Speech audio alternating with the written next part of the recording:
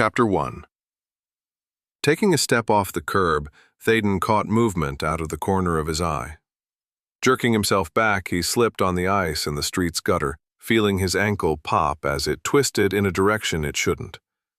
As his rear end slammed down on the cold pavement of the sidewalk, he watched as the truck that nearly hit him passed him by, its momentum carrying it through the intersection as it slid on the black ice beneath the fine coating of snow covering it. He didn't get to see more than the truck coming to a stop a few feet from the cars waiting at the light on the opposite side of the intersection, because the pain from his ankle shot up his leg to the point where it felt like it was going to fall off. "Ah!" he screamed, looking down at his boot, which was currently facing backwards. Even though he didn't necessarily want to see it, he pushed through the excruciating pain and grabbed the pant leg of his thick jeans, pulling it up to expose what had happened to his ankle. He nearly passed out at the sight of a bone sticking out of his lower calf. Blood was already pooling on the snow and ice beneath him, as the wound opened even further when he accidentally shifted his leg. Involuntarily, he screamed again. "Hold on, I'm calling 911. An unfamiliar female voice yelled frantically behind him. But he couldn't do anything but stare at his broken leg. I thought shock was supposed to last longer, but that was almost instantaneous. It wasn't like he hadn't hurt himself before, but the worst injury Thaden had suffered over his nearly 3 decades of life was a broken toe when he accidentally kicked the corner of a wall when he was a kid. Scratches, burns, and even a twisted ankle in the same foot that was currently facing the wrong direction were common. But this certainly topped all of those combined. "Yes, there's a man here who was nearly hit by a truck and broke. Oh, it's so bad. There's blood everywhere, and the bone is sticking out of his... Yes, it's at the corner of Grove and H..." Thaden was vaguely aware of the woman talking to 911 behind him as he tried to keep himself from passing out. But his focus on the conversation sharpened when she abruptly cut off. Careful not to jostle his leg any further, he turned his head to see a young woman with curly brown hair underneath a furry hat and wearing a pink, puffy jacket staring at his leg with her phone held up to her ear. For some reason, she had frozen in the middle of speaking, her gaze unflinching as she looked at all the blood. He stared back at her, urging her to complete the call for help so that the ambulance could arrive as soon as possible. Wait. She's not blinking. Or breathing. And that's not all. The pain and the blood loss must have blinded him from his surroundings, because as soon as he noticed that the woman wasn't moving in the slightest, he realized that the softly falling snow around them had stopped, frozen mid-fall, as if suspended in an invisible liquid. Looking further out as panic started to set in, everything seemed to be frozen. From the exhaust coming from the cars at the intersection, to the older trucker who had opened up the door to his cab and was in the middle of jumping down. As in, he was somehow suspended in the air 6 inches from the ground. It was as if someone had hit the pause button on the world around him. "What is going on?" he said, or at least he tried to. He opened his mouth, but no sound came out. Am I dying? Or am I actually dead? Did the truck actually hit me and I'm hallucinating this in my last moments? He didn't receive any answer for this, as he felt a tremendous heat start in his chest before suffusing the rest of his body, numbing it from all sensations. He would have sighed in relief as the intense pain in his leg disappeared, but he found himself completely frozen, just like the world around him. In his peripheral vision, he suddenly witnessed one of the passengers in a nearby car disappear in a flash of light and a hollow-sounding zap, followed by the driver less than a second later. He heard another zap behind him, accompanied by a flash he could only vaguely see, and then the truck driver also vanished from his midair position. He saw a few more flashes in and out of his field of view, before he felt a spike of heat flowing through his own body. The next thing Thaden knew, He was swallowed up by a blindingly bright flash, followed by his every sense going black.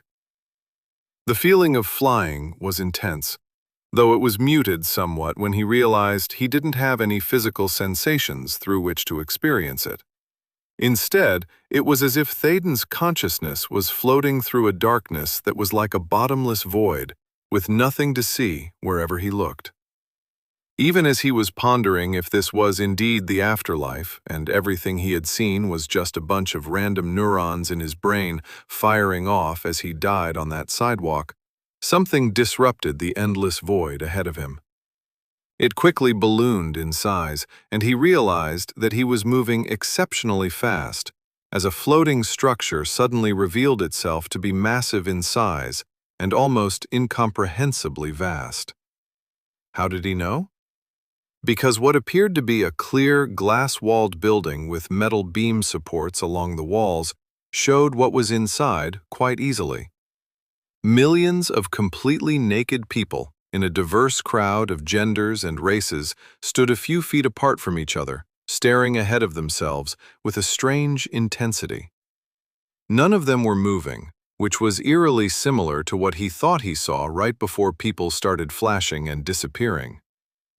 Thaden thought he should be freaking out right about then, but for some reason, a calmness fell over his consciousness as he slowed down, floating toward the already tightly packed rear of the building. He could only conclude that he was there to join these people in whatever they were doing, and that was perfectly fine with him. A sense of peacefulness descended over his mind, like a warm blanket had been draped over his consciousness, and he mentally smiled as he started to look forward to what was happening. That warm blanket was ripped away as he finally landed inside the massive building. A series of bright lights suspended in the air lit up the space as if by magic. One moment he was carefree and looking forward to the next stage of his life, and the next he found himself in his body, completely healed from his leg injury, fortunately.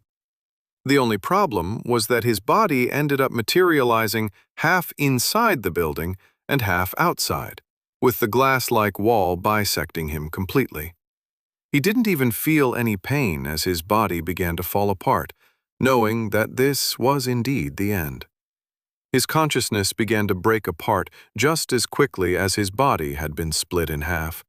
Yet he was still somehow aware enough when something seemed to appear inside his mind. Welcome to your contender training, number 325-99999-E. To begin, please select your error_training_containment_facility_capacity_reached. Contender number 325-99999-E_damaged. Contender _#325-99999-E_rejected. Initiating _disposal_protocol. Huh? What is happening? Wait, disposal? The glass-sided building suddenly disappeared as he found himself transported somewhere else with no discernible transition. Unfortunately, that somewhere else turned out to be plummeting through the air toward the open mouth of an active volcano. As his two halves fell toward the bubbling lava spewing out of the erupting mountain, his disjointed vision was somehow still communicating with his brain for the final few seconds of his life. He attempted to close his eyes as the incredible heat flowed over his ice-cold skin. But the wind rushing past his bisected face was so great that they were forced open. When he added in the fact that he had absolutely no control over the rest of his body, he was forced to watch as he neared the molten earth beneath him. Just before impact, an enormous explosion of superheated gas shot out of the top of the volcano, slamming into his descending body halves with such force that what little he could feel told him that his skin had been completely torn from his frame, and every bone in his body was pulverized. Blind, deaf, and thankfully numb to the pain, His consciousness drifted from his destroyed flesh, allowing him to somehow observe his body from the outside. Is this my soul? Or something like it? Théden was never really into all that religious or spiritual stuff. He was more of a believer in what he could see and experience than anything metaphysical. As a result, he had no idea if this was a reflection of his spirit departing his body at the time of his death, or if he was simply hallucinating everything. Regardless, he didn't really like what he saw, which was his destroyed body being propelled through the air at incredible speed, away from the volcano. The explosion had been powerful, resulting in him rocketing away from the erupting mountain like a bullet from a gun. The heat and the force had also done something else to his body, which was to smash the two halves together in an amalgamation of burnt and broken limbs and destroyed flesh. Morosely watching his body flying through the air, he could only hope that he didn't have to witness wherever it landed, because what he saw was already bad enough. Unfortunately, he couldn't turn his gaze away from the body, as if his focus was locked on it, so he couldn't help but see where it might land. Not that it ultimately mattered, since he was dead. Except that he wasn't. Forced to look at his flailing corpse, he noticed that its bones began to straighten and re-flesh the remaining bits, before rapidly reforming the skin that previously covered it. In amazement, which would have had his mouth catching flies in astonishment, if he had a mouth to open at the moment, he watched as his body was fully reformed before his viewpoint, rebuilding itself as if everything that had been done to it was reversed. Before long, his pale but muscular legs were intact, followed by his torso, with no signs of it having been cut in half, though he had to admit that he wouldn't have minded if the small paunch that had been growing over the last year had been cut off. His arms and hands were next to be completely restored, all the way down to the pinky finger on his left hand that was just a little too short to be normal, something that he'd had to live with for all his life, unfortunately. Finally, his neck and head were fixed, the skin regrowing back and revealing the pale-looking face that he remembered seeing in the mirror every day. He didn't really get out much, which meant that the sun and his skin weren't exactly friends, though it was worse at this time of year considering that the normal weather was snowy and he didn't see the sun for weeks at a time. Working from home and at night didn't really do well for keeping the light tan from the summer that he occasionally developed. Even his short, dark brown hair grew back in the same hairstyle he normally wore, parted along the side and brushed over. It was the same cut he'd had since high school, and was essentially no maintenance, as it only took a few seconds in the morning to get ready.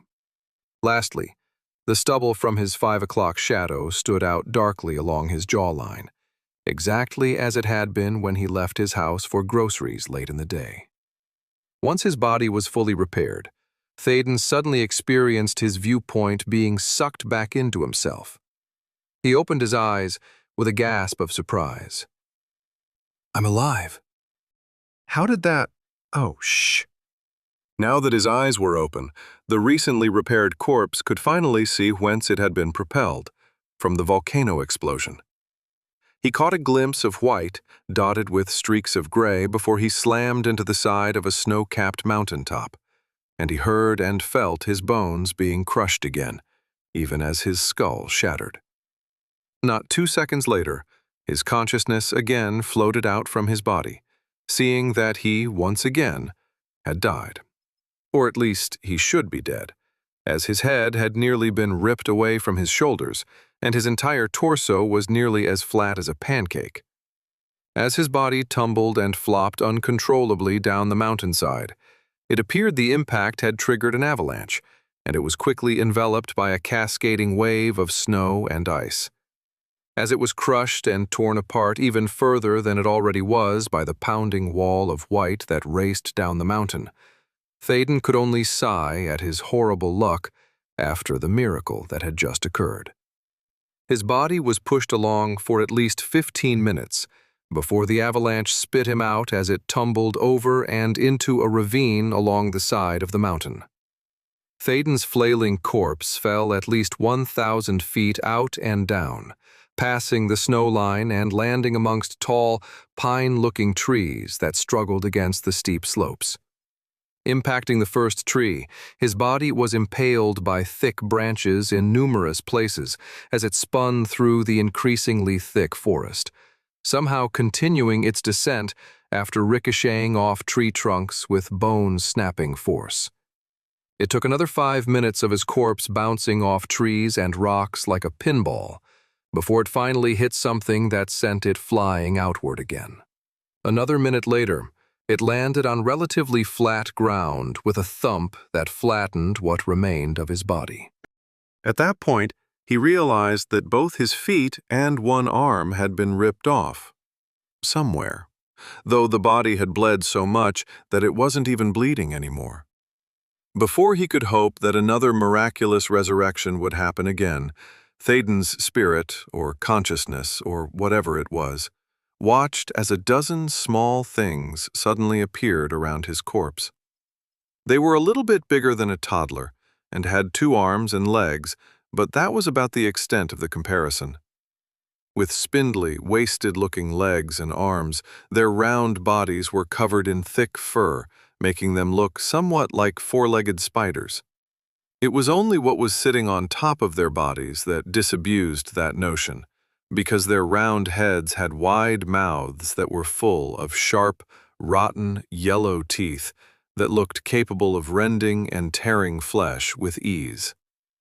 Which was exactly what they did, as they used crude-looking knives to hack away at Thaden's corpse and immediately stuff their mouths with his flesh.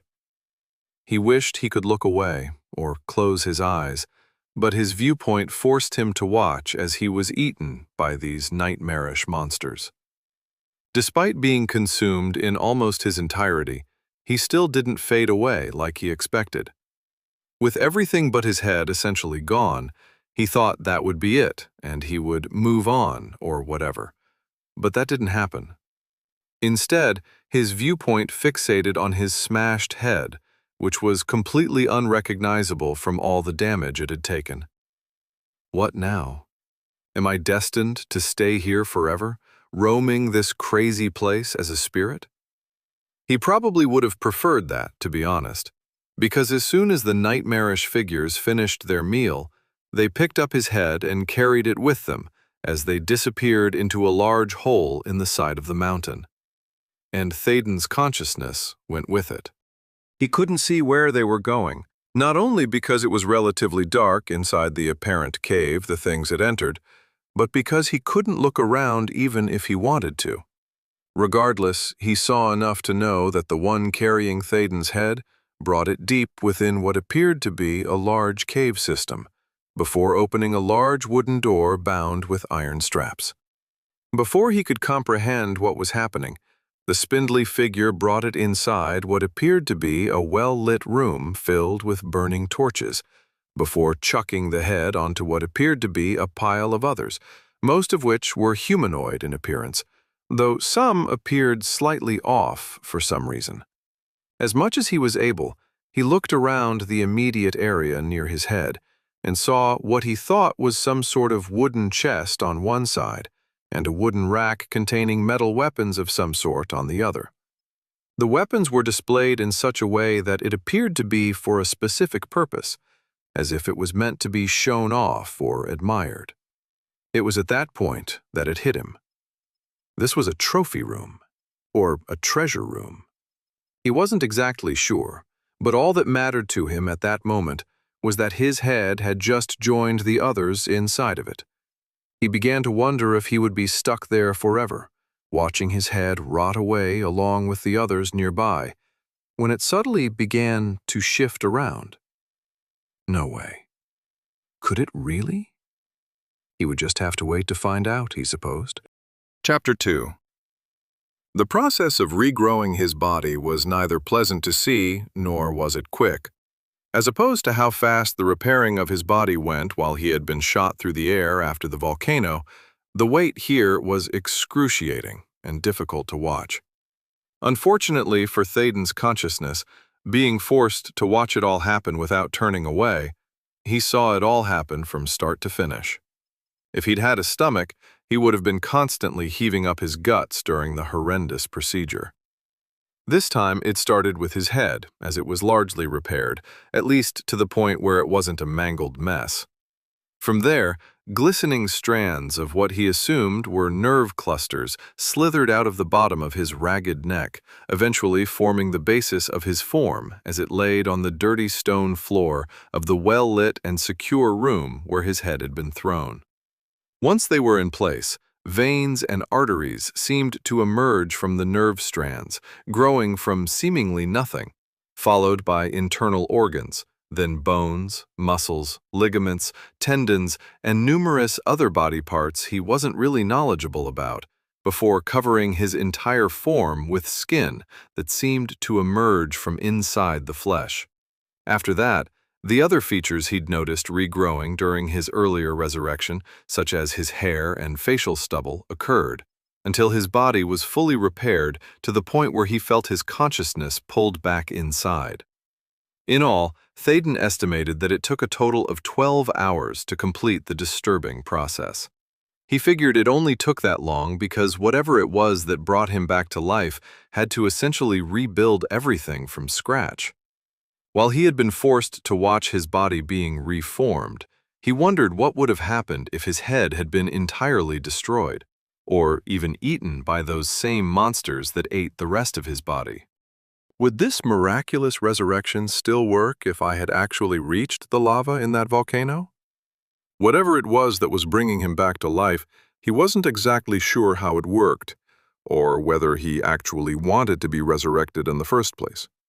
While he hadn't felt all of the pain his body went through as it was repeatedly destroyed, he had felt plenty of it before he died, and then had to watch as his corpse was subjected to even worse destruction. He would have thought it a blessing to not have to feel all that pain, but somehow the fact that he was powerless and forced to watch the pure desecration of his body afterwards was much worse.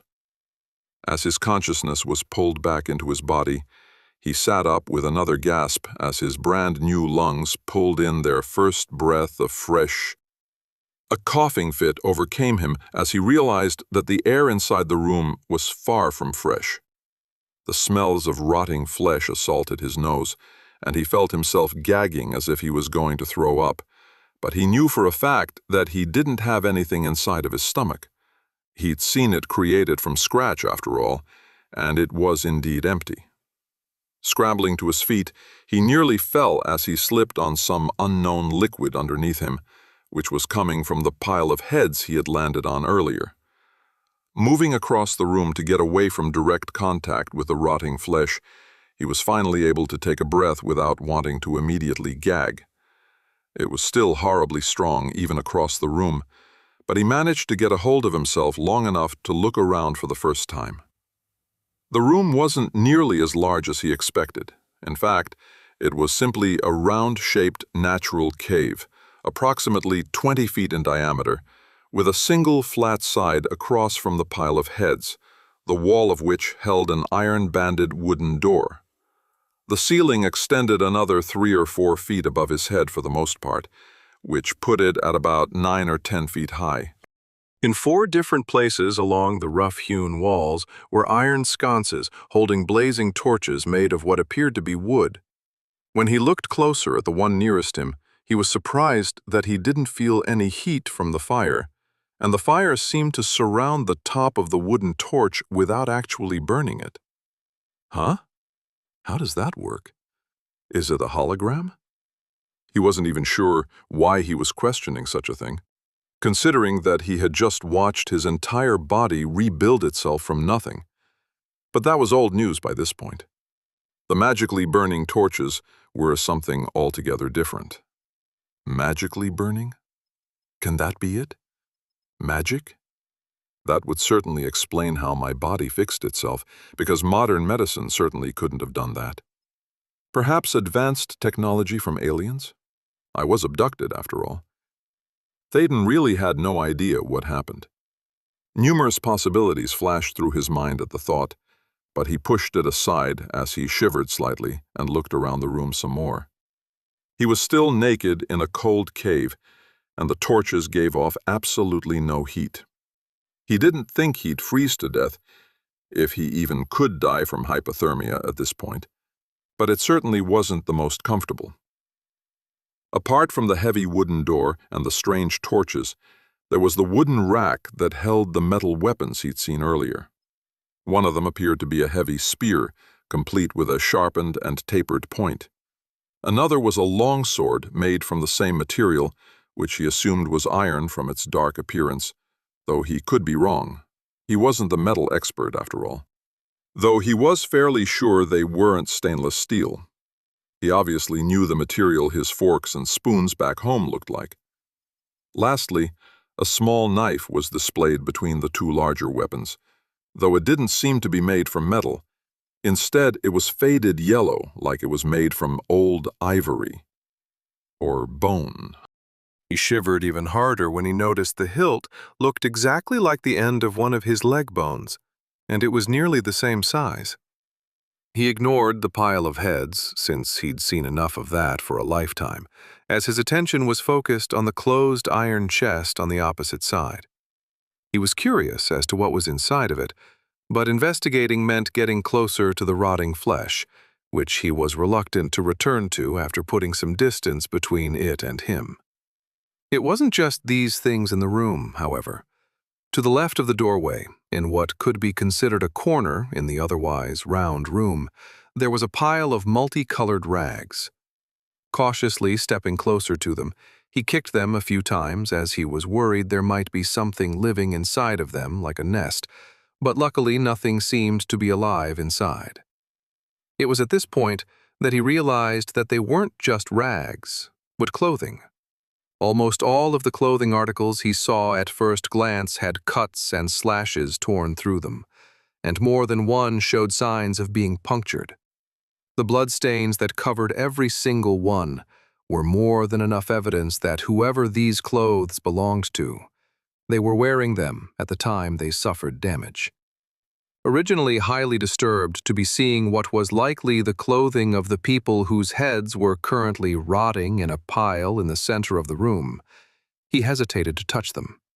However, knowing that they wouldn't be needing them, especially as he considered that their bodies had likely been consumed similarly to his own, he shook off his disgust as he knelt down on the cold stone and began sorting through the soiled and damaged clothes. Even as he touched the first pair of ripped pants, made of what appeared to be homemade cloth, his hands shook uncontrollably as the events over the last day unconsciously replayed over and over in his mind. Where even am I? Is this all real? Am I in a coma and this is just a dream? What were those monstrous creatures that ate my body? Who were all those naked people in that massive glass-walled room? Théoden took a few deep breaths, which he immediately regretted after he inhaled more of the rotten stench permeating the room, but it also helped to center his focus on what he was doing now. As a work-from-home data analyst for a Fortune 500 company, he was completely out of his depth here, but he could at least apply his skills to the situation. Normally, he compiled and analyzed data from customers in order to develop strategies to overcome a variety of business obstacles, as well as recommending new opportunities for targeted sales. Of course, that didn't really apply here. But the processes used in the analysis of data and strategies for accommodating for unknown variables could still be applied. He just had to break it down into smaller chunks so that it was easier to deal with. First, he needed to solve his immediate problem, which was the chill inside the cave. With his focus on solving that issue, he dug through the bloody clothes, ignoring the fact that some of them looked entirely too small for an adult, and eventually found 2 pairs of dark brown pants that appeared like they might fit him. He pulled them both onto his bare legs, as they had holes in them that would let in the chill if he didn't double up his protection. They were made from a rough, linen-like fabric and had a drawstring on them fed through some crudely sewn loops, and he was reminded of his sweatpants back home that he typically wore while working at his computer. Definitely not as warm or as soft as those sweatpants, but it was better than nothing. He followed the pants up with 2 long-sleeve shirts, both originally a light tan color that was more dark red than anything else now due to the bloodstains, though they were thankfully made of a slightly softer material than the pants, so they didn't itch him too badly once he slipped them on. Amazingly, he found a pair of wool socks buried inside the pile of clothes that were only slightly bloodstained and contained just 2 small holes, and he slipped them onto his feet with relief as the cold stone floor of the cave had been greatly sapping his warmth from the contact. He even found some crude leather boots with what appeared to be cork acting as the sole, and while they were probably a size or 2 larger than was comfortable, they had leather strings in them that allowed him to tighten them as much as he could. Feeling better about his warmth situation now that he was no longer fully naked, Théoden compiled the rest of the information he'd gathered, both consciously and unconsciously, and analyzed what he should do next. Obviously, he was in a cave, but he was also deep inside of it, according to his memories of his head's transportation. There were numerous monsters with spindly limbs and a large furry torso that likely inhabited the cave system he was thrown inside, so they would have to be considered when he tried to leave. As for leaving, it didn't appear as if the doors were necessarily locked, so he figured that he could simply push them open and walk out. Given the monster's small stature, he extrapolated that they were relatively weak in terms of strength, though they were so foreign that he knew that the assumption could be incorrect. There were too many unknown variables right now to accurately predict how they would react if he were to try and make his way past them, or if he attempted to kill them. He barely even shuddered, thinking about killing them, even though he'd never heard anything more than creepy bugs in his life, because he'd already seen that they were vicious creatures that killed people and stored their heads in a room like trophies. Apart from their appearance, which was disturbing in their own right, he saw them as serial killers that didn't deserve a trial for the crimes they'd committed, and the fact that they had eaten his entire body didn't lend them any sympathy from Théoden. After he was able to escape from the cave system, he would then investigate the immediate area around him, gaining more information about where he was in order to answer some of the questions he had. To get to that point, he just needed to follow the steps to get there. The first step, his clothing, was already done. So now he needed to investigate the rest of the cave he was in to discover if there were any other variables that could help him out. He was already eyeing the weapons rack and knew that he'd grab at least one of the weapons on it to help defend himself from the monstrous creatures that brought him there. But he still had the chest to look inside. For all he knew, there might be a powerful assault rifle inside, just waiting for him to grab it and go all John Wick on the freaks outside the door. Walking over to the chest while covering his nose and mouth with his left hand to block out at least some of the rotten smell, he bent down and saw that there was a simple iron latch on the lid holding it closed. With a flick of the latch to the side, Théoden lifted the lid of the chest and looked inside. To his disappointment, there wasn't a fully loaded AK-47 waiting for him to pick up, nor were there any other weapons. Instead, there were a total of 2 things inside the wooden box. The first was a blood-stained leather pouch with a drawstring, very similar to the one on his pilfered pants, though much thinner in width. Lifting it out, he heard what sounded like the jingle of coins, and he spread the pouch opening wide to confirm what his ears told him.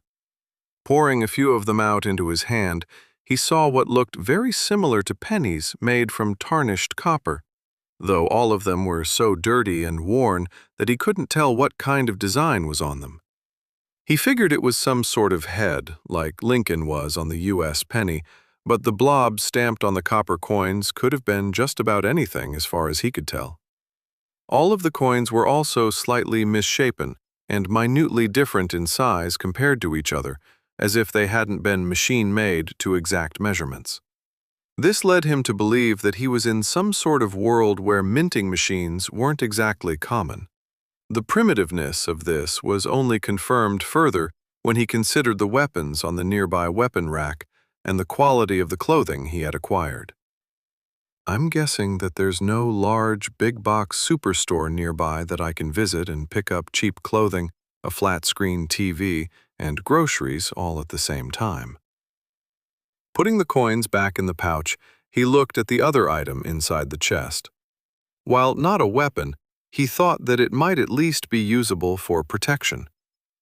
Lifting out the small, round shield, composed of a scratched-up dark wood and banded around the edges with an iron plate, he was immediately surprised at how heavy it was.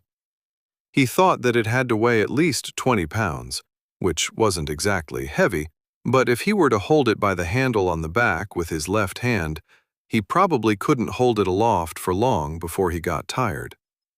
Still, it was better than nothing. He stood up straight and slipped his hand through the handle of the shield, which was approximately 18 inches in diameter, and let his right hand drop from where it was holding the defensive wood and iron piece of equipment. Almost instantly, the shield dropped down, despite his efforts of keeping it aloft, as if it had suddenly gained 100 pounds in a second. He was forced to drop it as his hand couldn't keep a hold of it, and it slammed into his foot painfully before coming to a rest. Hopping around on one foot while he grabbed the other with his hands, he remembered at the last moment not to scream out in pain and shout obscenities, despite wanting to do just that. There were those monsters somewhere outside, after all, and he didn't want to call their attention to his existence quite yet. Fortunately, slamming into his foot helped to mitigate the sound of the shield hitting the floor, so, other than a dull thud, it didn't make much noise. When he was finally able to put his foot back down, Thaden gingerly walked to the nearby wall so that he could lean on it to take the weight off his injury. As soon as he did that, he was surprised when an insistent pressure behind his left eye caused him to stop and investigate what it was. Suddenly, words appeared in front of him like a hologram, and he remembered the last time he had seen such, back when he had arrived at the glass-walled room. Dark wood buckler, common, not compatible with current class. Class? What does that mean? However, before he could wonder about that, he discovered that those words weren't the only ones that had been trying to get his attention. Chapter 3. Apparently, something had been trying to inform him of things for a while, but he hadn't known to check for it. It was like having a bunch of text messages ready for him to read, but he'd turned off all notifications on his phone. In this case, however, his phone seemed to be in his eyes, or directly in his mind, which was even creepier. Thankfully, this sudden messaging service was fairly user-friendly, as it responded to his thoughts to scroll up from his latest message about the darkwood buckler, common, not being compatible with his current class, all the way up to where it had left off as soon as he was dropped into a volcano. Contender _hash 325-99999-E _ rejected. Initiating _disposal _ protocol. Contender _disposal _ initiated. Contender _disposal _ complete. Error _ contender _disposal _ failed. Error _ contender outside operating parameters. Transfer unsuccessful. Reestablishing training program. Welcome to your contender training number 325-99999-E. To begin, please select your class. Fatal damage accrued. Training reconstitution protocol activated. Warning. Select your class within the next 30 minutes or one will be randomly assigned. Fatal damage accrued. Training reconstitution protocol activated. You have entered the Vogmite Tunnels dungeon. Minimal difficulty. Warning. You have 60 seconds in which to select your class. Random class assigned. Category: Support. Class: Assistant Healer. To mentally access your character report during training and after you enter the world of Tarth as a contender, simply think Character Report. Further explanations of the contender system will occur during your training. Entering training simulation now. Error_training_simulation_not_found. Error_error_error_error. Darkwood Buckler, common, not compatible with current class. What? He blurted out loud involuntarily before covering his mouth as he froze in place. Straining his ears to the max, he didn't move, or even think about anything for at least a minute or so, before he concluded that nothing had hurt him, or they were so quiet that he would never know. Once his heart stopped beating a mile a minute, he reviewed what the messages said. Assistant healer? Support? What does that even mean? Am I a doctor now? All this talk of classes and systems made him think that this was some sort of video game or role-playing game, which wasn't exactly the best news. While he'd played some games while he was younger, he was never into them as much as others his age had been. Fortunately, his experience with them made him at least somewhat familiar with the basic ideas behind RPGs. From what he knew of them, being a healer without a party to heal was essentially suicide. The little experience he'd had playing an MMORPG years ago, for about 3 weeks before he got bored of it and decided it wasn't his thing, he actually found he preferred being in a support-like role. The problem? He didn't like playing with anyone else, as he preferred to be solo and do his own thing. But that was extremely difficult for something like a straight healer. That same thing translated to real life, as he was a bit of a loner and didn't really care to be around people, which was why he preferred to work from home and not have to deal with anything but data and reports. It sucked for his love life, but he was much happier when there was no one around. But if he was an assistant healer, then if he wanted to survive wherever he had ended up, he might have to team up with people out of necessity. That was if he was even able to escape these caves, of course. Reviewing the messages again, he deduced that he had likely been originally slated to join this training thingy, which he assumed was what the naked people in the massive glass room were undergoing with their vacant stares, like they were participating in some sort of bizarre VR simulation. Something had obviously gone wrong, forcing the simulation to try and kill Thaden by dropping him into a volcano. When it didn't work, his body was still technically connected to the training and acted accordingly. If it acted anything like the video game tutorials he'd experienced in the past, he assumed that participating in one meant that the player, or in this case whatever a contender was, couldn't die as they learned how to navigate their way through the virtual world. Being reconstituted seemed like a natural function of this training or tutorial, which was why he had been resurrected multiple times. Then there were the errors that occurred when he was supposed to enter the training simulation, which he could only assume was because he wasn't in that massive glass-walled room anymore. As much as he'd like to know how or why this happened, and considering that he wasn't just imagining all of this in a fever dream, he had more immediate concerns. And they all focused on one of the lines in the messages that he almost glossed over at first glance. You have entered the Vogmite Tunnel's dungeon. Minimal difficulty. I'm in a dungeon? Almost as soon as he focused on the message, a different window popped up in his vision, as if he had suddenly opened up another tab on a web browser. Vogmite Tunnel's dungeon. Current difficulty, minimal, medial, maximal. Recommended party size, 5. Recommended party levels, 5 to 10. This is a game. Or at least it looks that way. He suddenly wished that he had spent more time playing RPGs when he was younger, but his regret was short-lived as he realized that there was nothing he could do about it now. He would have to use what little knowledge he had of them to survive what was apparently a dungeon that was meant for groups of people numbering around 5, and we're level 5 to 10. And what level am I? Finding the message referring to his character report, he thought those words, and another tab popped up in his vision. Number 3259999-E. Assistant Healer. Level 1. Progressive Internal Combat Knowledge, PICK, 0/100. Health, 9/10. Mana, 20/20. Physicality, 1. Celerity, 1. Mentality, 2. Personality, 1. Fortuity, 1.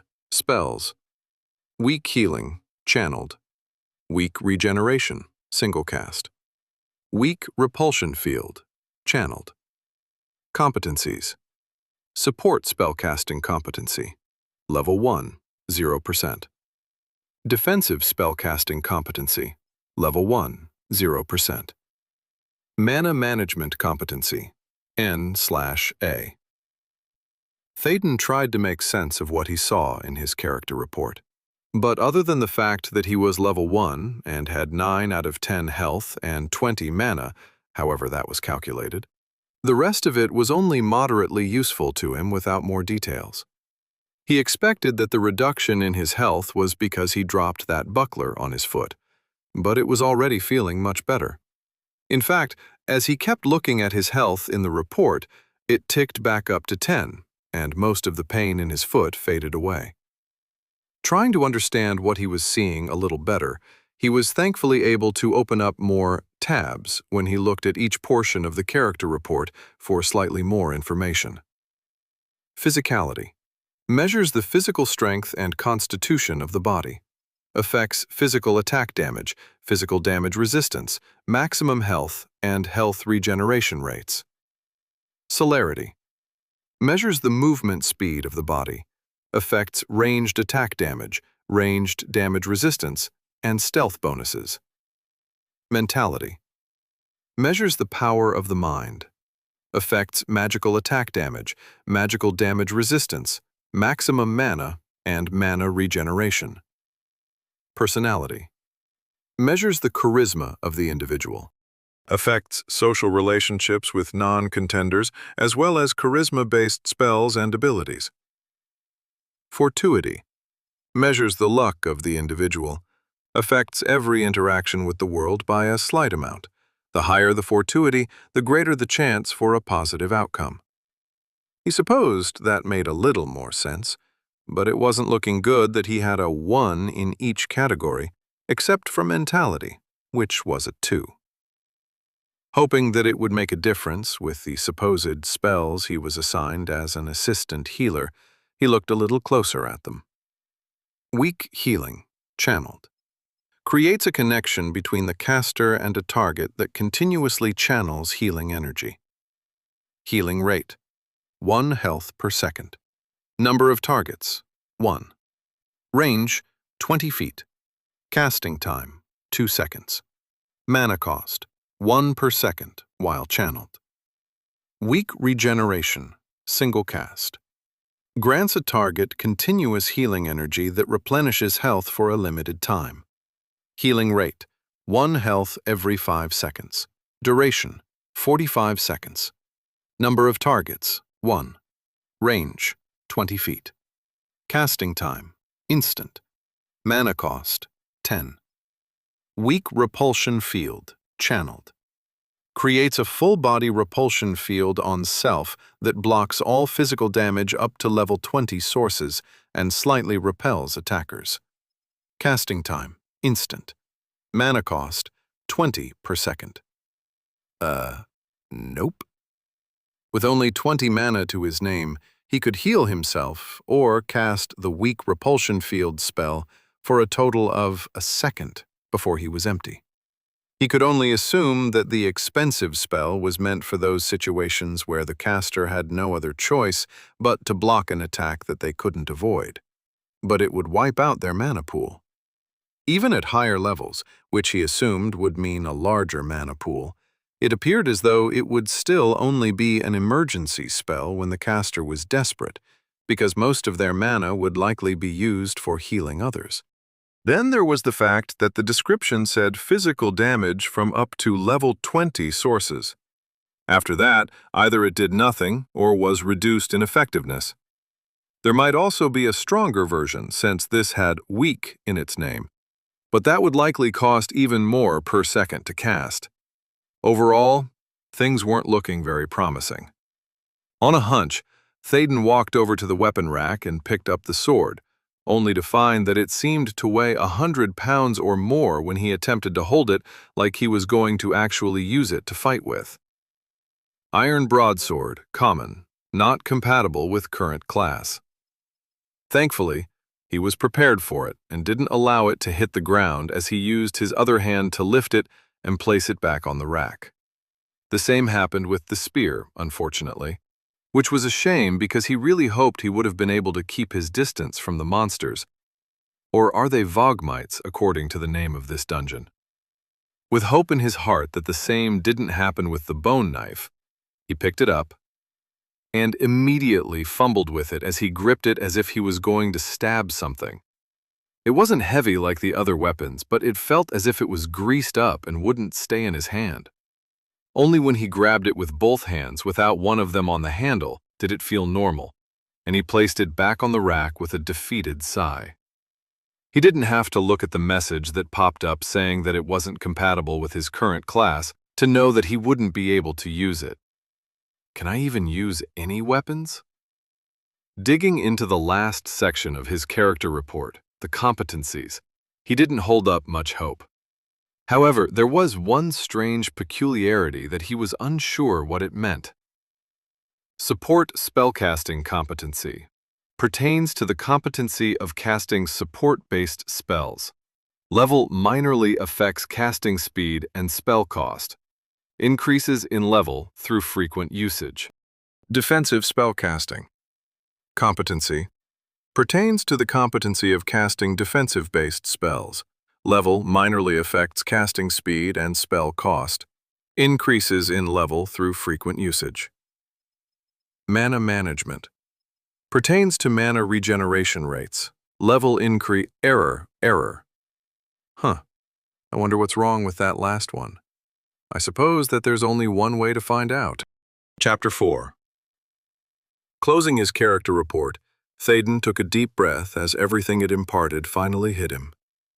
On the one hand, it was important information that imparted the knowledge that he was currently in some sort of world that utilized a system that reminded him a bit of video games, all of which somewhat made sense to his analytic mind. Granted, what that information told him was that he was quite weak and practically helpless without access to any of the weapons he had found. But he tried not to let that get him down. Because, on the other hand, he was in a magical world completely alien from Earth. How he arrived and why he was there in the first place were separate issues in and of themselves, of course, but the fact remained that he was in a different place than he had been less than 24 hours before. And if he was understanding the report correctly, he could cast spells. Sadly, they were only healing and defensive spells, without a fireball or something equally as flashy at his fingertips, but the fact that he could create something out of seemingly nothing was very little short of amazing. As long as he somehow figured out how to cast spells without the training simulation that it appeared that he was supposed to have received. At least, that was the impression he got from the strange messages that appeared in his vision. The fact that something went wrong somewhere along the line was obvious by this point. All he needed to worry about now was surviving long enough to find a way back to Earth and out of the nightmarish place that he'd ended up. And to do that, he was hoping that his newly granted powers of spellcasting would help in that regard. Thankfully, casting spells was easier than he thought it would be. He was worried that the training he'd missed out on required days, weeks, or even months of memorization of some sort of magic words and gestures, like in the old fantasy novels he'd read as a teenager. But that was far from the case. Instead, all it took was an inadvertent thought about his spells, and another window appeared in front of him. Available spells. You currently have 5/5 access slots available. Weak healing, channeled, 1 access slot. Weak regeneration, single cast, 1 access slot. Weak repulsion, channeled, 1 access slot. The window was also accompanied by the appearance of a faint outline of 5 circles toward the bottom of his vision, all of them transparent and empty. It only took him a few seconds of consideration before his memories of the MMORPG he'd played in the past hinted at what these circles were for, and looking at his available spells, he assumed that they were the access slots they were talking about. It took him a little bit of experimentation to figure out that he needed to mentally select a spell from the list and assign it to one of the access slots. Once he was able to figure out the first spell, Weak Healing, the first access slot on the left side was filled with a dim white light. Expecting a symbol of some kind, at least from what he remembered from the games he'd played in the past, he realized that it wasn't necessary, as he immediately knew what spell was in the first access slot, including its effects, casting time, and mana cost, without having to think about it. That's quite handy. The other 2 spells, Weak Regeneration and Weak Repulsion field, were quickly transferred to the next 2 access slots, and they too imparted their spell information to him with nothing more than a mental inquiry. It wasn't as if he needed to read it either, as the knowledge of what they did and, more importantly, how they were cast were immediately available in his mind. As an experiment, he mentally selected the first access slot with Weak Healing in it, and he was surprised to find that a seemingly natural prompt appeared in his mind asking for a target. There wasn't a voice or a message that accompanied the prompt. Instead, it was almost like there was an invisible checklist that he instinctively knew he needed to mark off before the spell could be completed. Obviously choosing himself, he found his arms automatically rose up slightly from his sides until they bent at the elbows, with his forearms parallel with the floor. As his palms turned so that they were facing upwards, a white glow surrounded his hands, and a strange warmth flowed through his arms from some internal reservoir that he thought originated in his chest. A couple of seconds later, he felt a refreshing wave of pleasant healing energy flow through his entire body, removing any sense of discomfort that he hadn't even noticed was there, including some lingering pain in his foot. He let the comforting energy continue to flow through him for at least a dozen seconds before he mentally canceled the spell, and the energy cut off abruptly, along with the glow surrounding his hands. Cocking his head to his side in confusion, he looked at his character report again to see how much mana he had spent. But it hadn't changed from the 2020 that it showed before. It was too soon to tell whether that was normal or not, but he reasoned that he might not have spent any mana on the spell because he hadn't actually been hurt according to his health. It was entirely possible that without any actual recovery of health, there was no expenditure of mana. Naturally, he tried out the second spell, Weak Regeneration. This time, his arms came up in front of him as soon as he cast the spell and designated himself as the target at the mental prompt, and a green-tinted white light flashed through his hands in the blink of an eye. With an instant casting time, the spell was over before he could even figure out what was going on. The effects, however, were apparent, as a similar healing energy as before flowed through his body every 5 seconds or so, and he could see a faint, green-tinted white aura surrounding his arms and the other parts of his body that he could see. Approximately 45 seconds later, the aura faded, leaving him looking normal. Or as normal as could be, wearing blood-stained, borrowed clothing of dead people.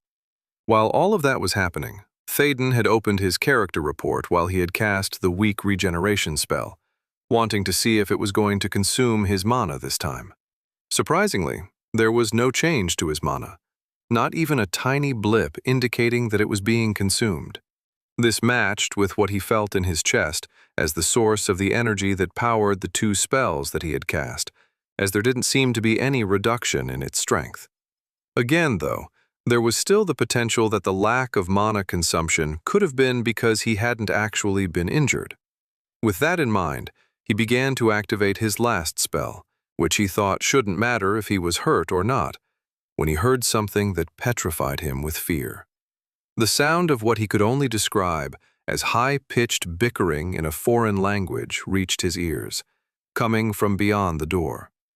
Before he could react and attempt to hide, despite there not being anywhere for him to actually conceal himself, the door swung wide, revealing Théoden standing near the open chest with an expression on his face that likely indicated that he was just about to crap his bloody pants. Thankfully for everyone involved, he didn't have anything in his bowels, so he was saved from the indignity. Looking at the two figures that had just opened the door, staring with almost equally surprised expressions on their grotesque faces, Théoden saw something floating above their heads that shocked him. Vogmite Worker, Minimal Level 5. Vogmite Worker, Minimal Level 6. Not only could he see a red-colored text floating above their heads naming what they were, but he could also see that they were higher leveled than he was, by quite a bit in fact. He halfway expected there to be a red bar to go along with the text, indicating their current health. But this wasn't exactly a video game, no matter what it looked like.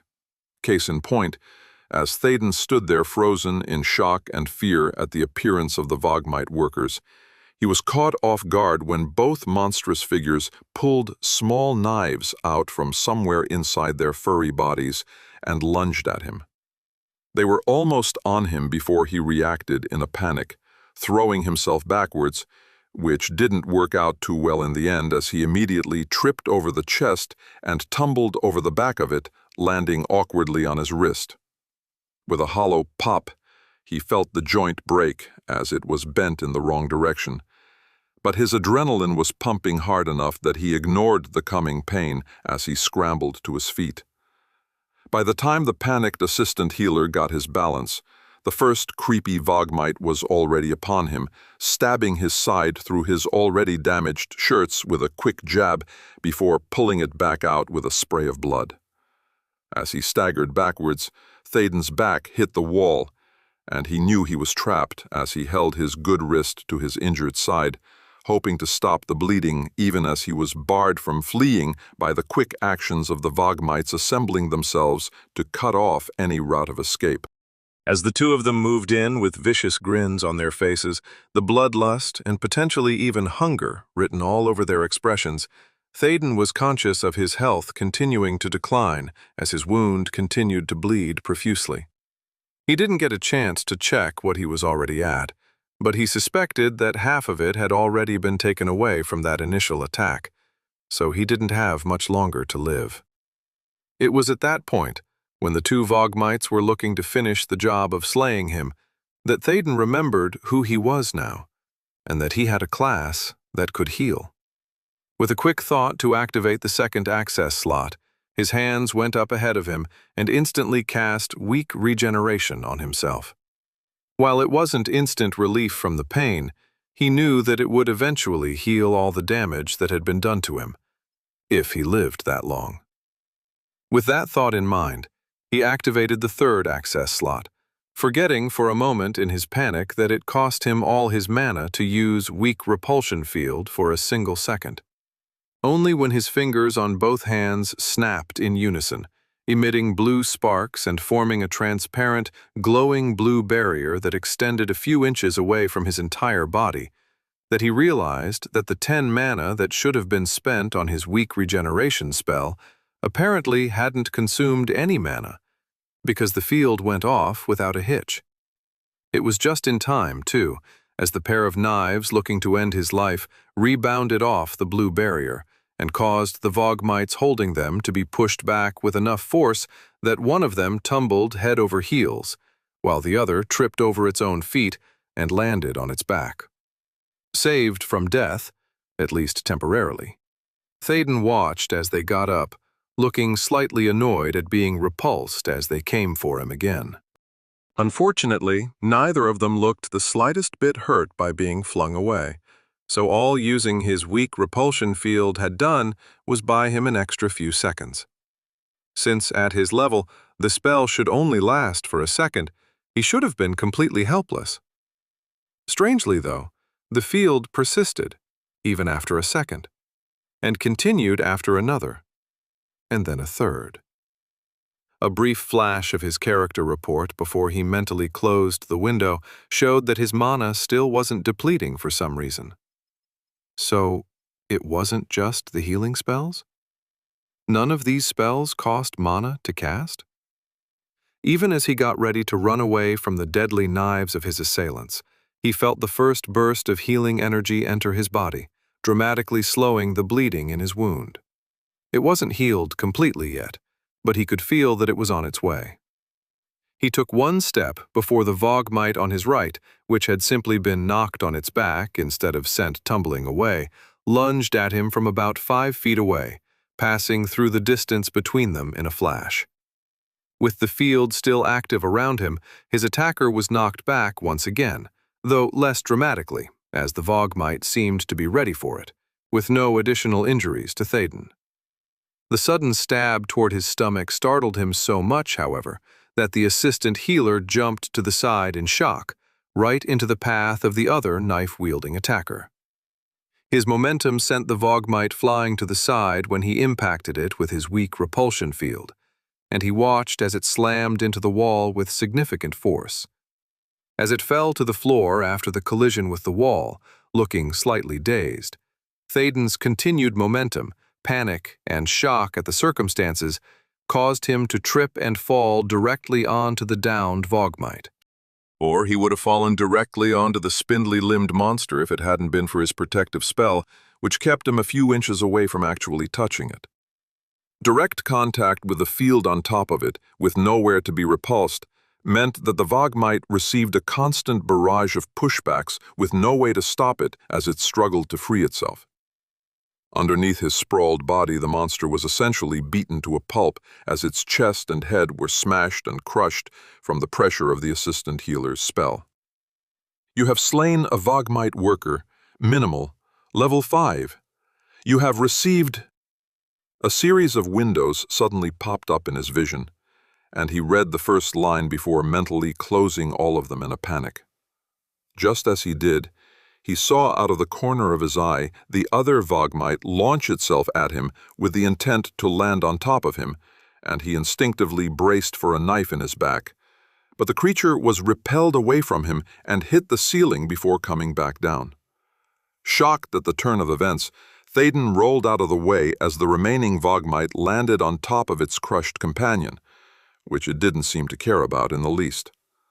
Thinking to crush that one as well, the assistant healer attempted to get to his hands and knees and throw himself on top of his assailant, but the monster was too quick for that. Launching itself up from where it landed upon its dead companion, the Vogmite worker moved out of the way of Théden's clumsy attack and jumped off the nearby wall like it was a parkour master, flinging itself toward the door. As it fled from the cave room and suddenly began to screech in the same high-pitched language that he'd heard before they arrived, Théden winced at the slowly healing pain in his side as he got to his feet. Looking at the floor and the crushed remains of the Vogmite, he gagged a little at the gruesome sight. Physically steeling himself as he closed his eyes and reminding himself that the little monster deserved it, he attempted to cast his weak healing spell to heal him the rest of the way, instead of having to wait for his weak regeneration to finish the job. But it failed. Only one-channeled spells can be active at the same time. The message joined the others that he had ignored earlier. But he didn't have time to look at them all quite yet. Instead, he mentally stopped channeling his weak repulsion field and immediately felt vulnerable again. Quickly casting weak healing on himself, he felt the wound in his side and the injury to his wrist miraculously heal themselves entirely. His limp wrist snapping back into place with a numb pop, and the knife wound sealing itself up completely while fixing all the internal damage. The only physical evidence left after a few seconds to show that he was even injured was the still wet blood further staining his shirts. Of course, his mental trauma of being stabbed was still present, but he refused to dwell on it at the moment. Instead, he had to move before the Vogmite that ran away brought back a bunch of its friends. While it seemed as though he was suddenly invulnerable thanks to the fact that his mana didn't seem to deplete, he didn't want to risk something being able to get around his protective spell. Feeling much better after the heals, he cast another weak regeneration on himself and then started channeling his weak repulsion field, protecting him as he ventured out of the treasure cave, leaving behind a bunch of weapons and armor he couldn't use, a pile of rotting heads, and the squashed corpse of a Vogmite who encountered the wrong end of a panicked assistant healer. Chapter 5. Slinking through the cavern tunnels as quickly as he could, Théoden passed through a long stretch of empty corridor without seeing or hearing anything at all. He was tempted to stick to the shadows in between the magical torches that dotted the stone walls every once in a while, but quickly decided that it was pointless. The bluish barrier surrounding his body didn't necessarily light up the area around him, but it was still quite visible in the darkness. Finally, after what he thought was at least 200 feet from the room he had just left behind, he came to a Y junction that split off in two different directions. He stood there silently for a few seconds while he tried to decide where to go. What finally got him moving was the sound of many high-pitched voices and the slap of feet against stone coming from the left-hand tunnel. Obviously, he wanted to avoid running into the reinforcements that had likely been gathered, so he went right at a run this time. Approximately 50 feet down the tunnel, he stumbled on the stone floor as his foot seemed to sink down slightly with one of his steps. As he fell forward, a portion of the stone wall to his left suddenly expanded toward him with frightening speed, with the intention of squishing him against the opposite wall like a soda can in a trash compactor. Fortunately, his weak repulsion field intercepted the wall and stopped it in its tracks. Unlike when it prevented the attacks from the Vogmites, the wall wasn't repelled, or at least not to the point where it was visible. Even as he landed on his knees, he quickly threw himself forward in case the wall somehow broke through his barrier, and as soon as he was clear, it slammed into the opposite wall with stone pulverizing force. As it made impact, the sound was so loud that it felt like a bomb had just gone off, and he was momentarily deafened and dizzy as his equilibrium was messed up from inner ear damage. That deafness was gone, and his equilibrium was back a few seconds later, as the weak regeneration, which he had been renewing every time it ended, healed his ruptured eardrums. Picking himself up, he looked back to see the wall retracting swiftly and silently to where it had been before, and it slid back in place with an audible click. At the same time, a small square of the stone floor seemed to pop back up, revealing the place where he had stepped and obviously triggered the wall trap. Great. Now I have to worry about traps? Hearing the sounds of pursuit behind him, Théoden figured that if they didn't know where he went before, they sure did now. The sound of two stone walls impacting each other wasn't exactly silent. He took off again at a run, now even more desperate to escape from the Vogmite reinforcements heading his way, which was why, after passing through a winding tunnel, his foot hit a tripwire hidden in the darkness between torches. As he tripped forward, landing flat on his face, the click he heard was just barely enough warning before a dozen sharp-tipped iron spears emerged from holes in the floor, with the intent to impale him. Again, his weak repulsion field saved his life, as it prevented the spears from impaling him, stopping them in place, but it did nothing to prevent his own face from smashing against the floor. A pain in his nose, followed by liquid gushing out, indicated that he had likely just broken his own nose. But he ignored it as he scrambled ahead and moved away from the trap he had triggered. His nose had just healed when, further down the tunnel, he was forced to choose between three new directions. The choice was again easy, as he heard sounds coming down two of the tunnels. He was faced to choose between, and he took off down the only option. After running for nearly a minute, his heaving breaths showing that he was quickly running out of energy, which he thought was probably because his resurrected body hadn't ever eaten anything.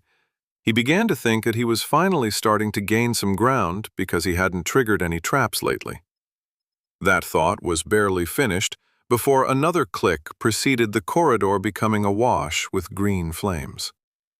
Unbelievable pain accompanied the verdant firestorm surrounding him, and it was all he could do to blindly run forward and hope that he exited the trap before it killed him. And he was sure that it would, because his weak repulsion field did jack squat to block it. As he stumbled out of the flames, falling to his knees as he uncontrollably screamed out in pain, he wondered why it hadn't actually felt hot while within the fire, even though his flesh felt like it was starting to melt off his body. Not caring at the moment if there was something else dangerous around, he canceled his field spell and scrounged up enough focus to activate weak healing from his access slots. His arms could barely move from the damage done to them, but through great force of will, he managed to get them into position to cast the spell. At the same time it started to be channeled, and the cool, healing energy flowed through his body, his weak regeneration also ticked over and healed an additional point of his health, bringing with it a relief that finally allowed him to stop screaming. Théoden attempted to look around to see where he currently was, but it seemed as though whatever the green fire had done to him had melted his eyes, and it took a few seconds for his magical spell to heal them fully. Once he was able to blink normally, his restored vision came back, and he was able to finally look around, only to see the same tunnel he had been running down before he was hit by the flames. Glancing down at his clothes, he was surprised to see that they were perfectly intact, not even slightly harmed by the fire he had run through, as if it was designed to bypass clothing and burn whatever was underneath. Magical fire? I guess it makes sense with the torches and everything, but this is totally unfair. Knowing that he had likely almost died once again, his mind shoved away his near-death experience as he got to his feet before cautiously making his way forward once again. His screams had likely alerted his pursuers, but that couldn't be helped. He was going to have to take his time a little bit more as he navigated his way down the tunnels, because it had just been revealed that he was certainly not invulnerable like he had thought. The reason for that was included in the description of his weak repulsion field, which stated that it only blocked all physical damage done to him up to level 20. As the flames were magical in nature, he had been affected by them as if he'd had absolutely no protection. If he were to accidentally stumble into a lava pit, or even a vat of acid, he didn't think his protective barrier would help him. So he hurried down the tunnel, but he didn't run anymore, despite having the urge to do just that. Fortunately, his pursuers seemed to still be at the same distance behind him, so they weren't catching up to him. If he felt that they were closing in on his position, he would inevitably accelerate his own pace up, which could be dangerous, especially as he accidentally triggered another pair of traps shortly thereafter, one of which seems to spit out glowing globs of acidic goo from the ceiling, which hissed and smoked as it plopped onto the stone floor.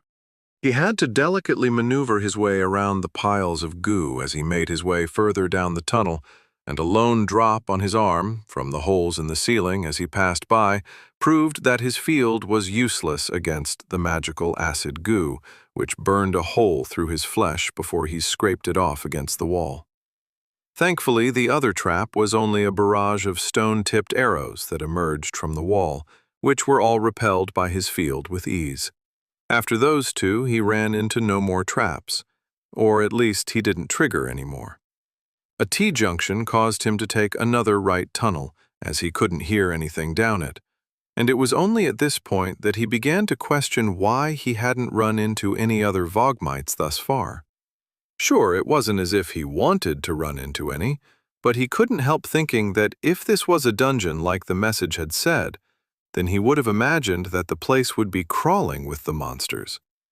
It was entirely possible that they were all in pursuit of him, but that was also strange that all of them just happened to be in the same place when the call for reinforcements went out.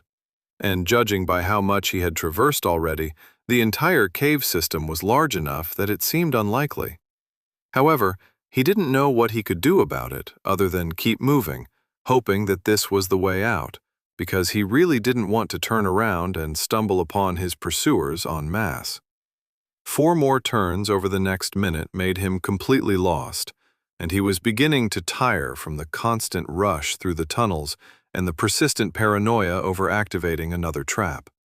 Coupled with the fact that he was literally starving, his energy was starting to flag, and his throat was beginning to dry out as a lack of water was starting to get to him from all the exertion. He wasn't in the best shape before all this happened to him, and that didn't seem to have changed now that he was in a new world and had his body rebuilt by some sort of magical force. The change in the tunnels was subtle at first, but he eventually noticed that his pathway through the dungeon was beginning to noticeably widen, and that the magical torches had increased in frequency, leaving very little in the way of shadows in between them. As he looked ahead, the tunnel, which was at least 30 feet wide and half that tall, curved gradually to the right. As he continued down it, his breathing ragged at this point from his panic-induced flight, the tunnel finally ended. Unfortunately, it didn't end because it led out into the open world of the outside, but because there was a gigantic set of double doors made out of what appeared to be a red stone, contrasting starkly with the grayish stone of the rest of the dungeon. The doors were split down the middle in a barely perceptible line, and carved into the middle of the stone doors was a giant, humanoid-looking skull that had green, flickering flames contained in its eye sockets. Remembering the flame trap from earlier, Théoden shook slightly at the sight. But it wasn't that alone that made him stop and debate about whether he wanted to go any further. A sense of danger seemed to emanate from the other side of the doors, as if he were prey, and he could feel a predator through the creepy stone doors, just waiting for him to walk into its trap. It was an eerie feeling, and he was inclined to heed the danger that the doors represented and turn around. He wasn't completely ignorant of what might be waiting for him, as even with his limited experience in such things in games, a giant door found in a dungeon could only mean that there was some sort of elite monster or boss behind it, where groups of players would challenge and kill it for some sort of epic loot drops. But this wasn't a game. At least, he didn't think it was. This was real life, and he wasn't in a group, nor did he have any real way to inflict damage other than what he'd already been able to do. Going into the dangerous situation he could sense behind the doors was tantamount to suicide, even with his protections, which had already been proven to be less than perfect in his defense. While it was possible that even if he died, whatever force that recreated his body might be able to do that again, there was no guarantee that his head would still be fully intact to do so. A fate worse than death also presented itself to his imagination, as he had run away from his pursuers. What if they discovered that my body would regrow itself if left alone for a few hours, and used it as a way to have a constantly regenerating buffet of flesh that they could harvest whenever it grew enough? I can't even imagine how insane I would become after watching my body being eaten day after day for years on end. He really wanted to live, but such a horrifying prospect made him wish that he had actually died by being dropped into an active volcano. At least it would have been quick and relatively painless after the first few seconds of agony. Théoden turned around to go back, but before he ran more than a few dozen feet, the sounds of his pursuers reached him a few seconds before they actually appeared, and it was worse than he thought. Dozens of the spindly-legged Vogmites surged into the tunnel and spread out into its wider width, and he was immediately bombarded with the red-colored text that floated over each of them. There were at least another 30 or 40 visible Vogmite workers, similar to the ones that had discovered him in the treasure room, and he was almost positive that there were more behind the initial group farther into the tunnel. all around level 5 to 6. But they were the least of his worries, as he saw other kinds that were larger in appearance and higher in level. Vogmite Guard, minimal level 7. Vogmite Guard, minimal level 8. Vogmite Guard, minimal level 9. The Vogmite guards carried longer knives, or what were probably short swords, in their hands, and a few of the higher-leveled ones also had a small shield, similar in shape and size as the buckler he had seen in the treasure room. They were also approximately 30% larger than the workers, putting them at about 4.5 feet tall. Thaden still had a height advantage at 6 feet, but that didn't really mean much when facing literally dozens of them simultaneously. Leading the massive group of bloodthirsty monsters was a Vogmite that was half again as tall as the guards, putting it at nearly 7 feet tall, and thereby taller than the assistant healer. Vogmite Foreman, minimal level 10.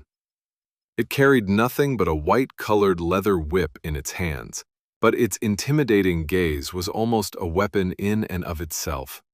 The foreman also seemed to be in charge of the other Vogmites, a fact that became evident as it barked out what sounded like an order in a slightly deeper voice than the others, and the veritable army of Vogmites suddenly ground to a halt, staring at Thaden with murder in its eyes.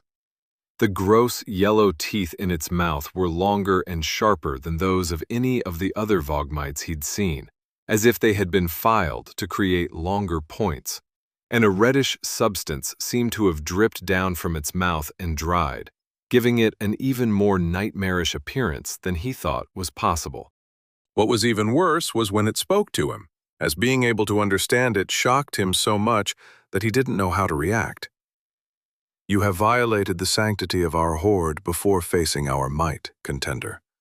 And our constraints have been lifted," it shouted, the voice guttural but also higher-pitched than one would expect from such a monster. "Now you will die." As far as villainous speeches went, it left a lot to be desired, but the content of the speech was enough to snap him out of his stupor. "Wait, what do you mean?" He never got a chance to finish his question, as the foreman snapped his whip forward with a crack, which was apparently the signal for the others to charge at him. In a panic, he turned around yet again and sprinted with everything he had toward the dangerous double doors, hoping that whatever he faced inside was easier than what was already headed his way. Thaden arrived at the doors a mere second before the charging Vogmites, and he pushed them open. Or at least he tried to. But they didn't budge even a little bit. Chastising himself for mixing up a push for a pull door, he gripped one of the teeth of the carved skull and pulled it as hard as he could, only for it to not shift in the slightest. Oh, crap.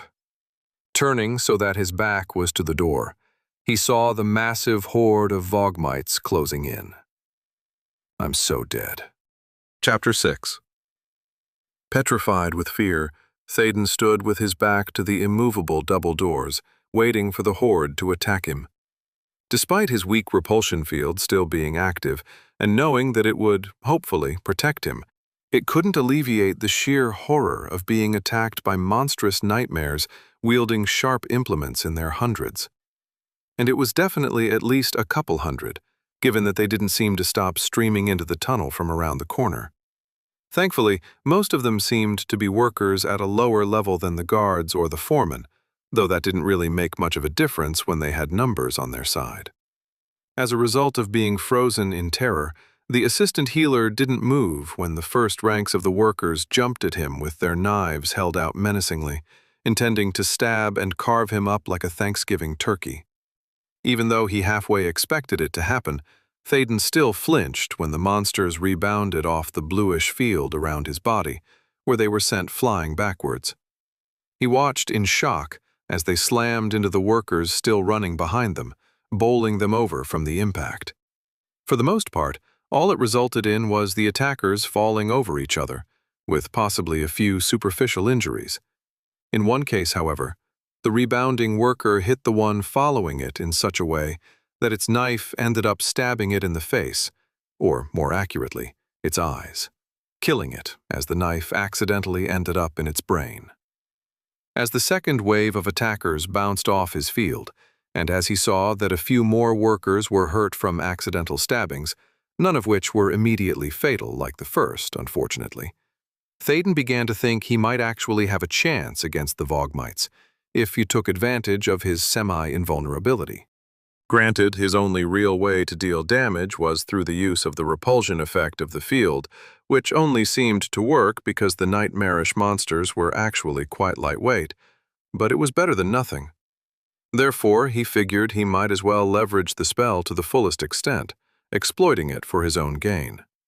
Plus, he would rather proactively fight back against these things rather than let them come to him, because he figured that it was only a matter of time before something made it through that he wasn't expecting. With that thought in mind, he went on the attack, or some semblance of attacking, at least. In reality, all he did was start running toward the Vogmites closing in on him, forcing them to attack his field while he had momentum behind him. From his experience back in the treasure room, he was aware that his movements incrementally helped in amplifying the repulsion for some reason, and he used this to the best of his abilities. When he was stabbed while he was running full speed, the monsters shot away like a rocket, tearing through the others behind them like a cannonball. The damage he did to them was relatively minor, though occasionally one would stab or get stabbed by another Vogmite upon them colliding with each other. At least until he approached the side of the tunnel in one of his runs and was attacked by one of the larger guards. As it swung its sword at him, the sword was repelled back toward the Vogmite, where it lodged in its upper body. Essentially, he had made the unwary monster stab itself with its rebounding sword. There was a split-second victory celebration in his head at this occurrence, just before he bodily slammed into the guard, his field failing him for the first time. The impact shoved the sword deeper into its gut, while also knocking the wind out of Thaden when the weapon's hilt slammed into his stomach. His momentum pushed them both backwards, however, and even as the assistant healer stumbled a few steps from the unexpected injury, the impaled Vogmite took the time to try and slam its small shield against Thaden's face. This time, the weak repulsion field worked perfectly fine, as it repulsed the attack and sent the guard flying backwards, right into the wall a few feet behind it. It hit with bone-crunching force that had it collapsing on the floor immediately afterwards without any sign of movement, and he was fairly certain that he had killed it. He barely noticed, however, as he nearly fell to his knees as he was finally able to drag in a breath of air. What happened, he thought.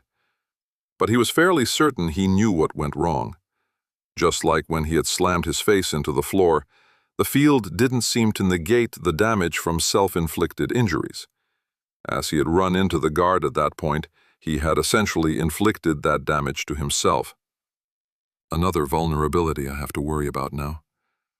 Would it protect me if I were to jump off a cliff? Or if I was pushed off instead? Can it somehow tell the difference? He didn't know, but now wasn't the time to experiment. Fortunately, he didn't have to worry about running into too many other things with self-inflicted injuries, because the Vogmites were still out to kill him. It also appeared that they had seen his injury and suspected he had a weakness, but they weren't smart enough to figure it out. Instead, they simply threw themselves at him more and more, and it was all Thaden could do to keep moving and allow them to attack him repeatedly. He lost track of time as he continued to run around like a chicken with its head cut off, making all the Vogmites attacking him bounce off his field and injure themselves in the process. He concentrated on trying to corral them toward the walls, where they did a lot more damage to themselves when they hit the immovable stone, and the dead quickly piled up to the point where he tripped over a number of them in his assault. Once or twice he accidentally landed on one of the still-living monsters, and the same result happened to them as the one back in the treasure room, as in they had their bodies crushed by the field. He discovered that it didn't count as self-inflicted because they were constantly trying to push him off, either through the use of their knives, swords, or shields, or simply with their hands. Even squirming under him could be considered an attack, which ended up with their demise as each time they were repelled against the ground, they rebounded back up to him with enough force to be considered another attack, which would then repeat the repulsion effect. It was completely unfair for the Vogmites, he realized, but he didn't care. The fact that they didn't seem to learn meant that they kept coming at him despite hundreds of their companions lying dead on the floor from accidental stabbings, blunt damage originating from hitting the stone walls with force, or simply repeated injuries as they were flung away from him. He was practically dead on his feet by the time he cornered the last guard he could still see on its feet, and a stab toward his face was met with a repulsion that sent it flying into the wall behind it, where it cracked its head on the stone. Stumbling to its feet and obviously disoriented, it attempted to attack him once again, but completely missed as Théoden was standing too far away from it to make contact. As it fell forward from being unbalanced by the swing, the assistant healer stepped forward and allowed the Vogmite to fall into him, which counted as a physical attack, sending it flying back into the wall, where he heard a crack as something seemed to break in its back. As it flopped to the floor, incapacitated, if not dead, Théoden was about to collapse from exhaustion, starvation, and dehydration. But he heard something behind him. Slowly turning his head around, he met the eyes of the Vogmite foreman he had forgotten about in his rush to send the workers and guards flying so that they killed themselves. The angry-looking foreman was standing approximately 10 feet away, but that was still close enough for its whip to snake out and try slicing at him. But just as everything else had been, the weapon was repelled a number of feet backwards. As for the Vogmite holding it, it didn't seem to be affected by the field in the least. Instead of attacking with the whip immediately again, the foreman stared at Théoden for a few seconds as the assistant healer shuffled his feet until he was facing the Vogmite, intending to rush it to perform the same stunt he'd done against all of the others. However, before he could take a single step, the whip held by the foreman ignited with green flames covering its entire length. Uh-oh. Recognizing them, he started to back away in fear, but it was already too late. With a flick of the Vogmite's wrist, the whip cracked toward him. He was only relieved for a split second as he saw that the physical whip was stopped and repelled by his field. But the green flames around the tip of the whip that impacted the barrier around him seemed to detach and continue toward his chest. Horrible pain flowed through his upper body as the flames passed through his shirts and began to burn his flesh. He screamed in pain, even as he panicked and forced his tired legs to move in order to run away from the source of the flames. He made it all of 3 steps before another crack of the whip inflicted more burning fire along his side. Crying out from the absolute agony that engulfed his flesh, he stumbled over a Vogmite corpse and just barely avoided being hit again by the whip and its green flames. Scrambling to his feet, he ran with every bit of energy he could scrounge up, putting distance between him and the horrendous foreman. It felt like his entire torso was a mass of burnt and melting flesh at that point, which also had the unfortunate side effect of making it harder to breathe. Fighting through the pain, he noticed that the flames had subsided, leaving behind damage, which was alleviated somewhat by the weak regeneration that he had been subconsciously maintaining throughout the entire fight against the Vogmites. It was actually easy to do, as he simply renewed it every time he felt the healing energy rush through him. He wished that it stacked, so that he could have hundreds of copies of the spell running simultaneously. But unfortunately, all additional instances of the spell simply reset the duration. But it was going to take entirely too much time for it to heal normally, which meant that he had to cancel his weak repulsion field and use weak healing to fix himself back up.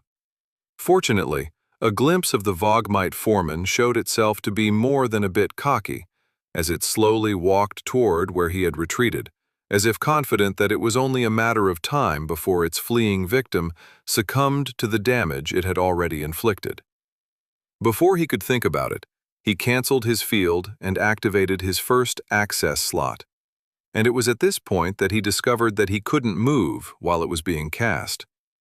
A few seconds later, as healing energy began to flow through his body, which quickly repaired the melted flesh on his torso, he could move again while it continued to heal. Unfortunately, he wasn't able to heal everything as the foreman saw what he was doing and sped up its walk while he was restricted during the casting process. But he managed to cancel his channeled healing spell and activate his protective field just as he threw himself to the side. Landing on top of a corpse, he rolled a few times as the initial whipping attack and a follow-up were just barely avoided, and he began to look for a solution to his problem. Still slightly hurt but not debilitated anymore, with his regeneration helping to finish off the last of the healing a second later, he attempted to run away, but his legs were already so tired that the foreman only had to walk fast to keep up with him. That only lasted a few seconds before another strike by the whip at his back caused his right shoulder to erupt in agonizing pain from the green flames that passed through his field, and he tripped over another corpse from the sudden attack. Lacking the strength to immediately get to his feet, he could only scramble to his knees, only for yet another whip and its subsequent flames to smack him in the back of his head, pitching him forward from the flare of the sudden attack. With just the barest coherent thoughts in his pain-riddled mind, Thaden managed to fall on his side so that he was looking back at the foreman approaching him. He had a final thought to rush to his feet and do something. But another whip crack caused green flames to begin consuming his lower torso, which ended that idea right there as he began to lose consciousness. Out of desperation, and nearly out of his mind, Thaden canceled his protective spell yet again and started casting weak healing. His arms could barely move into the position as he laid on his back, and another flare of agony consumed his legs as he finally cast his spell. Even though healing energy flowed through him, it wasn't enough to keep up with the flames burning his flesh. Soon enough, he could feel himself slipping away, especially after he was whipped in the face and his skin was torn from the physical contact. But then a miracle happened. No, it wasn't his body being suddenly healed like it was being resurrected, though that surely would have been nice. Instead, even as his sight was fading from the flames that had flowed over his head, he noticed that the foreman's whip suddenly stopped burning with the greenish hell it contained, and the Vogmite itself had dropped to its hands and knees in apparent exhaustion. It stayed that way for the next few seconds as the flames sputtered out over his skin, and the healing energy he was channeling finally pushed back against the damage his body had sustained. With a scream of pain burning his dry, raw throat, Thaden sat up and cautiously got to his feet while maintaining his channeled healing spell. And by the time he was standing steadily on 2 feet again, his regeneration once again finished off his recovery. The incredible trauma of almost being burned to death was worse than the trap before, and his mind temporarily snapped at the same time his fingers did the same, canceling his current spell while activating his protective one. With an incomprehensible roar, he stumbled toward the visibly recovering Vogmite foreman with his hands out in front of him, as if he was getting ready to tear the vicious monster limb from limb. Instead, he unintentionally threw himself toward his adversary when he tripped over his own feet, tackling it as it began to stand up, its lower leg inadvertently coming up as if trying to knee him in the stomach. That, of course, was all his weak repulsion field needed as it kicked in, pushing the Vogmite away from him toward the floor, and Thaden landed on it. Its bounce against the floor as it hit kicked the field into action again, but he wasn't satisfied with simply crushing it to death with his spell. Without any skill or plan, his fists lashed out and pounded against the face of the foreman, cutting his fingers on its sharp teeth in the process, but he ignored the pain as he used what little strength he had left to do as much damage as possible. Unfortunately, his strength was measured by his physicality stat, which, at 1, didn't really inflict much damage. He eventually cracked a few teeth and caved in a small portion of its skull, but what really did the foreman in was its attempts at fighting back, which resulted in it being smashed against the floor repeatedly, and eventually it succumbed to death after nearly a full minute of abuse. When it stopped moving, and he was convinced it was dead, Thaden rolled off the top of the corpse of the foreman, his breathing heavy and his anger still blazing through his mind. The fact that he had survived hadn't really hit him yet, though he was aware of it on a subconscious level. Instead, all he could think about was wishing that he could bring the foreman back to life so he could smash its face in again. In the silence of the corpse-filled tunnel, a sudden click made him turn his head toward the sound, as he feared another trap at this point, though that fear burned up in his anger from his pain-fueled memories. Instead, as he watched the green flames inside the skull carved into the double doors extinguish themselves, followed by the red stone slabs parting and swinging open, all he could think about was whether there was something else inside upon which he could conduct his revenge. Chapter 7. Rushing through the now open stone doorway, Thaden barely slowed down as he found himself in a cave unlike any other he'd seen thus far. First off, it was much larger, at approximately 150 feet wide and twice that deep, and the ceilings reached 50 feet above his head.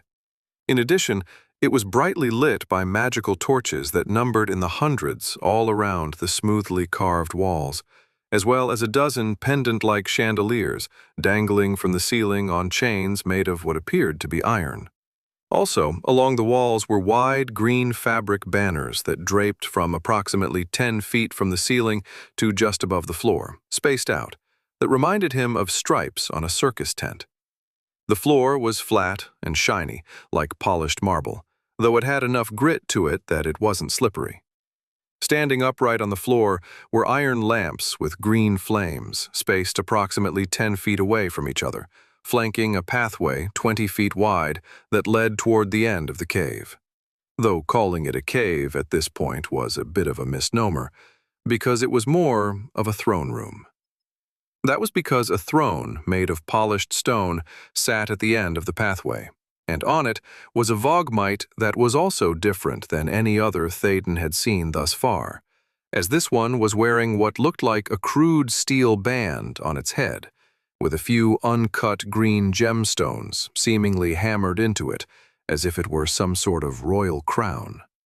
When it stood up at his entrance, he also discovered that it was also at least 12 feet tall, which was certainly different from even the foreman he'd just killed. Vogmite Queen. Boss. Minimal level 12? Queen? Is that supposed to be a female? It looked exactly the same as all the others he'd killed, though he supposed that the delicate-looking, silver-colored scepter in its hand looked feminine. The long object had a green flame on top that flickered threateningly, and seemed to expand as the queen stood up. Not that he cared at the moment, because his mind, while tangentially taking in the details of the room and his target, was only on one thing: revenge. He heard a snarl leave his mouth as he used every iota of energy he still had left to race across the room toward the royal Vogmite, who stepped down from the dais where the throne sat.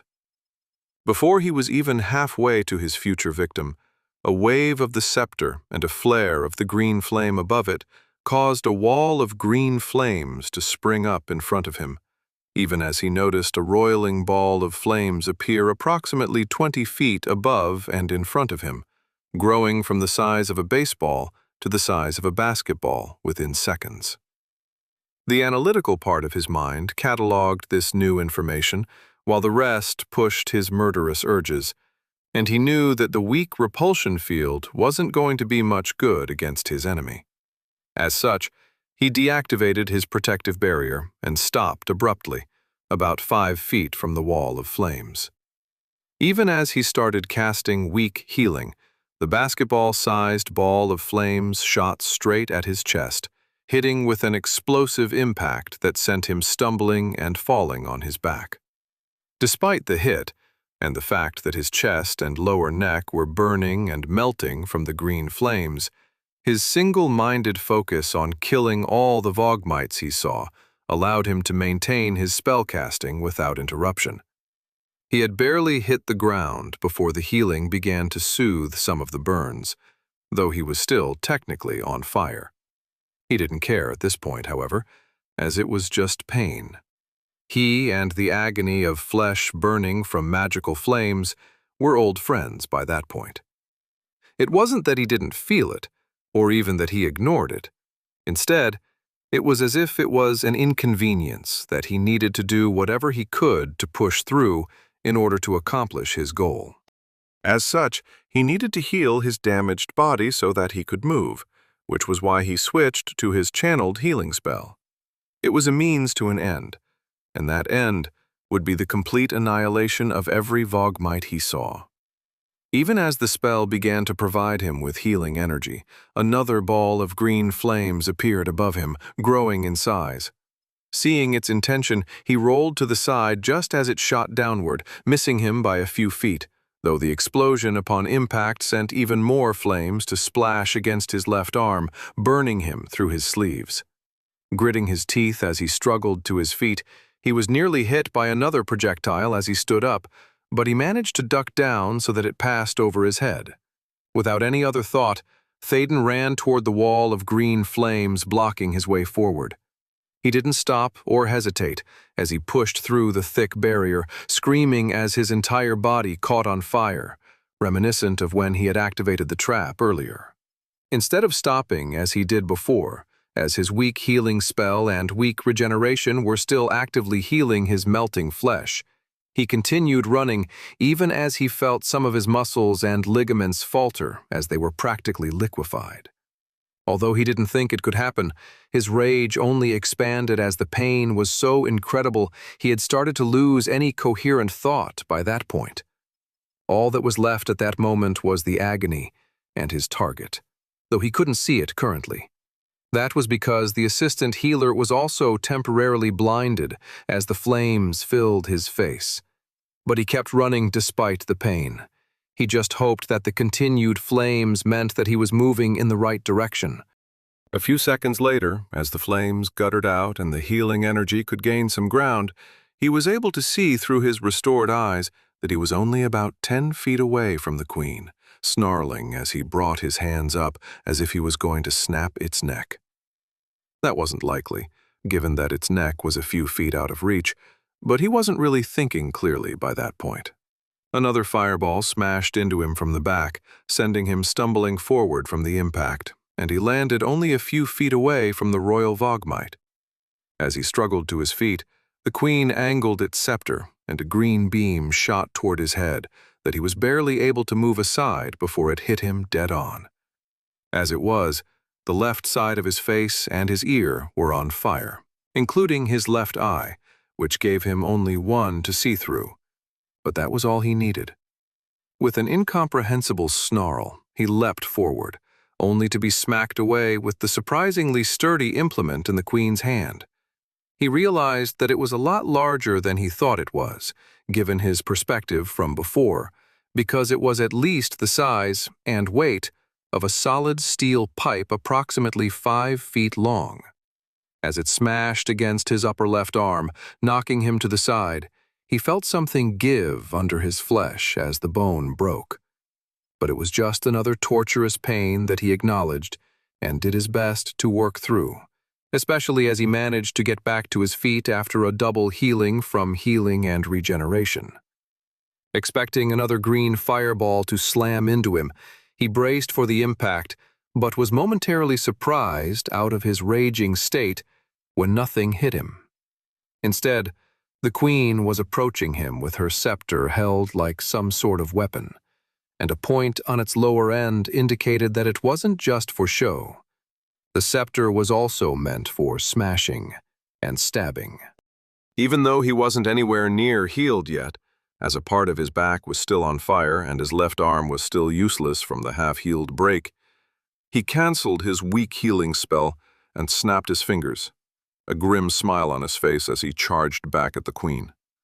The royal Vogmite obviously hadn't gotten the memo about his protective barrier because it tried to hit him again with a large piece of metal in its hand, which was a very poor idea.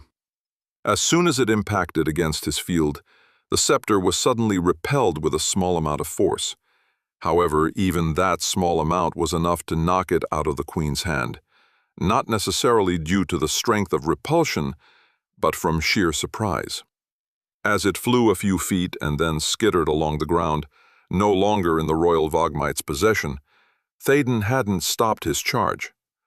Given that his target's height was twice his own, the assistant healer aimed low and did his best impersonation of a football tackle as he slammed into her left knee with his shoulder. While he'd never played sports when he was younger, he'd watched plenty of it on TV, so he thought he knew what he was doing.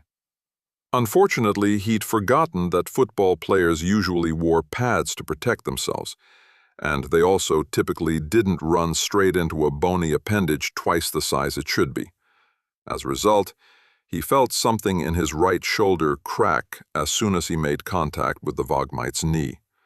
Fortunately for him, his momentum and weight were enough to actually do some damage as the queen's leg bent backwards.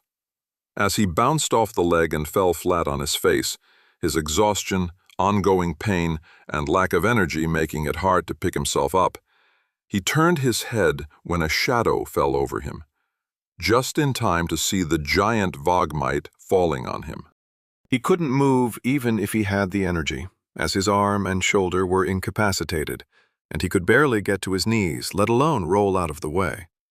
It turned out that he needn't have worried about moving, because his weak repulsion field was more than enough to protect him. As the queen fell on top of him, his field repelled her heavy body with enough force that it lifted up a foot or so before crashing back down on him. When it was hit again, it was repulsed again, though with slightly greater force than before, sending it up a foot and a half. This repeated again and again as the repulsion force increased, acting like some sort of magical trampoline as the bounces became more and more violent. Finally, getting some much-needed relief from his weak regeneration, Théoden was finally able to stand up, and his efforts just so happened to occur when the queen was landing on him again. The impact with the field was much greater than before, because he was moving upwards, and it sent the Vogmite flying off at an angle behind him. When he went to go see what happened to his target, he was confused at what had happened, though it quickly became obvious when he saw the dying queen. She had been flung up and away at just the right angle that she landed on top of one of the lamps that lined the pathway up to her throne, and it seemed as though the iron lamp was firmly attached to the stone floor. This was obvious because it didn't move in the slightest when the large Vogmite's chest was impaled by it, and the still-lit lamp had pierced the entire way through, trapping her in place. But she wasn't dead yet. That was both good and bad, as far as Théoden was concerned. It was good because he wanted to be the one to finish her off, but it was also bad because the Vogmite just so happened to impale itself on a lamp close to the scepter that had been knocked out of her hands. Seeing another wall of green flames appear, surrounding him this time. Once the queen got her hands on the large steel weapon, Théoden once again canceled his field and cast his weak healing spell. Thankfully, no balls of flame appeared from above to slam into him, so he let the healing energy flow through him for a few seconds. And after his shoulder popped back into place and the last of his burns were soothed away, he rushed through the encircling flames with his arm over his eyes, hoping that it would protect them from being completely annihilated like last time. When he made it through the ring of green fire, his entire body was on fire again, but his eyes were thankfully undamaged as he pulled his arm free. He growled at the unbelievable pain he was experiencing, but also from the sight of the queen attempting to use her scepter to push herself up and off of the impaling lamp. Not wanting to give her a chance to escape, Théoden scrambled forward with his melting flesh and muscles, arriving through sheer force of will at her head, where he attempted to punch the royal Vogmite with all his might. His exhaustion and still injured physique did him in, however, as all he ended up doing was falling on his face as he unbalanced himself, and he let out an oomph as the air blasted out of his lungs from the impact against its hard surface. He landed with his arm halfway inside the mouth of the royal Vogmite, who foolishly chose to bite down on it. As her jaws were repulsed and opened wider, the action ended up hitting Théoden's chest, or at least it tried to, because his field kicked in once again, sending the queen's entire head snapping back and down.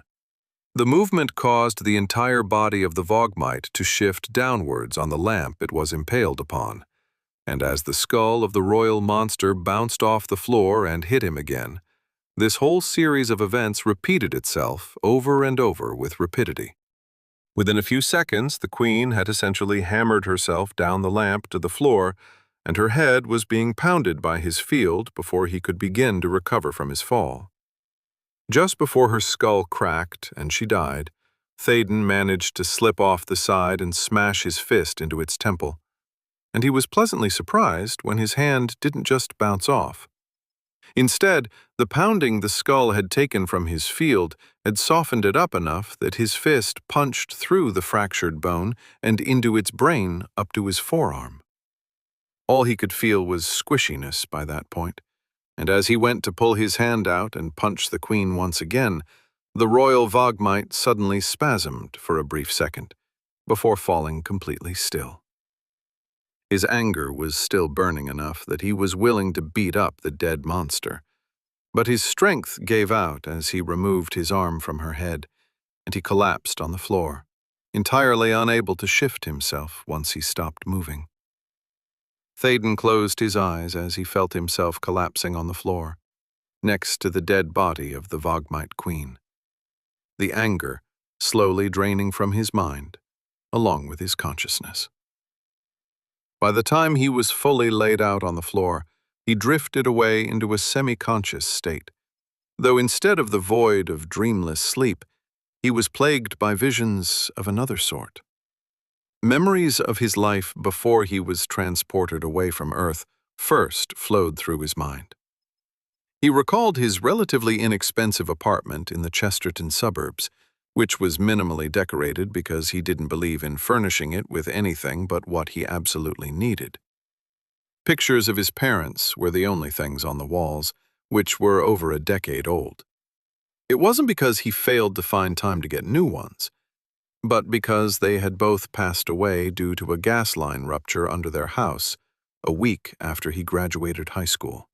It felt like so long ago that he barely thought about it anymore, though for some reason he thought about it now. His work had been fulfilling and allowed him to do things on his own terms, though it wasn't as all-encompassing as it seemed to be according to the few friends he had acquired in college. At least that was his impression, because every time he contacted them over the last few years, they were always super busy. He hadn't even seen a single one of them in person in at least half a decade, though it didn't bother him too much, and it still didn't now. Living half a country away made visiting a bit difficult anyway. The few relationships he'd had with women over the years were so unmemorable that he could barely recall their names and faces, and none of them had lasted more than a few weeks. He regretted being the one that had drawn away, not wanting to put time in maintaining contact after the first few dates, and he wished he could go back and see what would have happened if he had actually put some effort into the relationships.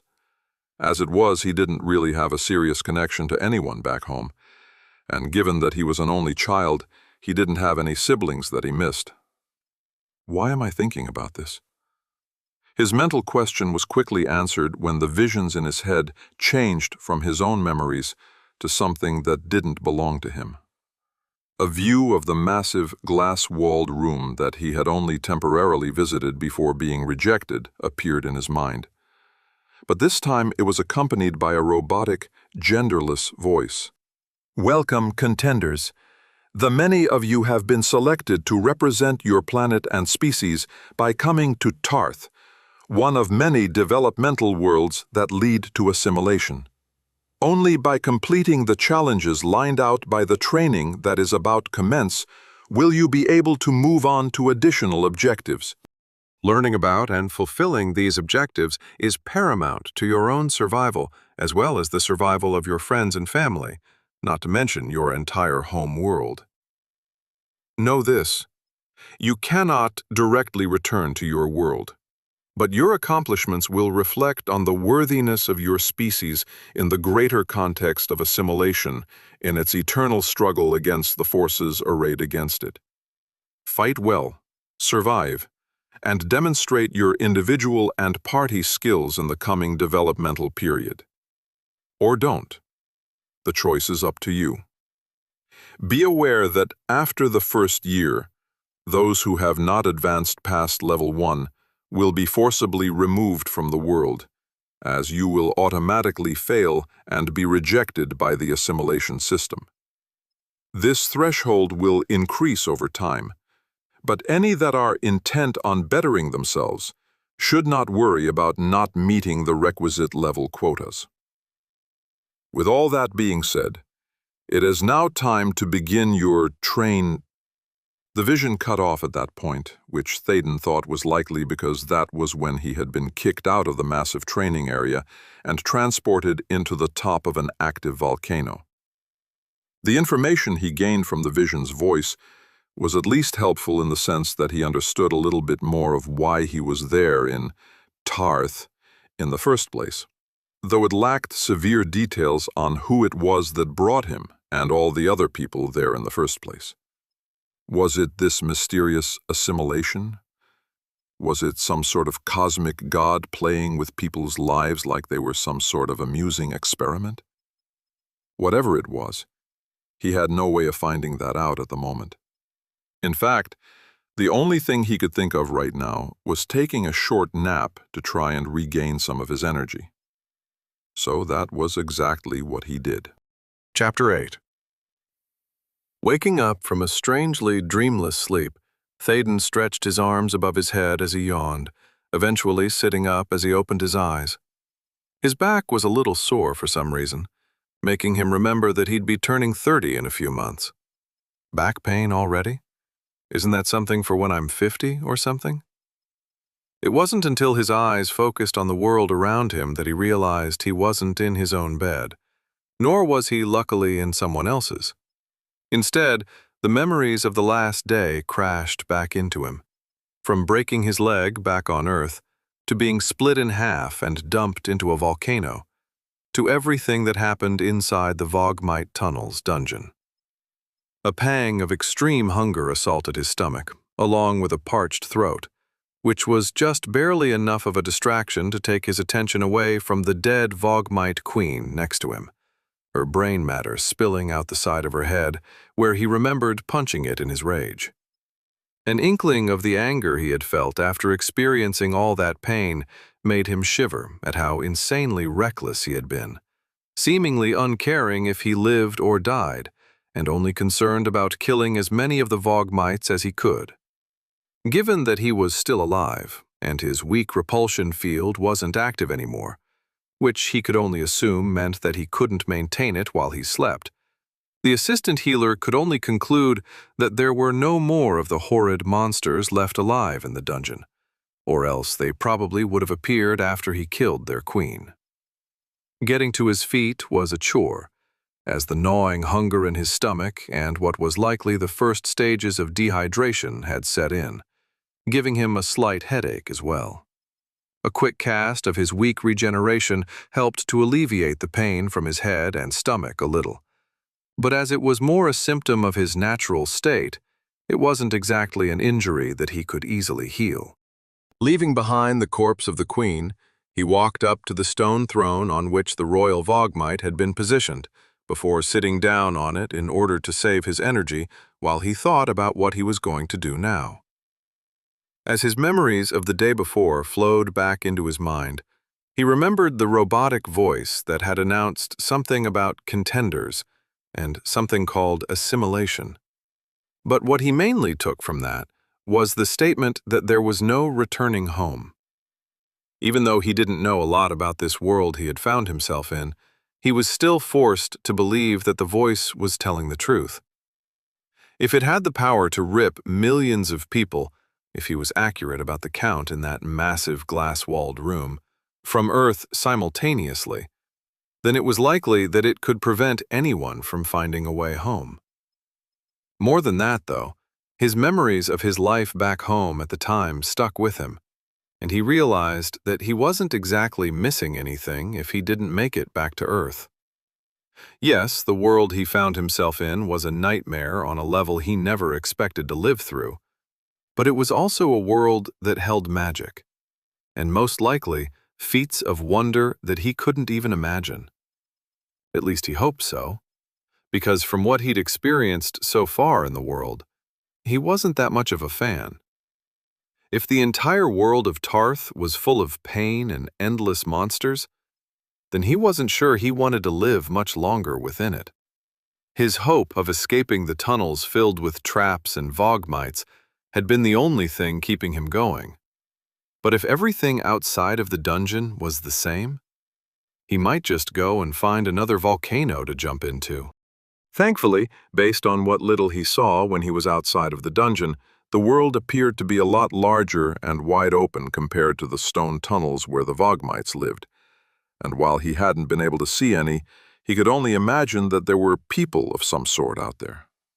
If there weren't people native to this world present someplace, then perhaps some people from Earth? He could only guess that the training he had missed out on would end eventually, and they would soon join him in the world of Tarth. Of course, that was assuming he was in the same world mentioned by the voice, and that the training didn't take years or decades to complete. Nevertheless, it didn't really matter what was going on outside the dungeon and the world right now, because all that concerned him was finding a way out. Now that the threat of being attacked by Vogmites had dissipated, he could take more time to look around instead of fleeing for his life, and he figured he would eventually find his way out. Still, considering that could take a while, he got up from the throne with a groan as his physical energy levels were so low that he didn't want to move, and he looked around the room for some sort of clue as to where to go to leave. As he slowly walked around, he accidentally kicked the scepter that had belonged to the queen, and it clattered along the stone floor. He bent to pick it up, but it was so heavy that he dropped it almost immediately. Royal Vogmite Scepter of Consuming Flames, Epic, not compatible with current class. The message that popped up explained the reason it felt so heavy, though he was surprised to see that the item was considered epic as far as quality went. Everything else he'd interacted with had been common, so he could only assume from the games he'd played in the past that something that was epic was much better. Unfortunately, he couldn't pick it up, let alone use it, so he left it where he was. As he closed the window containing the message, he noticed that there were other messages above it that he had completely ignored. He thought perhaps he had actively shut them off at some point so they wouldn't bother him. He was tempted to look at them to see what he had missed, but he was so tired at the moment that he decided to look at them later to see what they were all about. His priority was to get out of the dungeon before anything else. To his good fortune, looking around after having kicked the scepter revealed that there was an opening in the stone wall of the room behind the throne, and without any better place to go, he walked as quickly as he could toward it. His speed was little more than a shuffle at times, but he quickly made steady progress toward the opening and passed through it. As soon as he stepped over the threshold, he was startled when magical torches along the wall of the spacious tunnel suddenly ignited, revealing a very short passageway that ended in what seemed to be a blank stone wall. He was about to turn around in disappointment when he saw a small, green, glowing section on the stone wall ahead of him, which strangely reminded him of a handprint, though it was at least 4 times as large as his own hand. Cautiously approaching, after casting his weak healing spell in case it was some sort of magical attack, but ready to deactivate the spell and cast his field, he reached the end of the tunnel and stood in front of the glowing section, trying to make sense of it. With a shrug, he reached out and touched it with a single finger. And nothing happened. Confused, he touched it again, but this time he placed his whole palm against it. And still nothing. It wasn't until he pushed against it that something happened, which was to move a small portion of the wall like it was some sort of hidden doorway, that was essentially imperceptible to the human eye. It rotated on hinges that were apparently well-oiled, because it moved silently and smoothly, with a minimum of effort on his part. When he pushed it open fully, he found himself looking at a very familiar cave, filled with a weapon rack, a chest, a pile of old clothing, and a stack of rotting heads right in the middle. What the? This really was the treasure room? In games he'd played in the past, either the enemies he'd killed dropped loot from their bodies, or there was a treasure room after the boss was defeated. He could only assume that the latter was what occurred here. Shaking his head at the strangeness of it all, he walked through the stone doorway, and as soon as he was a few feet into the treasure room, he saw the door pivot closed behind him. He supposed that he probably could have prevented it from closing, but he had no reason to return to the room with the Vogmite Queen or anything before that. He'd rather not remember what happened when he was attacked by hundreds of Vogmites, or the traps that had hurt or tried to hurt him before that. Looking around at where his body had been resurrected after his head was thrown on top of the pile, he again despaired that he couldn't take anything. At least, he couldn't take any weapons or other equipment. A glimpse at the chest showed the pouch of coins that he had abandoned when he was attacked by the Vogmites that entered through the wooden doorway, which he just now realized was wide open and looking out toward the tunnel he had walked down before in his effort to escape. Coins should mean there are places in which to spend them, right? That means there are likely people out there. Somewhere. Grabbing the pouch as he walked by, he left everything else behind since he couldn't carry it, before heading down the tunnel once again. Making sure his weak repulsion field was active again, he traveled down the passageway, unworried that there were any other Vogmites that would attack him, which was a huge difference from his previous experience. When he came to the fork in the tunnel, he debated where to go for only a few seconds before he took the opposite direction of where he'd gone before. This choice proved to be the correct one, as he soon felt and smelled fresh air screaming past him, and he immediately knew that the way out was somewhere in this direction. In what felt like hours, but was more like 10 minutes, his measured pace, designed to carry him forth without exhausting what little energy he possessed, finally had him arriving around a turning that was much more brightly lit. With a burst of energy that came from being near his goal, he pushed himself a little and even jogged the rest of the way, and he finally emerged from the dreary stone tunnels into a brightly lit world that temporarily blinded him until he accustomed himself to the sunlight.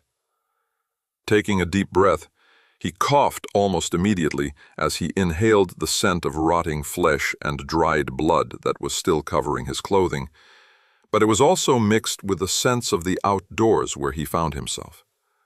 Taking in the scene and grinning from ear to ear at having escaped the depths of the Vogmite Tunnel's dungeon, he looked around to make sense of where he was. Behind him was the extremely tall, snow-capped mountain that he had crashed into the day before, and he was surprised to see that from the base to the top it was almost vertical, with a slope that only extended perhaps 1,000 feet. He could only assume that it was this fact that allowed him to fall for so long as his body cartwheeled lifelessly through an avalanche of snow, then pinballed down the tree line he saw above, before finally landing with bone-pulverizing force a short distance away from his current position.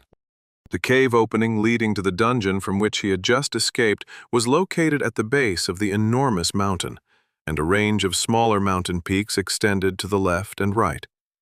Looking up at the sun, which was directly overhead, he couldn't tell if the range was from east to west, north to south, or some other direction, or if the slightly orange-colored sun even acted the same as the one back on Earth. Regardless, that didn't really matter at the moment, because his attention was on the rest of the environment. To his left, away from the base of the mountains, was a thick forest of tall trees that were impossible to see through for more than 100 feet, so he was unsure how far the forest extended. In front of him, and to his right, was a rocky set of foothills that eventually leveled out in a yellow and green, short-grassed plain that extended as far as his eyes could see, with another few stands of trees dotted sporadically around, and a set of rolling hills that dotted the far expanse to his right. What made him most excited was the fact that he could see a cluster of buildings and orderly-looking farms a few miles in the distance from his vantage point, and a barely perceptible track led out from the rocky foothills and directly toward this fortunate sign of civilization. Without any hesitation, Théden gripped the pouch of coins tighter in his fist as he took the dirt road toward civilization, which wound its way down the foothills. Walking downhill in the fresh air was invigorating, especially compared to trekking through stone-lined tunnels, and the sun on his body helps to warm him from the chill to which he had grown accustomed. Unfortunately, the heat also made his clothes stink even worse than they did before. He actually stopped about a third of the way down the foothills and took off his extra shirt and one pair of his pants, throwing them to the side of the path, leaving him wearing only one set of clothes, though they were torn or cut in multiple places, leaving him even more exposed than before. The stench was better, though. When he reached the switchback about halfway down the pathway to the plains below, a brief growl was all he heard before a shape suddenly jumped at him from his left-hand side. He instinctively brought his hands up to protect his face, but he needn't have bothered since he hadn't deactivated his weak repulsion field. The shape revealed itself to be some sort of large gray cat that blended in with the rocky environment of the foothills. Its deadly claws extended to rip him apart, and its jaws opened wide enough to bite his head off. Unfortunately for the cat, it hit his field with such force from its ambush that he heard something in one of its extended forelegs crack as it hit him first, before its entire form was flung back toward where it had been hiding. The repulsion effect didn't do much actual damage by itself, but the cat's momentum being arrested and reversed all of a sudden meant its body obviously couldn't handle the result. As it landed, he was finally able to get a good look at it. Hill cougar, minimal level 5. The hill cougar was injured, but that didn't seem to stop it as it limped back into a charge and leap that had it heading straight toward him again on a collision course. Despite knowing that he was relatively safe, he stumbled backwards at what had to be at least 400 pounds of feline fury jumping at him. He fell on his butt just as the cougar would have hit him in the stomach, which caused the massive cat to impact the side of his head, where it ricocheted off from the repulsion effect and was boosted up and forward. Unfortunately for the ambushing kitty, it shot straight toward the edge of the path, where it dropped off sharply in a wall of jaggedly sharp stones. He got to his feet as he heard the first growl of pain, and cautiously looking over the edge, he winced as he watched the beast painfully bounce off the rocks on its way down to the pathway that resumed below. When it finally landed, it didn't get up, so he could only assume that it wasn't going to. Unlike the Vogmites, who were nightmarish monsters who had literally eaten his body, Théden felt slightly bad about what happened to the cougar. Granted, it had ambushed him and would have likely killed him if he hadn't had his weak repulsion field spell active constantly, but it was also a wild animal, and he had likely invaded its territory. He didn't feel badly enough about it that he would have done anything differently, as he didn't really want to die after somehow surviving the Vogmite Tunnel's dungeon. But he could still wish that it hadn't happened. When he was attacked 6 more times on his journey down the foothills, he began to rethink his stance on not harming the wildlife. 2 more of them managed to follow the same unfortunate path down the rocky slopes as the first, while the others injured themselves with their ambushing pounces. 3 of them left him alone after he kept walking, and with each cat at least one of their front legs broken from the impact with his field, they seemed to give up on trying to kill him. The last one went jaws first into his field on the initial ambush and cracked its neck so badly that it collapsed to the dirt pathway, unable to move, but still alive. That was the only time he actually stopped for more than a few seconds after being attacked, because he debated on whether or not to kill it, as it was suffering and would eventually die from being obviously paralyzed. He couldn't do it.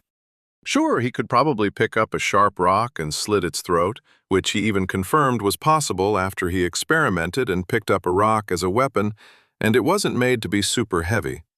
But slaughtering the helpless cat was too much for him. Instead, he made sure he was relatively safe and there were no more ambushing cougars around him, before canceling his field and casting weak healing on the injured beast. A nearly invisible yellow tether formed between his hands and the cougar, pumping healing energy into it. Being the first time he'd used a spell to heal someone other than himself, he was fascinated by the process, which was somehow even more magical because it was so obviously visible. What was odd was that it took nearly 20 seconds before he saw its neck finally snap back into position. He could only assume that it had a much higher health than he did, which meant that it took more healing to return it to a more normal condition. Unfortunately, his kindness was repaid by it trying to jump on him again with absolutely no thought to him actually having healing it. And he sighed as he snapped his fingers to bring his weak repulsion field back to protect himself. The moronic cougar apparently hadn't learned from the first attack and ran headfirst into him again. But since it wasn't completely healed before it pounced at Thaden again, this time it died the instant it snapped its neck completely. After that, he decided that if they attacked him and ended up dead, it was their own damn fault. The sun was dropping lower in the sky when he finally emerged at the bottom of the foothills, his feet as tired as the rest of his body. But he pushed on, knowing that his destination was only a few miles away. The dirt road widened considerably and was better maintained where it merged into the vast plains, which made the walk much smoother than the rock-filled pathway he had been navigating down. It was also mostly flat, with a few undulations of gradual hills, but even so, Thaden was able to see his destination in the far distance. It was a blur from so far away, but that wasn't important. All he could think of by that point was finding civilization, where he could get something to eat and drink, because he was slowly wasting away from his lack of both. With one foot in front of the other, he trudged towards salvation, lying at the end of the road. Chapter 9. The distance to the cluster of buildings seemed to grow longer as he walked, but he put it down to the fact that he was running on so little energy. He had a feeling he would have taken a few breaks along the way to conserve what strength he had left, if it wasn't for the fact that his journey down the road was just as dangerous as it had been in the foothills. Or it would be for normal people, he supposed. With his weak repulsion field constantly active, he didn't really have anything to worry about. Other than looking like the Pied Piper when he finally arrived, of course. It started with a pack of miniature wolves that were somehow able to hide in the foot-tall grass to either side of the dirt road, and they attacked as a coordinated team of 4 that surrounded him within seconds. Grass Wolf, Minimal Level 4. The grass wolves were approximately the size of a Labrador retriever, if not a little smaller, and instead of having grayish-black hair along their backs, like he pictured wolves from movies and TV shows, they were instead a mix of dark green and tan, which blended into the landscape remarkably well. Despite their smaller size and strange coloring, the wolves looked to have a deceptively strong bite, and they were able to move quite quickly around him. If he hadn't been protected by his spell, he probably would have been torn apart before he could heal himself against so many. Their attacks were repulsed just like every other physical attack that had attempted to hit him so far, but the difference between these canines and the felines in the foothills was a matter of weight. Weighing something like 10 to 20% of the big cat's weight, they simply bounced off his protective barrier without doing more than becoming annoyed that they couldn't get through. At first, he stopped when he was attacked, but when they couldn't get through, he just kept walking. He wasn't sure what he was supposed to do to hurt or stop them, as they were too fast to try and kick away, and while he could have picked up some rocks to throw at them, he wasn't very confident in his pitching skills. So after a few seconds of watching them ineffectually attempt to bite him through the field, he kept walking toward the buildings in the distance while they nipped at his heels. A short distance later, the original 4 wolves were joined by another pack of 4, and while there appeared to be some infighting between them, they all joined in on the futile assault against the assistant healer slowly making his way down the road. Another half-mile of travel saw the first of a new beast that thankfully didn't ambush him, though he wasn't sure if that was a good thing or not. Emu Striker, Minimal Level 3. Standing 5 feet tall, the emu striker was a big, tan-colored, flightless bird that hid in the grass when it folded its legs and sat below the grass line. But when it attacked, it stood up and was visible for quite a distance around. It traveled over the grass quickly at a run that was nearly as fast as the wolves surrounding him, but instead of trying to bite him, it would jump and strike out with its wickedly clawed feet, looking like little switchblades as they attempted to cut through his protection. Each one, of course, failed, but it was their attacks against him that caused a war to start between the 2 packs of wolves still following him and the emus, who came at him one at a time. Whether or not they fought all the time when he wasn't there was unknown, but when the wolves noticed the emus trying to muscle in on their meal, they took offense and quickly surrounded the land-bound birds and slaughtered them. After he was attacked by 5 different emus, 3 of the wolves had ended up getting killed by the birds because they were deadly in their own right. And yet the canine beasts continued to follow Thaden despite their ineffective assaults on him. Halfway to the buildings in the distance, something else appeared that had been completely ignored by the wolves for some reason. Venomous Snake, Minimal Level 2. It seemed as if the closer to his destination, the weaker the beasts became, though the 8-foot-long, green and black striped serpents that emerged from the grass looked anything but weak. They moved quickly to keep up with Thaden as he kept walking, barely even pausing at the sight of the first one, as they joined in the crowd of wolves still following him. A total of 9 similar-looking snakes slithered along, barely even acknowledged by the wolves as each and every beast and reptile attempted to bite him over and over without success. He began to ignore them after a while, despite the fact that the serpents hissed constantly just before they attacked him.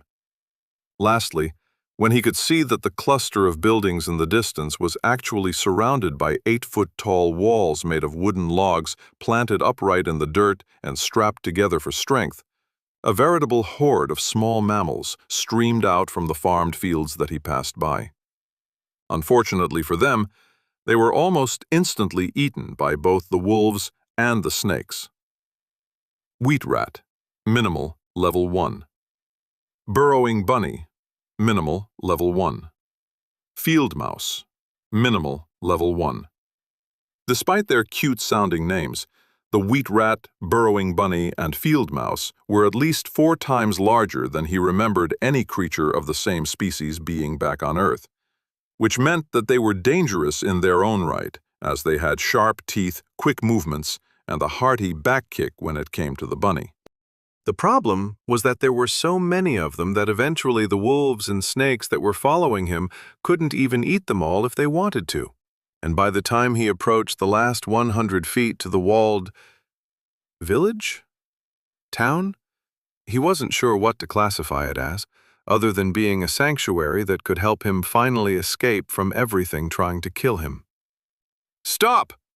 Thaden nearly fell flat on his face when he heard a gruff voice calling out to him, and he nearly cried in relief when he understood the words spoken. He had been slightly worried that, after being transported to another world entirely, none of them would speak English, but thankfully that didn't seem to be the case. "Who are you? And why are you bringing all those pests with you? Are you some sort of beast tamer?"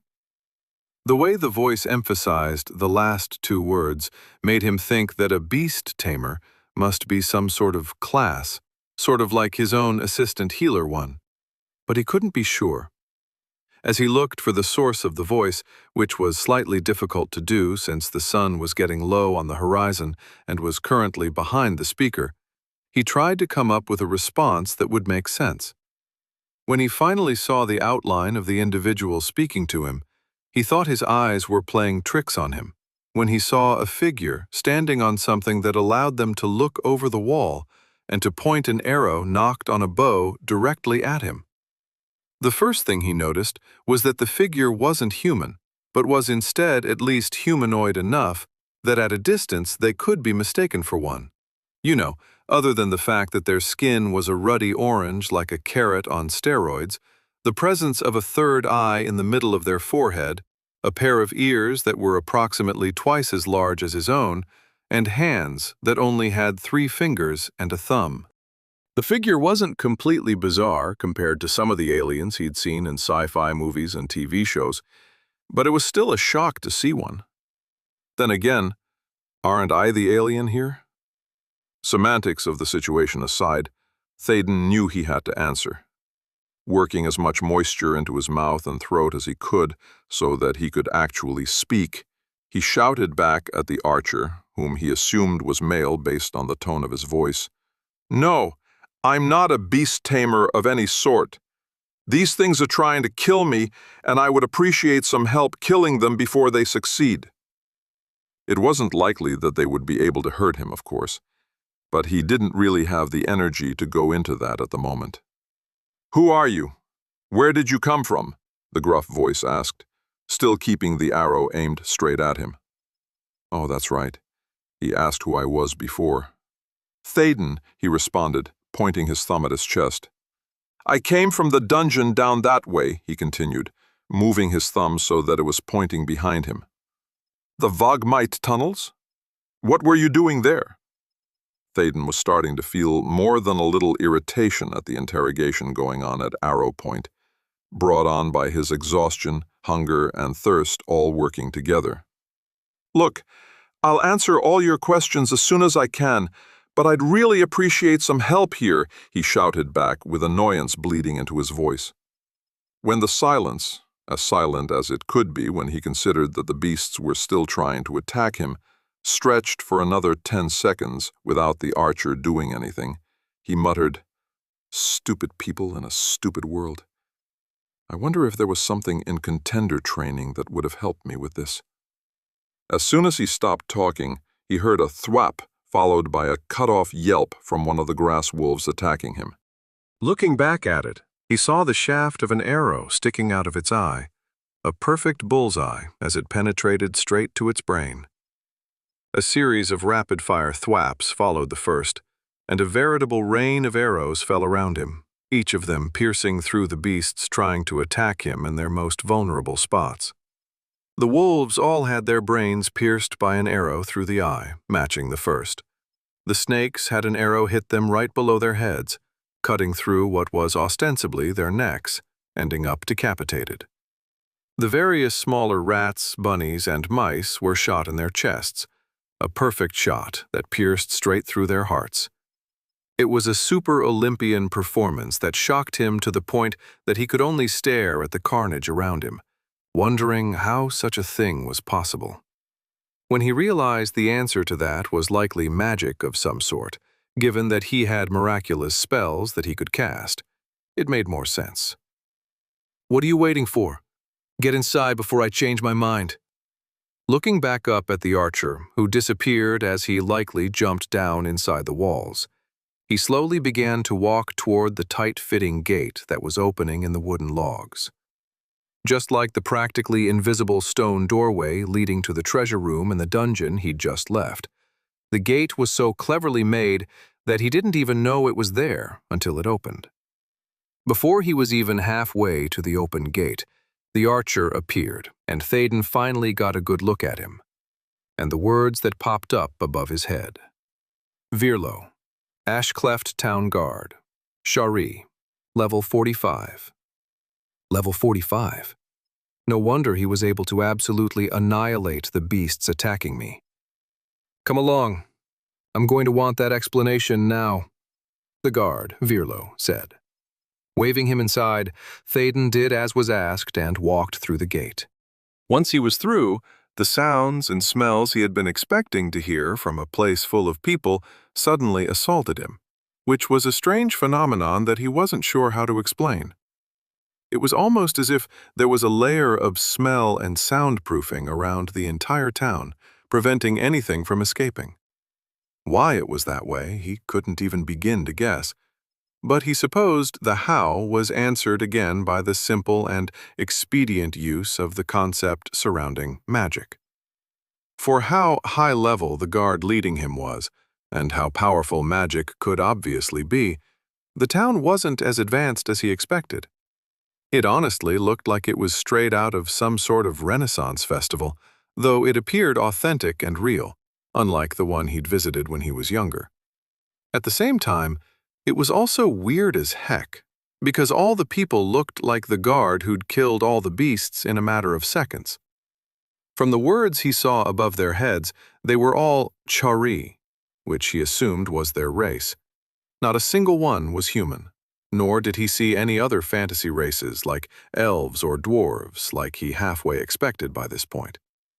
As he looked around in curiosity and shock at all the single and two-story buildings spread out in cobblestone-lined streets, he realized that many of them were shops of some kind, and they were written in something that most certainly wasn't English.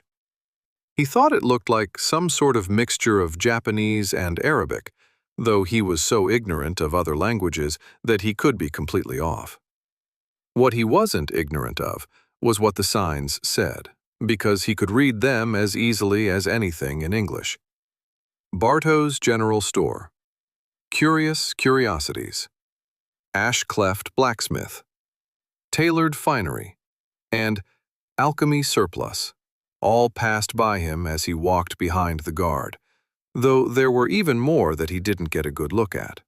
As for the people of the town, the few dozen he saw going about their business certainly got a good look at him, and given that he was half-naked in bloody, stinking clothes in comparison to their relatively clean outfits consisting of shirts, pants, and skirts in muted colors, he certainly stood out. Eventually, they came to a slightly larger building that was more spread out and was a full 3 stories tall, and "The Cracked Cup" was written on the sign out front, with a picture of what appeared to be what else? A cracked cup of some sort of liquid. He could only assume it was some sort of bar, though based on its size and the fact that this looked like some sort of fantasy-based Renaissance town, it was probably a tavern or inn of some kind. Walking up the few steps into the weathered wooden building, the floorboards creaking under his feet, he followed the guard into what was revealed to be a bar, or some sort of bar and grill, because he could smell something delicious cooking somewhere inside what was likely a kitchen. Seeing that the room he walked into was full of tables and chairs, with only a quarter of them occupied, he figured that he hadn't hit the dinner rush quite yet. His stomach growled so loudly at the smell of food that it startled the guard, Virlo, who turned on him as if Faden was about to attack him, but he chuckled when he realized that the assistant healer's empty stomach wasn't a threat. "That's what I thought. Sit down and I'll get you something to eat." Virlo gestured to the bartender, who was already staring at them both the moment they walked in. Or, more accurately, the female Chari standing behind the bar was staring straight at Thaden, as if he was some sort of disgusting creature that the cat dragged inside the house. Varla, owner of the Cracked Cup Inn, Chari, level 8. He couldn't blame her for looking at him that way, because he was pretty disgusting at this point. Nevertheless, no more than a minute after the guard led him to an empty table in the corner of the room, a wooden platter of steaming sliced meat and an entire loaf of bread was plopped down in front of him with a clatter, along with a large wooden cup, thankfully not cracked, of what appeared to be a dark beer.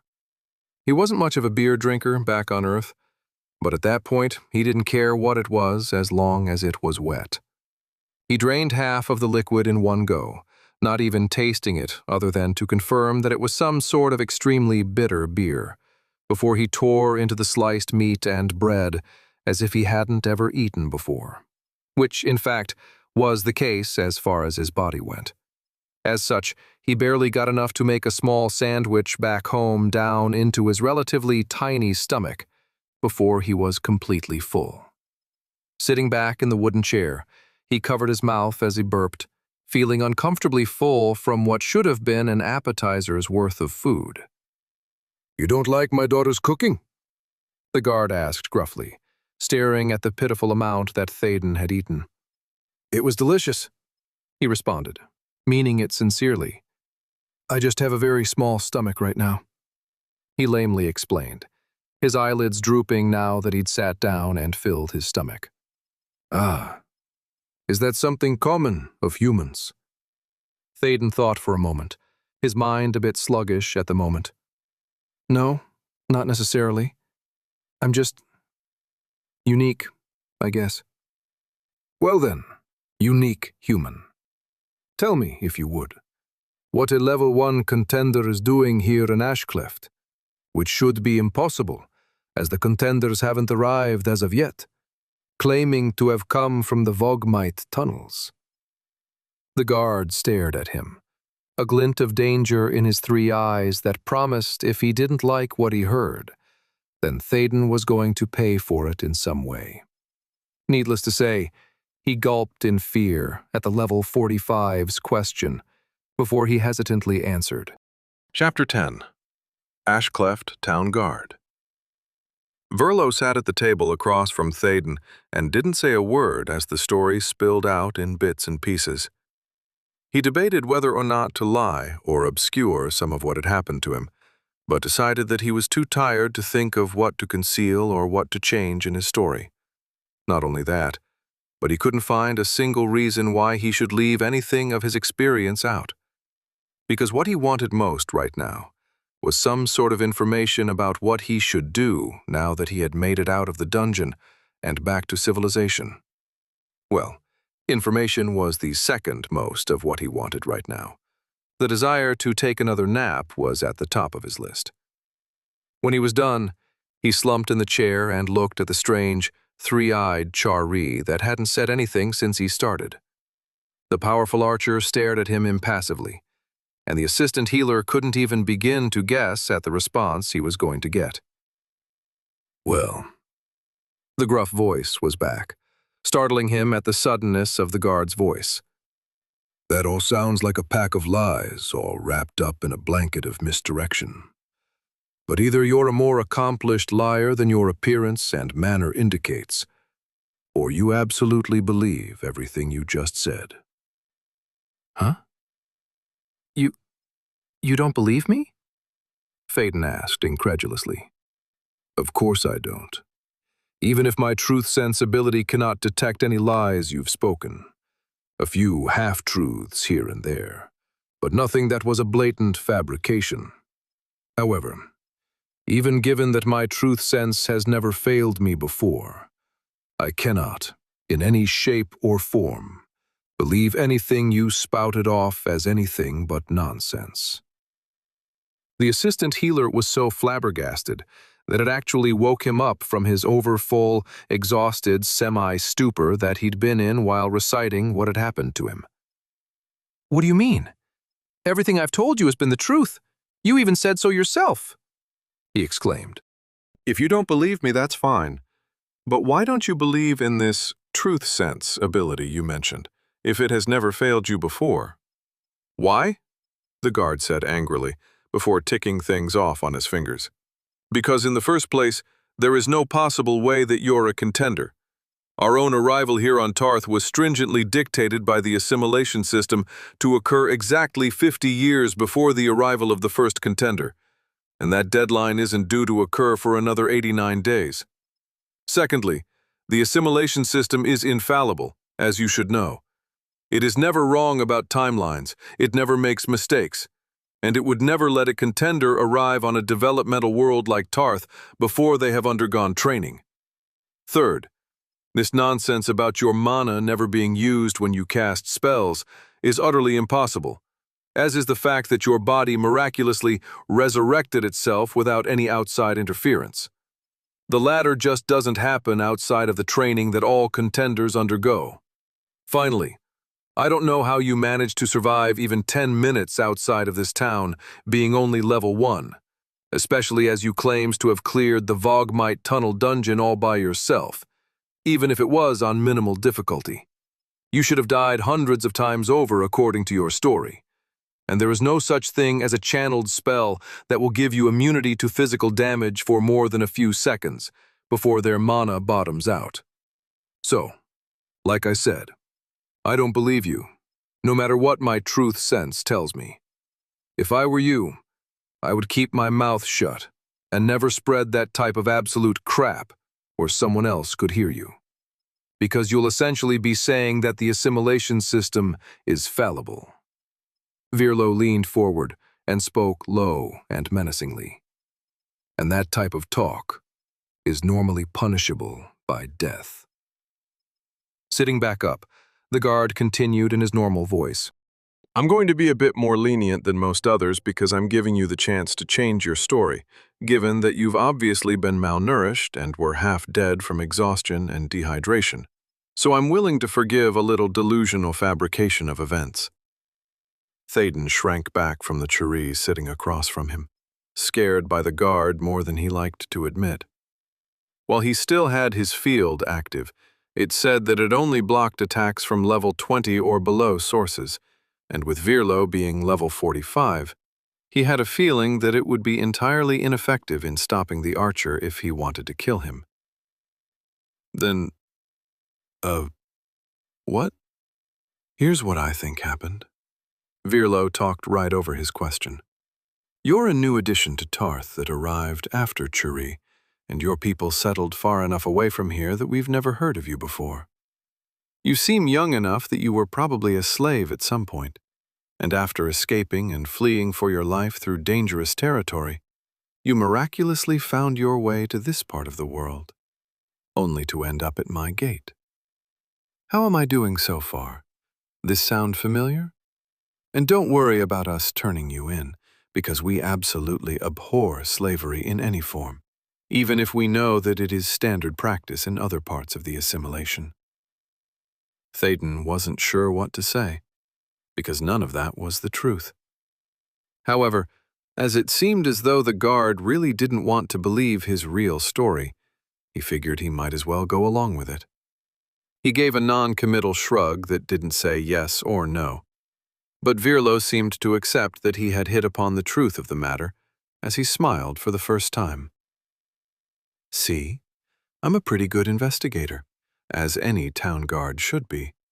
So I knew that I'd be able to work it out. He leaned forward again, and the seriousness came back. Now that we've confirmed that you're not an imposter for a contender, we've got to figure out what to do with you. Before anything else happens, we need to clean the stink off you and get you something else to wear.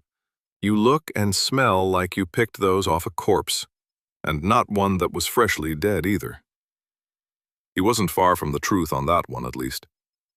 After that, given that you seem quite adept at avoiding death while moving through the dangerous countryside, you should look into joining the Adventurer Coalition and take some odd jobs that will allow you to earn some experience, both in a practical sense and for your class. You said you're an assistant healer? Those can be in high demand in the Coalition, especially if you turn out to be any good. Thaden didn't know what else to say, so he just nodded. The guard gave another look at the bartender, his daughter, if he understood what Virlo had said earlier, and the woman just sighed and threw the rag she was using to polish the bar top down in apparent disgust. I have some money if that helps to pay for all this, Thaden ventured, figuring that was the problem. Keep your coins for the meal and the bath you have coming up, as well as the room Varla will be providing you for the night. If you had me 3 copper, however, I'll go out and get you something to replace those filthy rags so I don't have to arrest you for running around naked. Thaden opened the pouch he had taken from the dungeon and managed to pull out 3 of the copper coins that were inside, placing them gently on the table. Thanks. Why are you doing all this for me? He asked. The guard snorted. Because I don't want any trouble in my town, and the sooner I can get you back on your feet and working, the less likely you'll resort to thievery to sustain yourself. I'd hate to have to kill you when you could become a valuable member of the Adventurer Coalition, because there are never enough volunteers eager to join. Why is that? Going out and fighting monsters isn't exactly many people's idea of a viable profession, though we fortunately get enough dumb, brave individuals who are more than willing to risk their lives out there. Théoden wanted to ask more questions, especially as Virlo seems to know more about Tarth, contenders, and this assimilation system than he did. But the guard quickly got up after his daughter arrived a few seconds later and beckoned him to follow her. "I've got to get back to my post. Good luck, and don't die too quickly out there." The powerful archer left without even looking back at him, leaving him to the annoyed glare of his daughter. "Are you going to sit there all night? Come on, I have things to do." Rather than argue, Théoden followed the Chari woman out of the dining room and through a doorway, where she led him down a few wide hallways until she came to a closed wooden door. Turning to him and handing over a wooden block that had a faint red glow around it, she said huffily, "Here's your access key to your room, 2B. You'll find the baths in here, and I'll burn those things once you peel them off your filthy skin. It seems my father is getting you some new ones, and I'll leave them outside the door when he brings them." After he took the block of wood from her, she immediately left and hurried away, and he just stood in the hallway in confusion. What was all that? Mentally shrugging, he entered a small room with a single porcelain-looking bathtub in it, already filled with steaming hot water. While not necessarily fond of baths, the thought of getting clean and out of the dirty, stinky clothes he was wearing was more than enough to revitalize him into getting into the tub as quickly as possible. It was hotter than he expected, and he felt his skin start to scald after he dipped himself inside. But he didn't care. With his weak regeneration still running, he healed any damage that the near-boiling water did to his skin, and he just tried to ignore the pain as it eventually cooled off enough that it was just pleasant.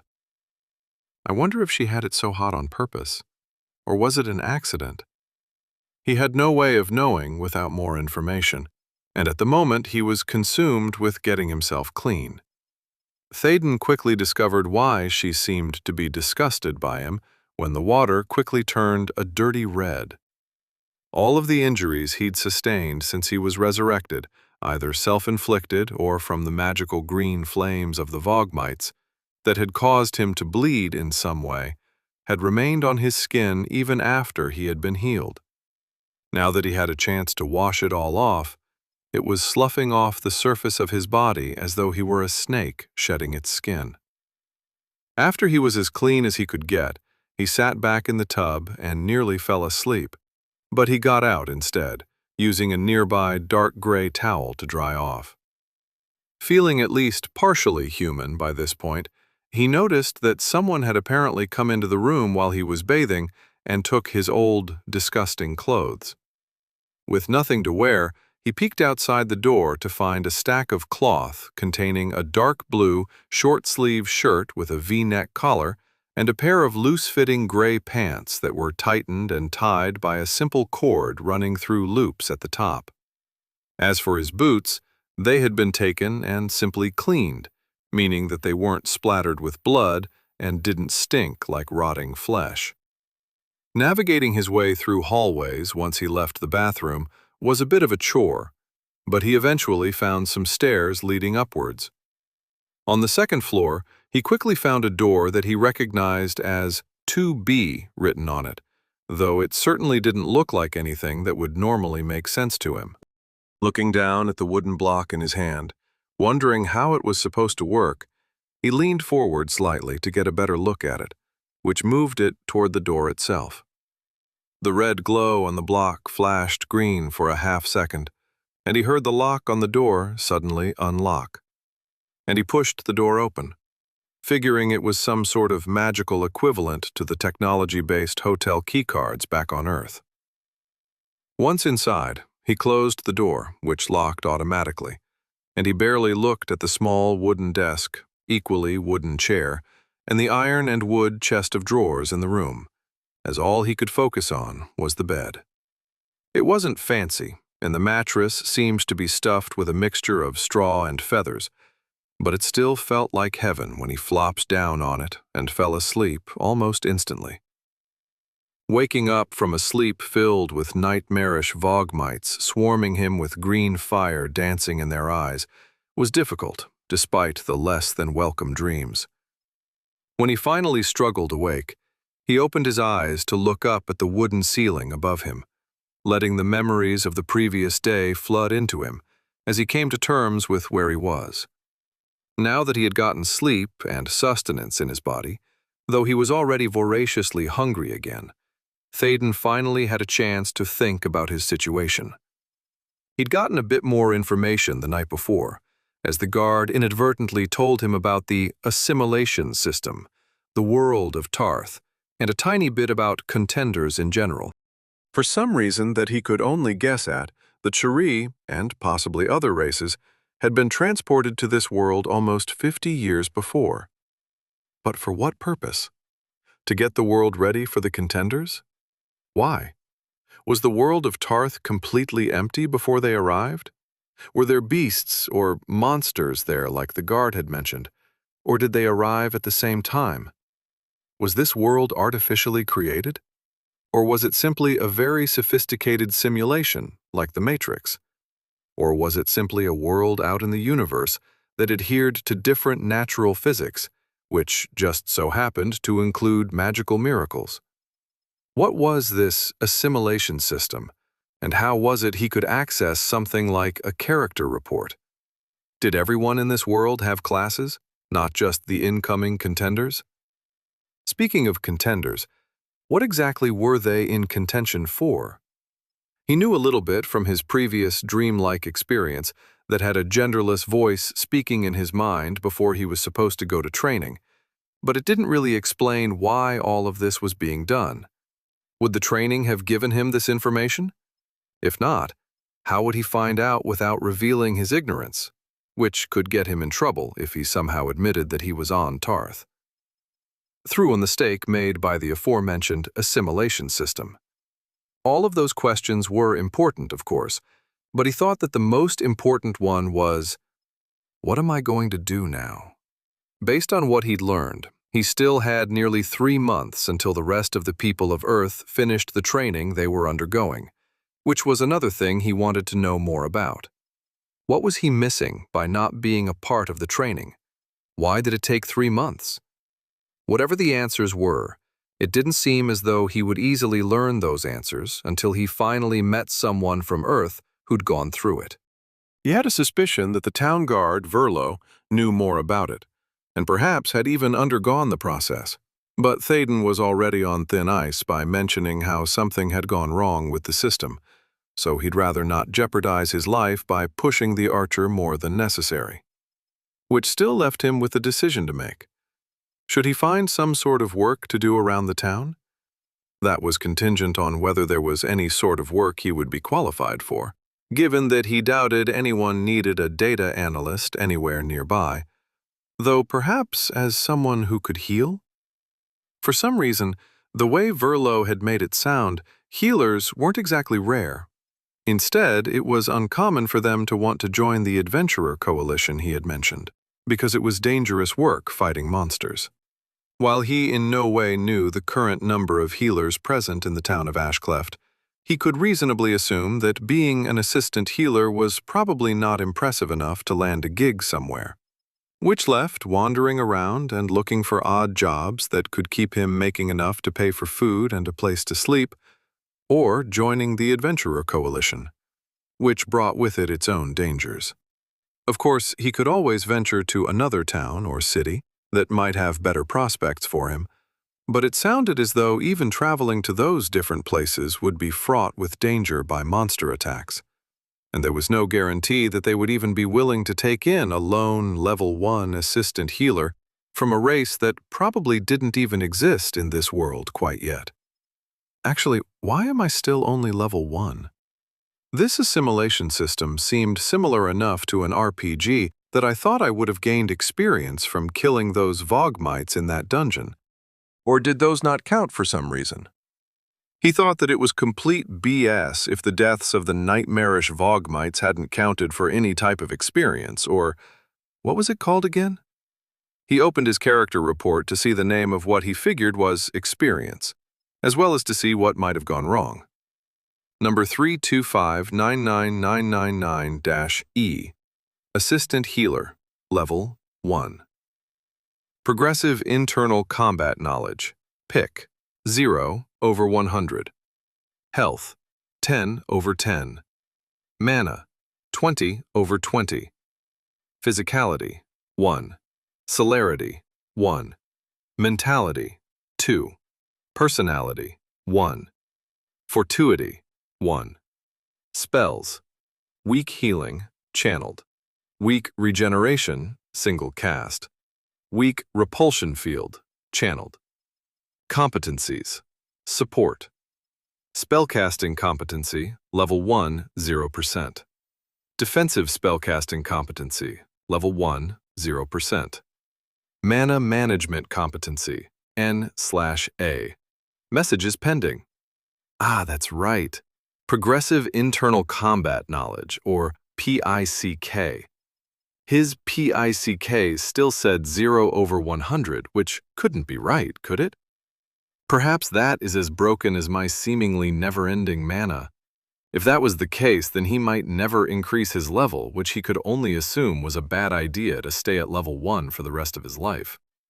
He'd already seen that having a higher level made people stronger, as Verlo the town guard demonstrated quite adeptly, so it would give him a chance to survive against stronger monsters that he might come across over the years.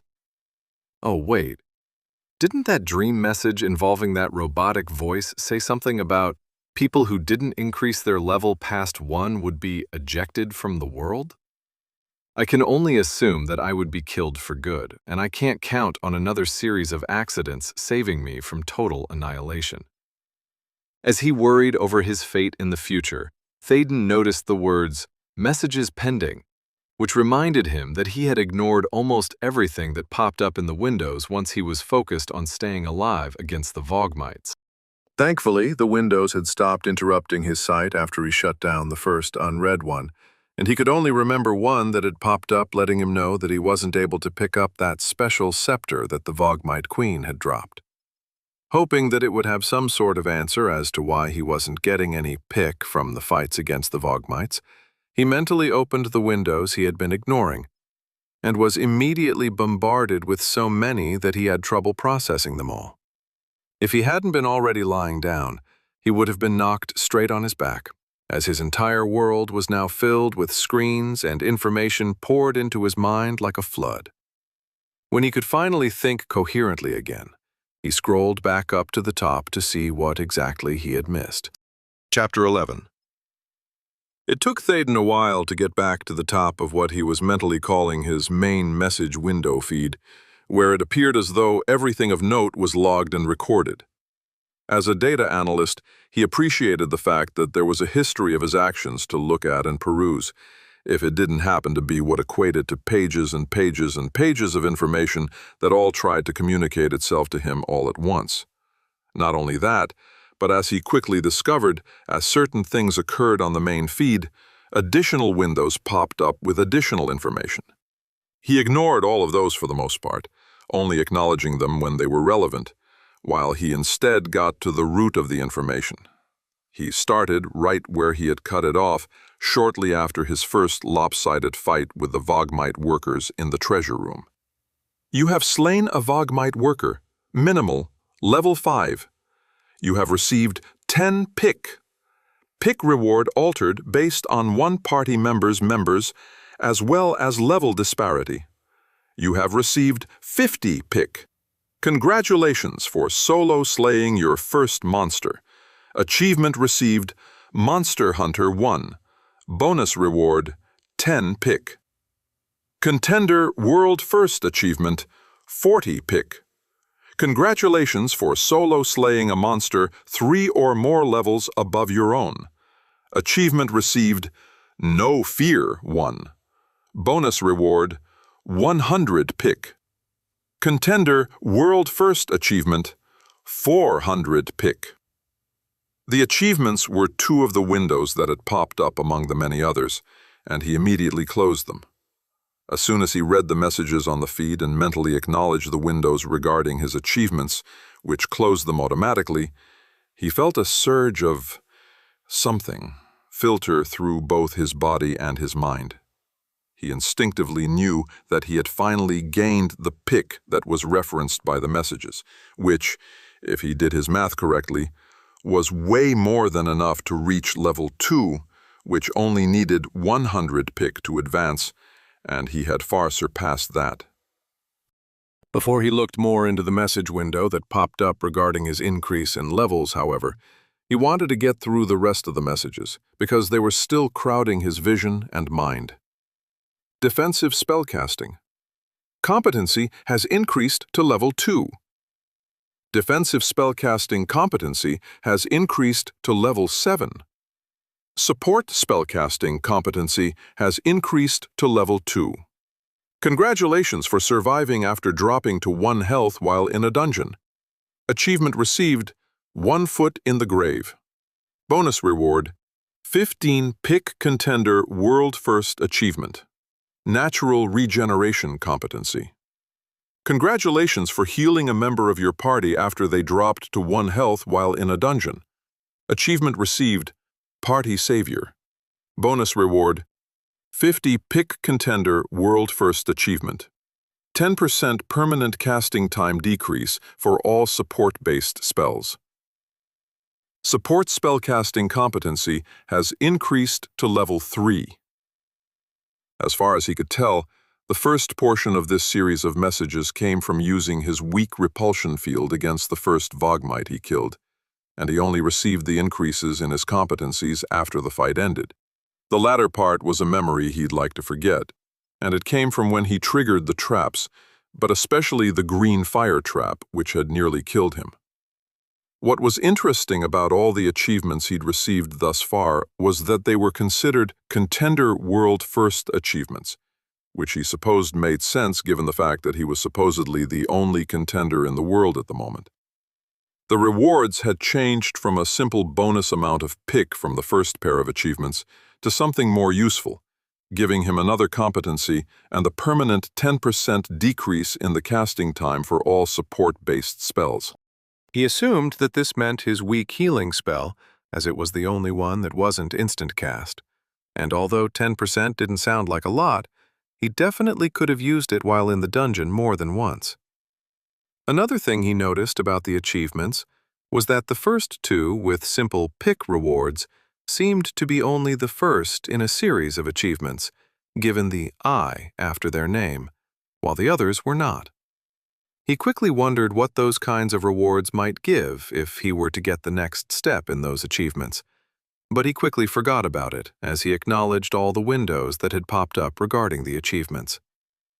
An uncomfortable tingle spread through his entire body as his newest competency likely took effect, but it thankfully stopped after about 30 seconds, leaving him a little weaker and hungrier than before. Ignoring the growl of his stomach, he kept going, as there was still a lot to get through. Defensive spellcasting competency has increased to level 8. You have slain a Vogmite worker, minimal, level 6. You have received 12 pick. Pick reward altered based on 1 party members, as well as level disparity. You have received 60 pick. You have slain a Vogmite worker, minimal, level 5. You have received 10 pick. Pick reward altered based on 1 party members, as well as level disparity. You have received 50 pick. You have slain a Vogmite guard, minimal, level 7. You have received 14 pick. Pick reward altered based on 1 party members, as well as level disparity. You have received 70 pick. Congratulations for solo slaying a monster 6 or more levels above your own. Achievement received, No Fear 2. Bonus reward, 500. Pick Contender World First Achievement, 2000. Pick. He passed through a large series of monster slain messages regarding the deaths of dozens of Vogmite workers on his feed before he got to his first one of a guard, which gave him the very achievement he had been wondering about. The reward was quite a bit higher than the previous version of the No Fear achievement at 2,000 pick, but he didn't really have a good concept of how much that really was quite yet. Sure, he knew that he needed 100 pick to reach level 2, but he had no idea how much it would take to get to the next level after that, let alone levels in the future. He was sure it was probably something he would have learned during training, which was just another thing that he missed out on. The monster slain messages continued for a while, as he remembered there had been hundreds of the Vogmites in the tunnels, but the only ones of note were when he killed the Vogmite foreman, followed by the Vogmite queen. You have slain a Vogmite foreman. Minimal. Level 10. You have received 20 pick. Pick reward altered based on one party members as well as level disparity. You have received 100 pick. Congratulations for solo slaying a monster 9 or more levels above your own. Achievement received, No Fear 3. Bonus reward, 2,500 pick. Contender World First Achievement, 10,000 pick. Congratulations for solo slaying a total of 300 monsters. Achievement received, Monster Hunter 2. Bonus reward, 300 pick. Contender World First Achievement, 1,200 pick. Support. Spellcasting competency has increased to level 4. Support spellcasting competency has increased to level 8. Defensive spellcasting competency has increased to level 9. You may now select an advancement for your defensive spellcasting competency. Defensive spellcasting competency has increased to level 10. Defensive spellcasting competency has increased to level 25. You have slain a Vogmite queen, boss. Minimal. Level 12. You have received 100 pick. Pick reward altered based on one party member or members as well as level disparity. You have received 1,000 pick. You have completed the Vogmite Tunnels dungeon. Minimal. Speed score, 47 out of 100. Total contribution, 100 out of 100. Bonus reward, 50 pick.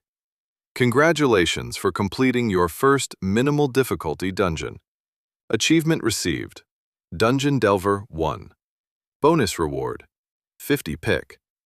Contender World First Achievement, 500 pick. Congratulations for solo completing your first minimal difficulty dungeon. Achievement received, Dungeon Slayer. Bonus reward, 500 pick. Contender World First Achievement. As a party leader, you may now choose to delve through any difficulty of any dungeon without having to complete them in order. Defensive spellcasting competency has increased to level 26. There were so many more message windows that had popped up after the deaths of the Vogmite foreman and queen, which included more achievements, all of them world firsts. The bonus pick was welcome as a reward for completing them, even if he had done it all unaware of what he was actually doing. But the last achievement, Dungeon Slayer, had a reward that he didn't know what it meant. I can choose to delve through different difficulties of dungeons? Why would I want to do that? It seemed like a ridiculous reward, as that sounded like a good way to end up dead. Then there was the window that he pushed off to the side for the moment, asking him to choose some sort of advancement for his defensive spellcasting competency. After it reached level 9 somehow, the exact reason it increased at all was something he could only guess at.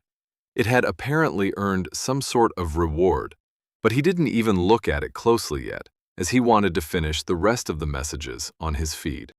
Fortunately, the last little bit was fairly normal by this point, as it was full of more monster-slain messages for the most part, which included hill cougars, grass wolves, emu strikers, and the rest of the beasts that had died on his way to Ashcleft. In all, there weren't that many, given that most of them had been killed by each other, though apparently he had contributed to their demise enough that he got credit for their deaths. What he didn't get even the slightest bit of pick from was when Virlo had peppered the ones that had been surrounding him in front of the walls. Instead, he got a different message. Grass Wolf slain, level 4. You have received 0 pick. Slain by an individual that is more than 5 levels above your own and/or does not receive any pick from slain monster. What that basically told him was that he doubted there was any chance of power leveling in the future. It was a common tactic in some of the games he'd played in the past, with a high-level player helping to slaughter dangerous monsters and allowing lower-level players to group with them, sharing a portion of the greater experience reward to quickly increase their levels. It just didn't look as though that would work in the world of Tarth, though Théoden wasn't exactly one to do something like that in a game, even if it was commonly done and somewhat expected. The only other notable messages as he got to the bottom of the feed were additional increases in his defensive spellcasting competency, which apparently qualified for yet another advancement. Defensive spellcasting competency has increased to level 27. You may now select an advancement for your defensive spellcasting competency. Defensive spellcasting competency has increased to level 28. Defensive spellcasting competency has increased to level 31. In the end, after he had gotten through the massive backlog of messages on his feed, Théoden felt practically stuffed with the pick that he had earned, though he wasn't sure how much he actually earned. When he looked at his character report, it simply read, Progressive Internal Combat Knowledge, PICK, 100 over 100. Select to increase level. This corresponded to the message window that he had left open, which essentially said the same thing. Pick requirements met. 100 over 100. Increase personal level?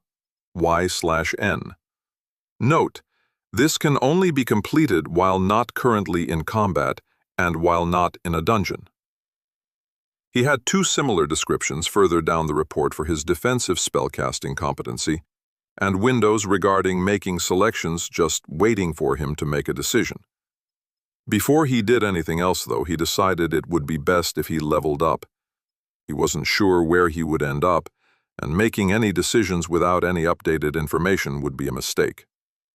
As soon as he mentally confirmed that he wanted to increase his level, he felt a tiny sliver of the accumulated pick inside his body, which practically vibrated with the strange energy he had earned, flow from its reservoir deep inside his chest, and spread throughout the rest of his limbs.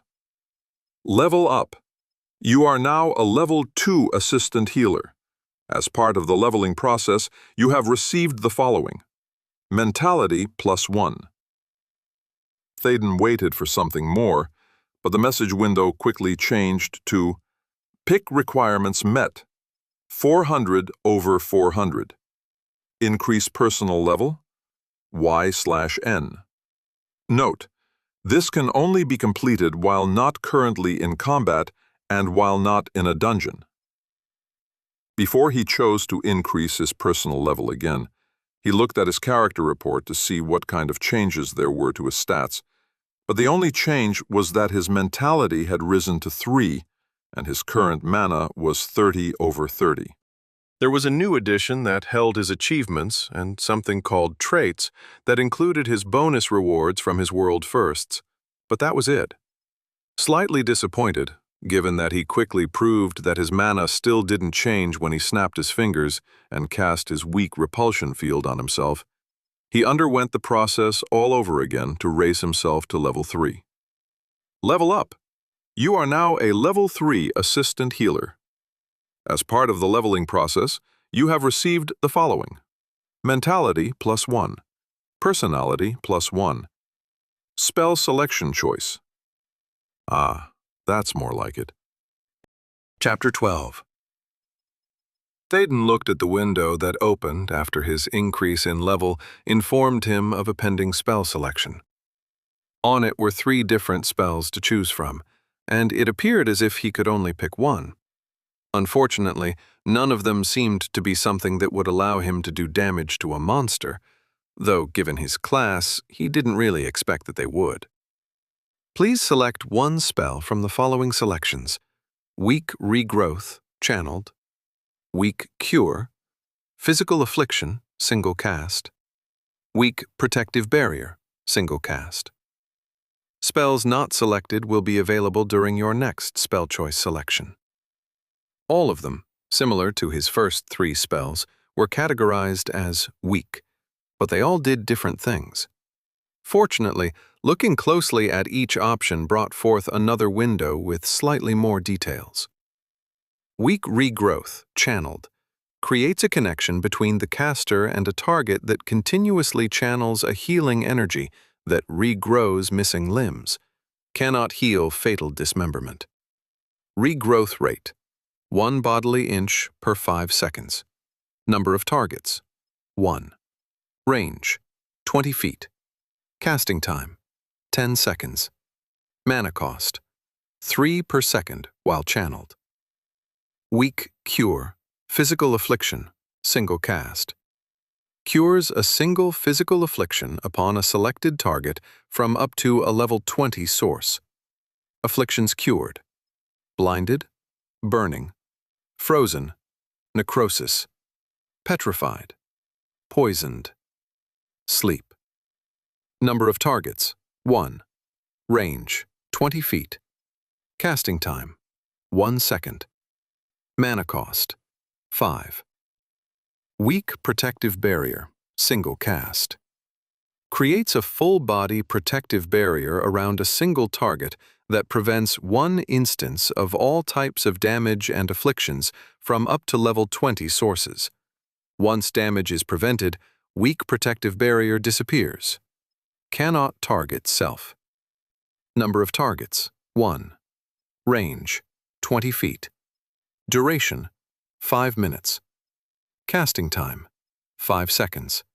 Mana cost, 10. Cooldown, 5 seconds. All 3 of them didn't really do much for Thaden, though he supposed that he had to choose one of them. Actually, do I have to? Can I level some more and keep the choice for later? He attempted to do just that, but it seemed as though when the spell selection window popped up, he couldn't go back to his other windows without making a choice.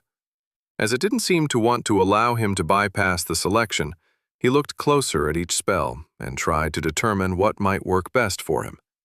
The first spell, Weak Regrowth, indicated something that he wasn't even aware of, that he could lose limbs and not be able to heal them with his weak healing spell. Discounting when his body had been eaten by the Vogmites, he had to think about when he had been injured during his harrowing experience in their dungeon. When it came down to it, he realized that he'd only really been burned horribly by the green fire. He hadn't actually lost any limbs, so he hadn't realized that his other spells wouldn't fix that kind of thing. Granted, since it seemed like he was still in training, his body would likely still recover from having a hand or leg removed. But could he count on that? He hadn't been so horribly injured that his healing spells couldn't fix him up, so he was unaware of whether, if he died again, that he would be brought back to life. Still, he had no reason not to think that it was still active, and he was sure that if given enough time, that mysterious power would regrow a limb or 2. So this prospective spell was of limited use to him. The second spell was called Weak Cure Physical Affliction, and it seems to be a catch-all for the status effects he was familiar with from video games. Not only did it cure a poison status, one of the most common status effects he remembered from games, but it also cured blinded, burning, frozen, petrified, and sleep. He was surprised that there weren't other status effects, such as fear or confusion, but then he looked closer at the spell and realized it said physical, meaning that there might be one that related to, perhaps, mental? Just like his weak repulsion field only affected physical attacks and not magical ones like the green fire of the Vogmites, he could only assume that there might be a separate spell to fix another range of mental afflictions. Speaking of his weak repulsion field being limited in scope, he was originally excited to see the weak protective barrier, which seemed to protect him from all damage and afflictions. That was, of course, until he read more of the description and realized that the new spell had 3 major detriments that made it useless for him. First, it only prevented all damage and afflictions once, like a protective bubble around someone that was popped as soon as it did its job a single time. Second, it not only had a casting time of 5 seconds, but it also had what appeared to be a cooldown of 5 additional seconds, meaning that he couldn't just spam cast it over and over. He would have to wait 5 seconds after the spell completed in order to cast it again. Lastly, and most importantly, the weak protective barrier was only able to be cast on someone else. Even if he wanted to use it on himself, such as casting it before he got into a fight while also using his other defensive spell, that was impossible. He couldn't target himself for the spell, meaning that only other people would be able to benefit from it. Looking again at his choices, he was thoroughly disappointed in the options for spells, because there was nothing there that would help him deal damage. But then he remembered what class he was: Assistant Healer. Theoretically, his class was designed to be in a party of people who could fight for him, and all of the spells he was offered reflected that type of support role. The only one that was tailored toward himself was his weak repulsion field, and even that was purely a defensive spell that ensured that he survived long enough so that he could heal the others in the party. It was in no way designed to be a weapon like how he had inadvertently used it. So he had to realistically think about the future, where he would likely be in a party of people that he could use his spells to heal and prevent damage. He was a support-based class after all, and while he would have liked to have something that he could more easily use to defend himself, he had to accept the reality of the situation, as insane as the reality currently was at the moment. That all being true, he still wanted to choose something that would help him right now in case he was on his own. While the weak protective barrier seemed powerful for a group situation, without someone to cast it on, it did absolutely nothing for an assistant healer on his own. Besides, even if he did get into a party, his ability to heal someone without having to worry about running out of mana was even more powerful in the long run. That wasn't to say that he wouldn't choose that particular spell in the future if it was offered again. But for now, he crossed it off the list of options. Weak regrowth also seemed important, especially when in the party of other people. But in the end, it was another spell he passed on, for one very important reason. It wasn't because he thought his body parts would be restored to full by the same thing that had saved him before. No. It was because weak cure physical affliction said that it could cure burning. He still had vivid memories of being burned by that horrible green fire that the Vogmites used against him, and if he was able to shorten the agony that the burning flames produced, he would take it in a heartbeat. Therefore, with only a heartbeat's hesitation, he selected Weak Cure Physical Affliction and felt the spell slide into his mind until he knew he could cast it, and he quickly put it into the 4th of his 5 access slots. Once that was completed, he was able to get back to his feed using the pick he had accumulated to level up once again. Pick requirements met. 700 over 700 increase personal level, Y/N. Note, this can only be completed while not currently in combat and while not in a dungeon. Level up. You are now a level 4 assistant healer. As part of the leveling process, you have received the following: Mentality +1. He kept going, as it seemed like he still had a lot of picks still left to spend. Pick requirements met. 1000 over 1000 increase personal level, Y/N. Note, this can only be completed while not currently in combat and while not in a dungeon. Level up. You are now a level 5 assistant healer. As part of the leveling process, you have received the following: Physicality +1, Mentality +1. Pick requirements met. 1,300 over 1,300. Increase personal level, Y/N. Note: this can only be completed while not currently in combat and while not in a dungeon. Level up. You are now a level 6 assistant healer. As part of the leveling process, you have received the following: Mentality +1. Free stat point 1. 1. Spell selection choice. Again, as soon as the spell selection window appeared, Théden couldn't do anything else other than select his spell. This time, there seemed to be 5 options for him to choose from, which included the 2 he had passed on before at level 3. Please select one spell from the following selections: Weak Regrowth, channeled; Weak Protective Barrier, single cast; Weak Cure Mental Affliction, single cast; Weak Health Augmentation, single cast; Weak Absorption Field, channeled. Spells not selected will be available during your next spell choice selection. As he had thought, there was a spell that cured some additional status effects that were mental in nature. Weak Cure Mental Affliction, single cast. Cures a single mental affliction upon a selected target from up to a level 20 source. Afflictions cured: charmed, confused, dizzy, feared, silenced, stunned. Number of targets, 1. Range, 20 feet. Casting time, 1 second. Mana cost, 5. After that was a spell that appeared to be a buff for a single target, and Théden was happy to see that it could also be cast on himself. Weak Health Augmentation, single cast. Enhances a target with greater maximum health. Number of targets, 1. Range, 20 feet. Duration, 30 minutes. Magnitude, 20 health. Casting time, 10 seconds. Mana cost, 10.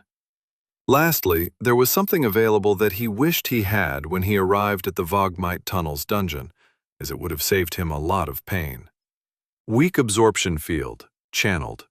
Creates a full-body absorption field on self that absorbs all magical damage up to level 20 sources and slightly replenishes mana. Casting time, instant. Mana cost, 10 per second. As good as Weak Cure Mental Affliction and Weak Health Augmentation seemed, Théden didn't hesitate to choose Weak Absorption Field. The ability to absorb magical damage up to level 20 sources would have saved him from being burned by the green fire in the Vogmite tunnels many times, and he immediately slotted it in his last access slot. It didn't exactly make him invulnerable, having the new absorption field in addition to the one that blocked physical attacks, because attacks that were both physical and magical in nature, such as the burning whip used by the Vogmite foreman, would still get through one way or another. But a great weight was immediately taken off his back once he had it available for his use. He didn't even regret his previous spell selection, because being able to fix physical status effects was still important, especially if he was poisoned or affected by something that wasn't a direct attack on him, or if he was inflicted with an affliction at some point when he didn't have the necessary field active. As part of his increase to level 6, he also received a free stat point that he found he could place in any of his stats, but thankfully, it seemed as though he was able to save it until later. He had no idea what would be good to put it in, and as he also received a point in his physicality at level 5 for some reason, he didn't want to put it into something that would be unnecessary down the line. Therefore, he kept going, spending his accumulated pick on additional levels. Each consecutive level required 300 pick more than the previous level, so getting to level 7 required 1,600 pick. Level 8 needed 1,900, and so on. Level up! You are now a level 7 assistant healer. As part of the leveling process, you have received the following: Mentality +1. Level up! You are now a level 8 assistant healer. As part of the leveling process, you have received the following: Mentality +1. Personality +1. Level up. You are now a level 9 assistant healer. As part of the leveling process, you have received the following: Mentality +1. 2. Spell selection choices. Level up. You are now a level 10 assistant healer. As part of the leveling process, you have received the following: Mentality +1. Level up. You are now a level 11 assistant healer. As part of the leveling process, you have received the following: Celerity +1. Mentality +2. Level up. You are now a level 12 assistant healer.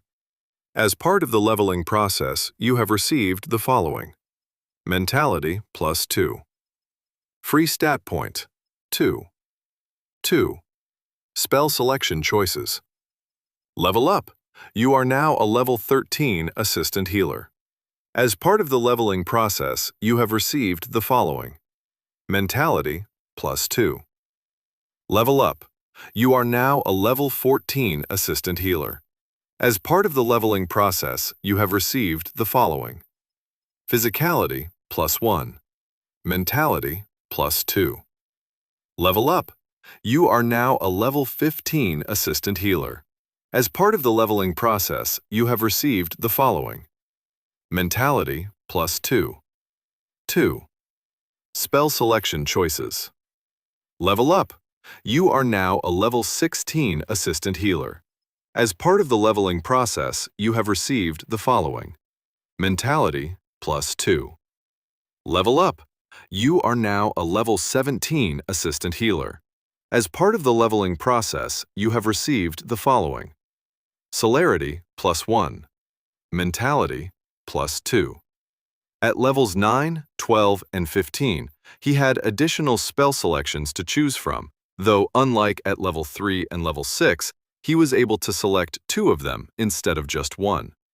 The previous options were still on the list, but there were 3 additional spells to choose from as well, though at level 12 and 15, they weren't completely new. At level 9, his choices were a little more interesting and took him a few minutes of contemplation to figure out what he wanted. Please select 2 spells from the following selections: Weak Regrowth, channeled. Weak Protective Barrier, single cast. Weak Cure Mental Affliction, single cast. Weak Health Augmentation, single cast. Weak Mana Rejuvenation, single cast. Weak Healing Circle, channeled.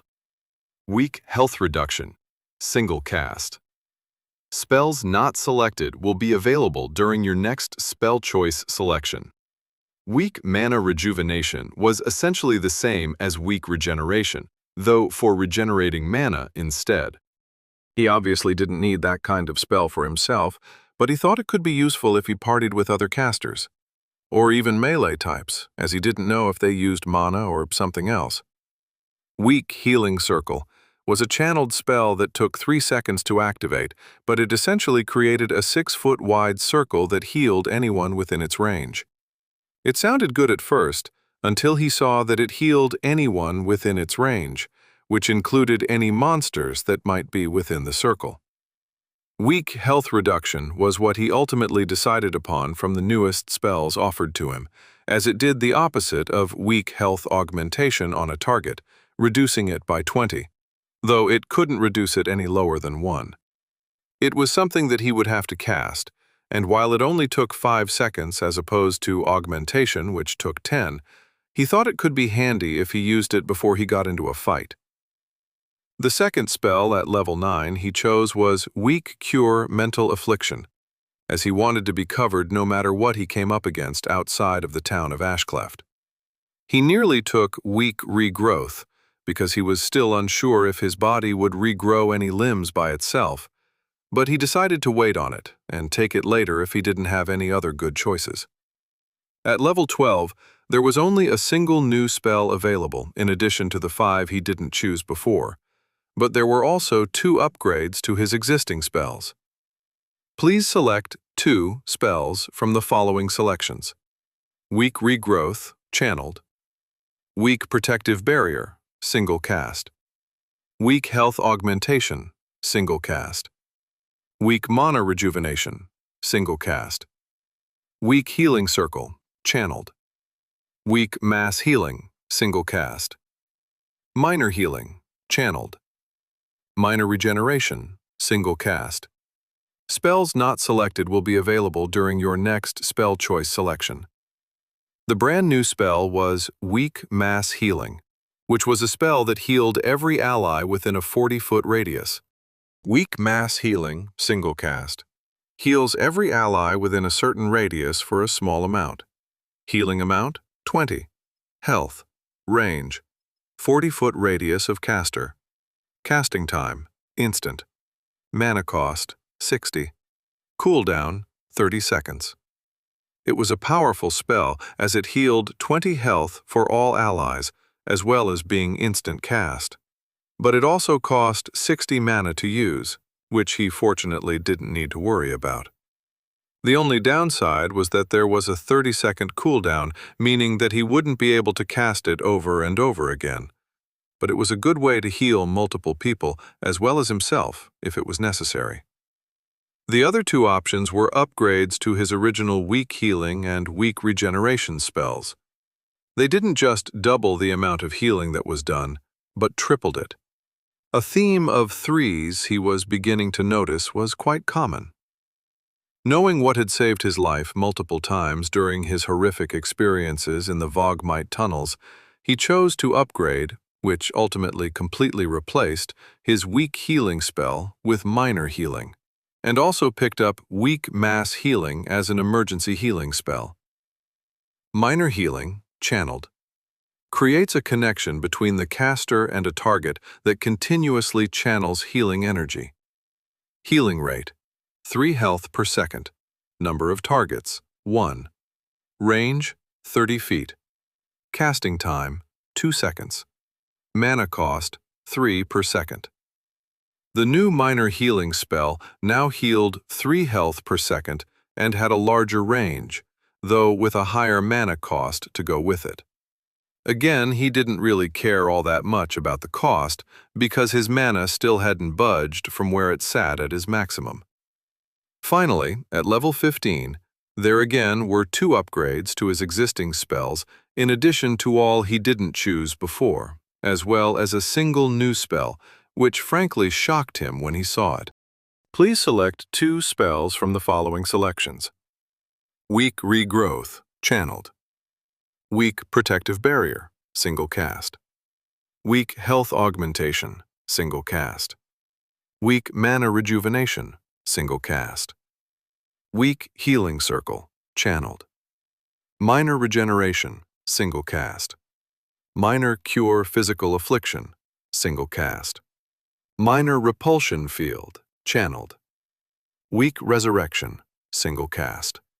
Spells not selected will be available during your next spell choice selection.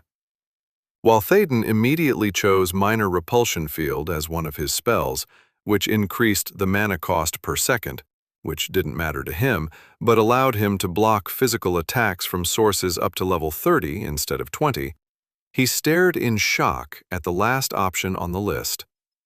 Weak Resurrection, single cast. Resurrects target that has been deceased less than 60 minutes, can only be cast outside of combat. Healing amount, 1 health. Range, 5 feet. Casting time, 60 seconds. Mana cost, 150. Cooldown, 30 minutes. I can bring people back to life?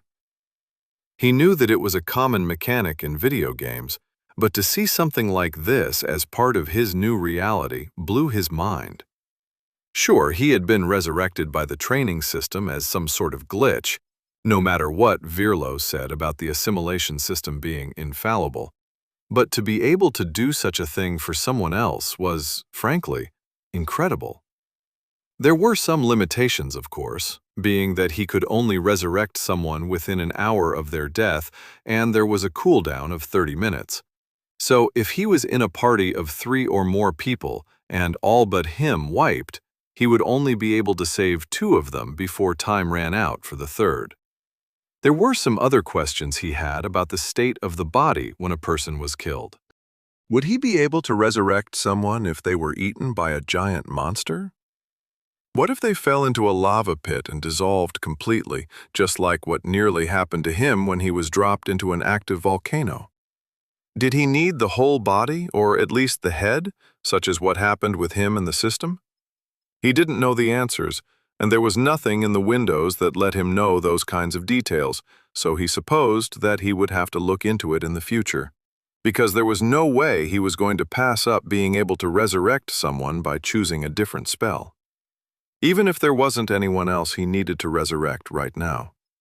After selecting Weak Resurrection as his last spell, he had enough pick to level up twice more, putting him at level 17. After mentally adding up all the pick that had been consumed to get him to this point, he calculated that he had used 37,600 picks, which was an incredible amount to think about. After almost everything in his feed was taken care of, Thaden brought up his character report to see the changes, and was shocked at how different it was from before. Number 3259999-E. Assistant Healer, Level 17. Progressive Internal Combat Knowledge, PICK, 1,375 over 4,900. Health, 30 over 30. Mana, 250 over 250. Physicality, 3. Celerity, 3. Mentality, 25. Personality, 3. Fortuity, 1. Free stat points. Spells. Weak Regeneration, single cast. Weak Cure Physical Affliction, single cast. Weak Absorption Field, channeled. Weak Health Reduction, single cast. Weak Cure Mental Affliction, single cast. Weak Mass Healing, single cast. Weak Resurrection, single cast. Minor Healing, channeled. Minor Repulsion Field, channeled. Competencies. Support Spellcasting Competency, Level 8, 13%. Defensive Spellcasting Competency, Level 31, 56%. 2 advancements pending. Natural Regeneration Competency, Level 1, 0%. Mana Management Competency, N/A. Achievements. Monster Hunter 1, WF. Monster Hunter 2, WF. No Fear 1, WF. No Fear 2, WF. No Fear 3, WF. 1 Foot in the Grave, WF. Party Savior, WF. Dungeon Delver 1, WF. Dungeon Slayer, WF. Bonus traits. Natural Regeneration Competency, from 1 Foot in the Grave, plus 10% permanent casting time decrease for all support-based spells, from Party Savior. As a party leader, you can choose to delve through any difficulty of any dungeon without having to complete them in order, from Dungeon Slayer. Looking at his stats, his mentality of 25 seemed extremely lopsided. But then again, he supposed that 250 mana was probably a good thing for an assistant healer to have. His physicality and celerity had also gone up by 2 points each, and while he could see that his health was now 30 instead of 10 like before, he wasn't sure what that ultimately meant as far as how his body would feel and react in terms of strength and speed. His personality had also gone up by 2 points, which he felt was probably a good thing, considering he was in a town right now and had to interact with the strange people here. He nearly placed his 3 free stat points in personality so that he would have a chance of getting along with the residents of Ashcleft, but he paused when he saw that his fortuity hadn't risen from the one it had been at from the beginning. If he remembered correctly, fortuity was essentially a luck mechanic, which affected every interaction he had with the world. Given that he had broken his leg before being transported against his will, then was rejected by the training program because he ended up being split in half, was subsequently dropped into a volcano, was eaten by Vogmites, and then suffered horrendous burning green flames all over his body that made his mind temporarily snap, he felt like he needed some luck. Thaden dumped all 3 of his free stat points into Fortuity, bringing it up to 4 and making it his second highest stat. He didn't feel any different, but he supposed he would eventually see if it made a difference or not in the future, or if he had just wasted them on nothing. There was also something else in his character report that he had forgotten about until now. He had 2 advancements waiting for his selection for his defensive spellcasting competency. He nearly looked into them, but his stomach growled loud enough to startle him and make him chuckle. He wasn't sure how long everything on his feed took to go through, but when it was finally done, he was more than ready to get out of bed. He was starving and wanted something to eat before he wasted away, and he figured he could look at those advancements once he got some food in his belly. Chapter 13. Thaden swung his legs over the side of the bed and stood up. That simple action turned out to be a mistake, as he immediately stumbled forward and face-planted into the adjacent wall when he moved too quickly to stop himself. Thankfully, a quick cast of weak regeneration was all it took to heal the 1 point of damage he had inflicted on his face, and he was able to recover and stand up, trying to figure out what had happened. Ha, that's right. I increased my physical stats. With an additional 2 points in his physicality and celerity, he was both apparently stronger and faster, though he hadn't expected it to be so dramatic. It turned out that it really wasn't that significant of a difference once he started walking around in his room. His muscles felt looser and had a bit more strength to him, and he thought he could walk a bit longer than he did the day before without falling down exhausted. But it wasn't like he was suddenly going to lift the car or race in the Olympics, or whatever equivalent there was to those 2 things here in the world of Tarth. When he eventually accustomed himself to his new stats, he left his room, taking the pouch of coins with him as his only possession other than the new clothes he'd been gifted the day before, and he headed downstairs. Once he got there and looked outside the cloudy glass windows, he thought the sun was a little higher than would be normal for morning, so he supposed that he had stayed up in his room much longer than expected. "Hey, number 3259999-E. Are you finally out of your room now? We have to clean it after your nasty body was all over it, and I can't be waiting all day. Plus, you completely missed breakfast and— What the? Weren't you level 1 last night? How?" Thaden looked around to see the town guard's daughter, Varla, standing behind the bar with a perplexed expression on her face, which was probably matched by his own. Hashtag 325-99999-E. Is that what she sees when she looks at me? He knew that was what his character report said at the top instead of his name, but he didn't realize that it translated to what people saw when they looked at him. Come to think of it, Virlo asked me who I was when he saw me outside the town walls, and I didn't even think of it before then. Thaden supposed that the fact that his name and level might be displayed above his head just like it did with everyone else he saw hadn't occurred to him, but it obviously did. He just didn't think that the glitch would be reflected on that, too. I guess Virlo didn't want to call me that, and instead went with whatever nickname I provided, which just so happened to be my real name. You can call me Thaden, by the way. And as far as my level, I just hadn't had a free moment to level up, I guess, he explained with a shrug, not wanting to go into it all, before walking over to the orange-skinned woman with 3 eyes tending the bar. I'm very sorry I missed breakfast. It's completely my fault for sleeping in, and I hope you'll forgive me for my tardiness. If you would be so kind, I can smell something absolutely delicious cooking in the back there, and would love to sample some of it before I waste away from hunger. Thaden had to keep his face from shifting from the pleasant-looking expression to one of astonishment at his own words coming out of his mouth. He hadn't necessarily meant to say all of that, as he was intending to ignore his lateness and simply ask for something to eat. But at the last moment, something told him to shift his words slightly into something a bit more self-deprecating and flattering toward the Chari's cooking. Is this what personality does for me? Unlike in games and stories where a charisma or charm mechanic automatically made others fall over themselves in order to please the person who had such a high stat, it seemed as though personality subtly steered his interactions with others so that they were seen in a more positive light. Or at least he assumed so, because it didn't work in the least when speaking to the owner of the Cracked Cup Inn.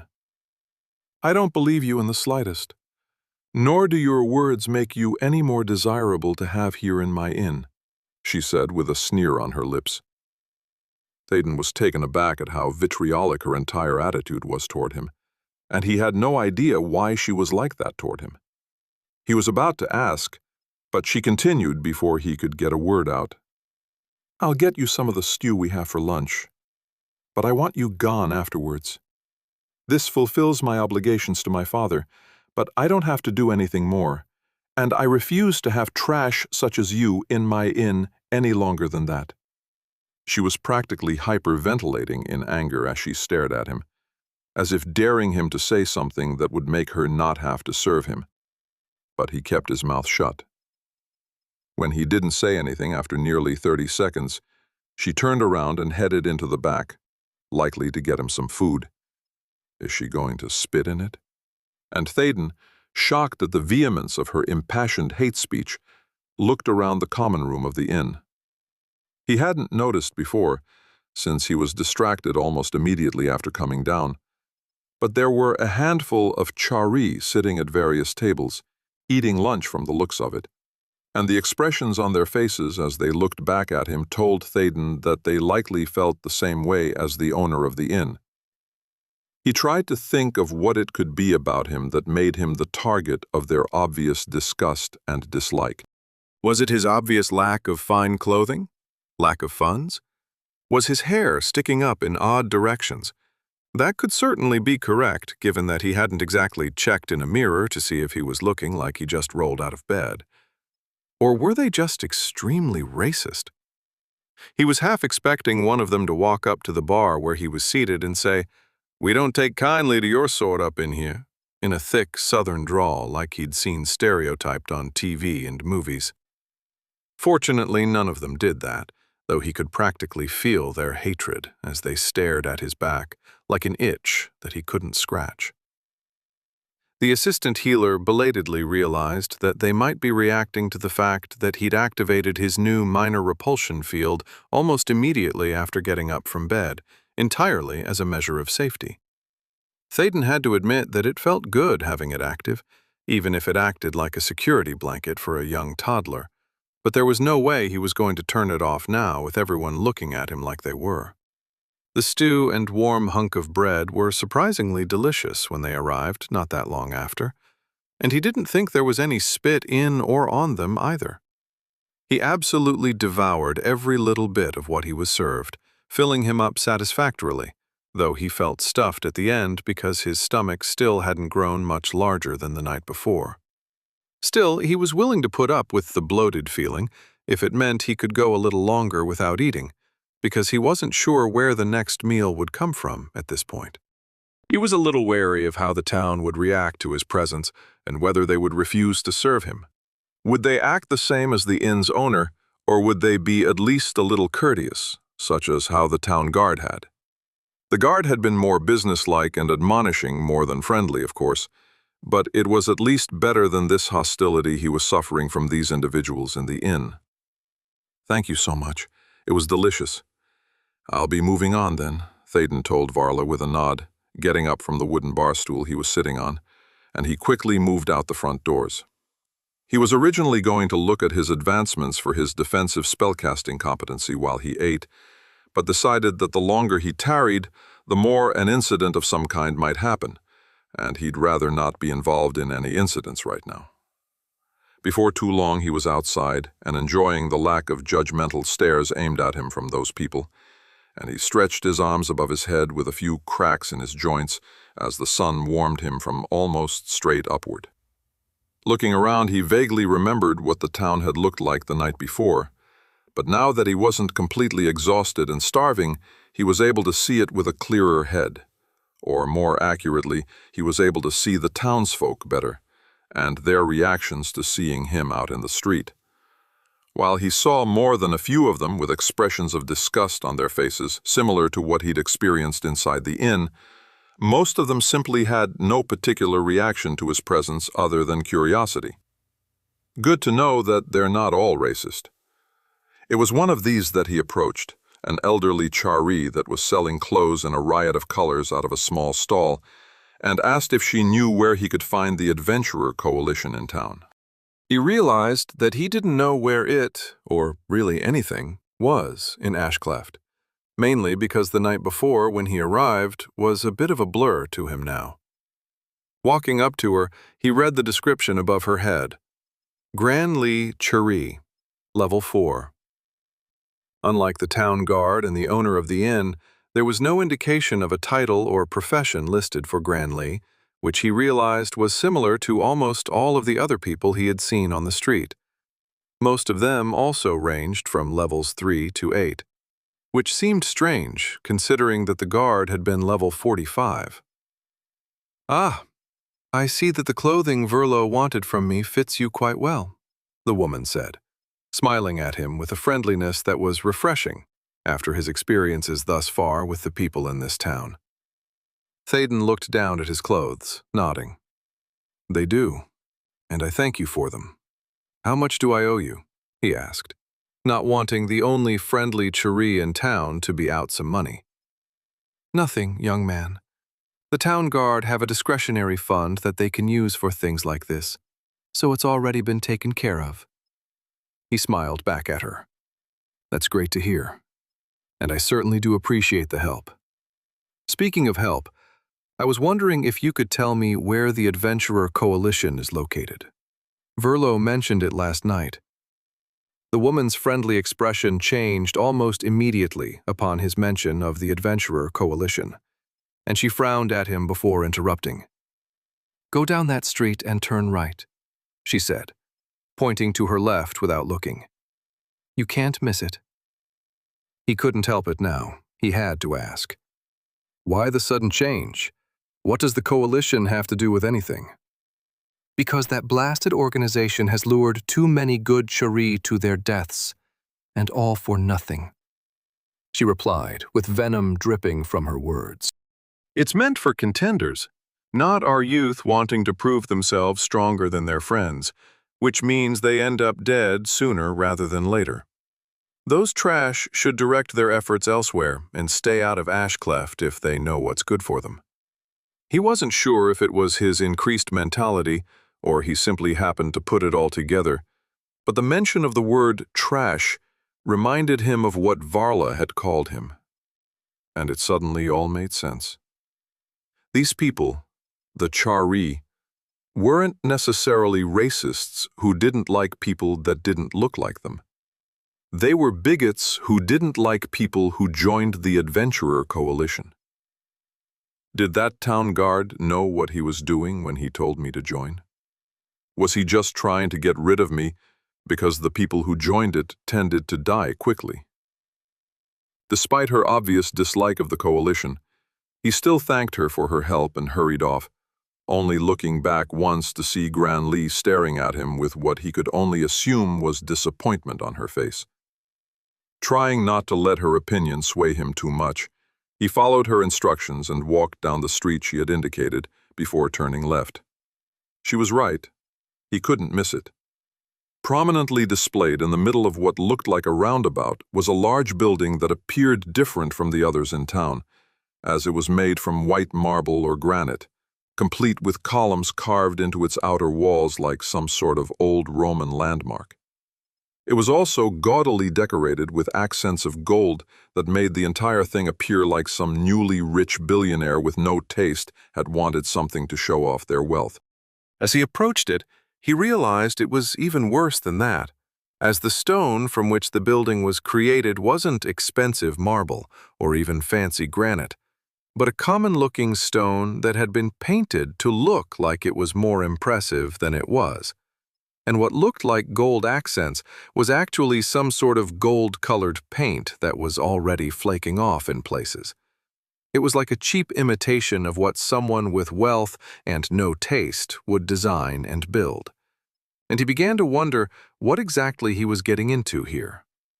Still, he only hesitated for a second or two before he continued on the short stone stairway up to the entrance of the Adventurer Coalition building, which had a huge sign above its doors that was, again, in no language that Thaden knew. But he could read it anyway.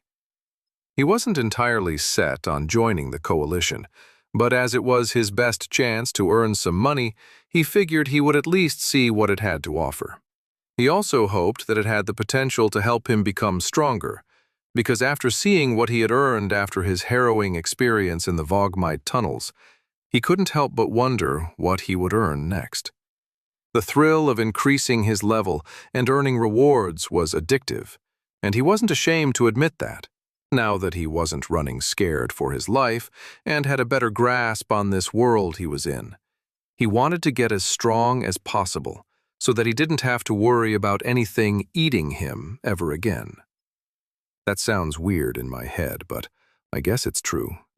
Pushing through the heavy, arched wooden double doors that led into the faux marble Adventurer Coalition building, he expected to find a bustling environment filled with a variety of ragtag, hard-bitten scoundrels and mercenaries, where mysterious strangers were common in dark corners, and rowdy barbarians drunkenly sung bawdy songs while slamming their mugs onto the table, or into a fellow adventurer's face who looked at them funny. It was what all the stories and games he'd read or played indicated was what he should expect in a place like this. But the reality of this new world was entirely different. Instead of walking into a bustling common room filled with people, he was presented with a remarkably well-lit, open room with comfortable-looking couches, small coffee tables, and decor that could only be described as delicate nonsense. In other words, it looked like the reception area of an upscale hotel, though the finer details were lacking in sophistication and quality, just like the painted stone on the exterior. The cushions on the couches were stained and threadbare, nearly falling apart in places, and were all different designs to boot, making them look like someone went shopping at a thrift store and put all the furniture they picked up inside the room without fixing them up in the least. It was like whoever had designed and filled this place had wanted to design something that might be familiar to the people of Earth, but it fell flat in its execution. Thinking about what the old woman had said, that it was largely designed for contenders to become a part of, he could see the intent behind it, even if it didn't really make him feel more comfortable seeing it all. Instead, as he looked over at one side of the large room and saw a small bar area that was blended, unsuccessfully, with a French cafe, he just felt like some voyeur had peeked into the world of Earth and attempted to recreate little parts of it. The whole place made him feel a little dirty, and he wasn't sure he even wanted to be there anymore. He was contemplating turning around immediately when a voice called out from somewhere in the back of the room. It took him a few seconds for him to pinpoint where the voice was coming from, but it was easy enough because he was the only other person in the entire building, it seemed. "Hello, friend. Please tell me you'd like to join the Adventurer Coalition?" Thaden sighed as he looked at the smiling and enthusiastic-looking Chari behind a desk absolutely filled with messy stacks of papers. Behind him was a large corkboard with hundreds of tiny slips of paper pinned to its face, with a large sign above it that said "Quest Board" in big, unfamiliar squiggles. The man's smile only got wider as he approached, like a con artist whose mark has fallen into his trap. Well, at least he seems friendly enough. Better than the reactions I've had from everyone else in this town. He figured he might as well hear the spiel before he made a decision. Chapter 14. Welcome, number 32,599. You can just call me Thaden if you want, the assistant healer said with a sigh, sitting in one of the chairs arranged in front of the desk the Chari was behind. The chair's design reminded him of a wooden chair with padding on it that he would see in banks and offices, though like everything else in the Adventurer Coalition building, it was just slightly off from being accurate. Thaden looked closer at the individual speaking to him, and he was surprised to see that the man was actually in charge of this entire branch of the coalition. Boydlin, Ash-Cleft Adventurer Coalition Leader Churi Level 30. That being said, the new arrival was curious as to why the Churi man was only level 30 when the town guard Virlo was 15 levels higher. He was expecting that someone who was in charge of the entire Ash-Cleft Adventurer Coalition would have been more impressive, maybe? Unfortunately, the coalition leader didn't exactly represent strength to his eye, as he was a bit pudgier than any of the other Churi he'd seen. And while that didn't necessarily mean anything, the ink stains all over his hands made him look more like an office worker than anything else.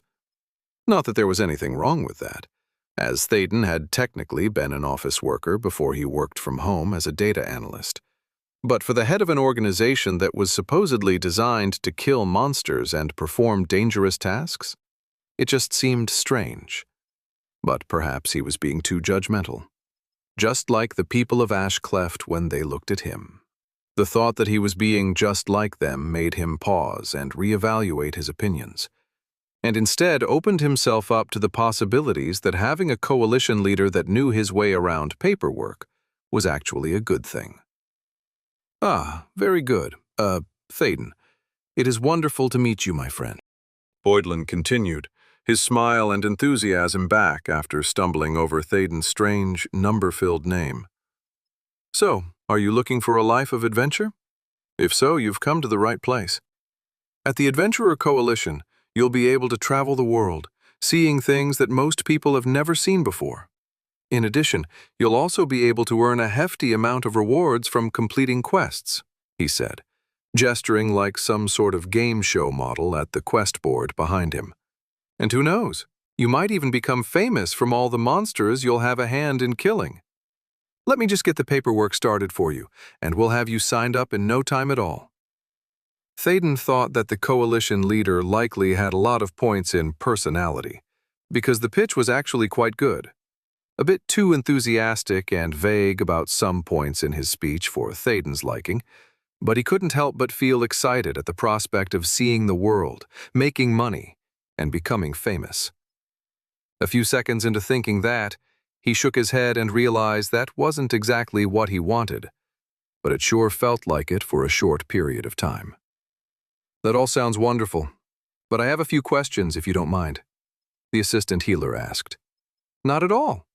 I'll do my best to answer any questions or address any concerns you might have so we can get you started as soon as possible. There was the pushy tactic again, which set off some red flags. He figured he might as well address that right away. Why are you so insistent that I join the Adventurer Coalition? Because I don't want you to miss this opportunity, of course. Thaden shook his head. There's got to be more to it than that. Boydlin's face fell a little before he answered. Yes, well, it might, and I stress might, be because we're a little short of members in our branch here in Ash-Cleft. But don't worry. In a short few months, the contenders will be here. And at that point, it'll be almost impossible for anyone other than them to join, unless they were already part of the coalition. The man assured him with a smile back on his face. That's why it is important that you get in now, before it's too late. Thaden almost mentioned that he was a contender, but remembering what Virlo had said about that, he held his tongue. And how many members does the coalition in Ash-Cleft currently have? He asked instead.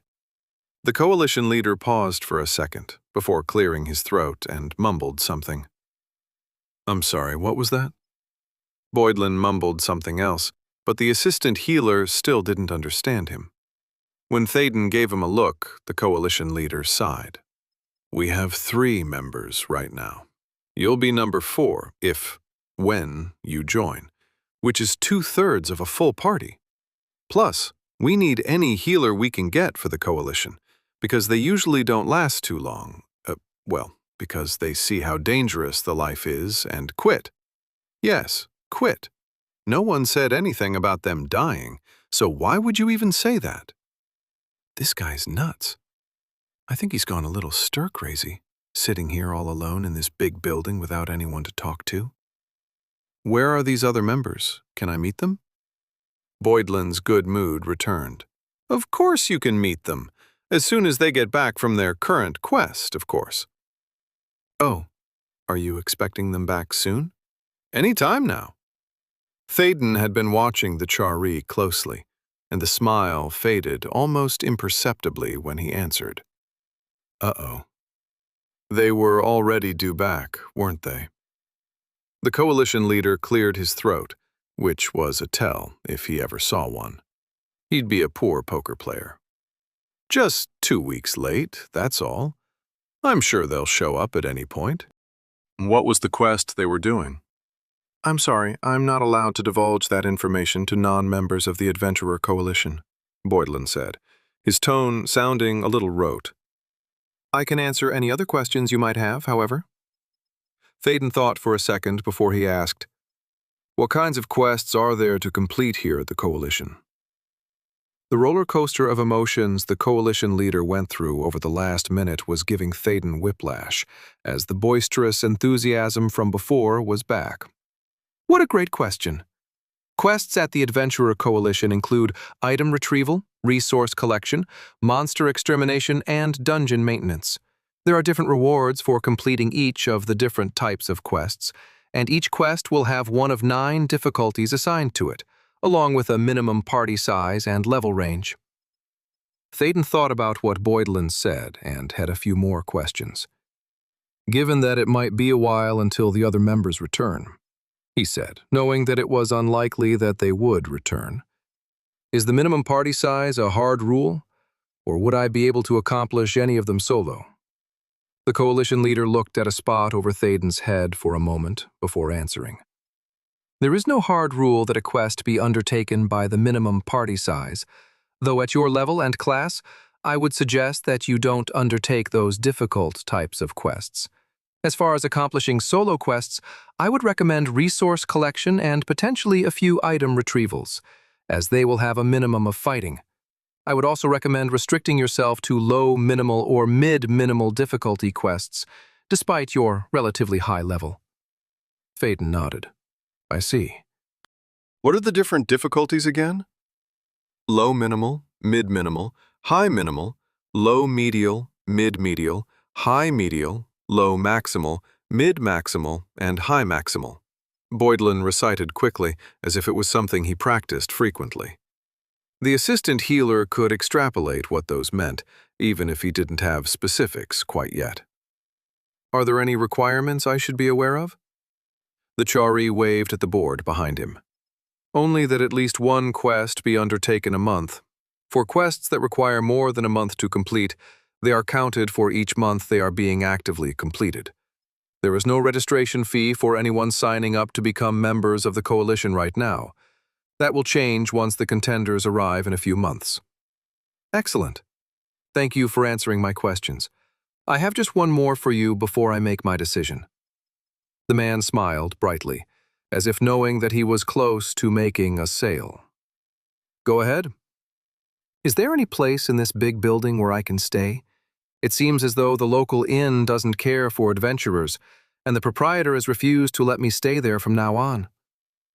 The man's face fell, though it wasn't because of what Théden was worried about.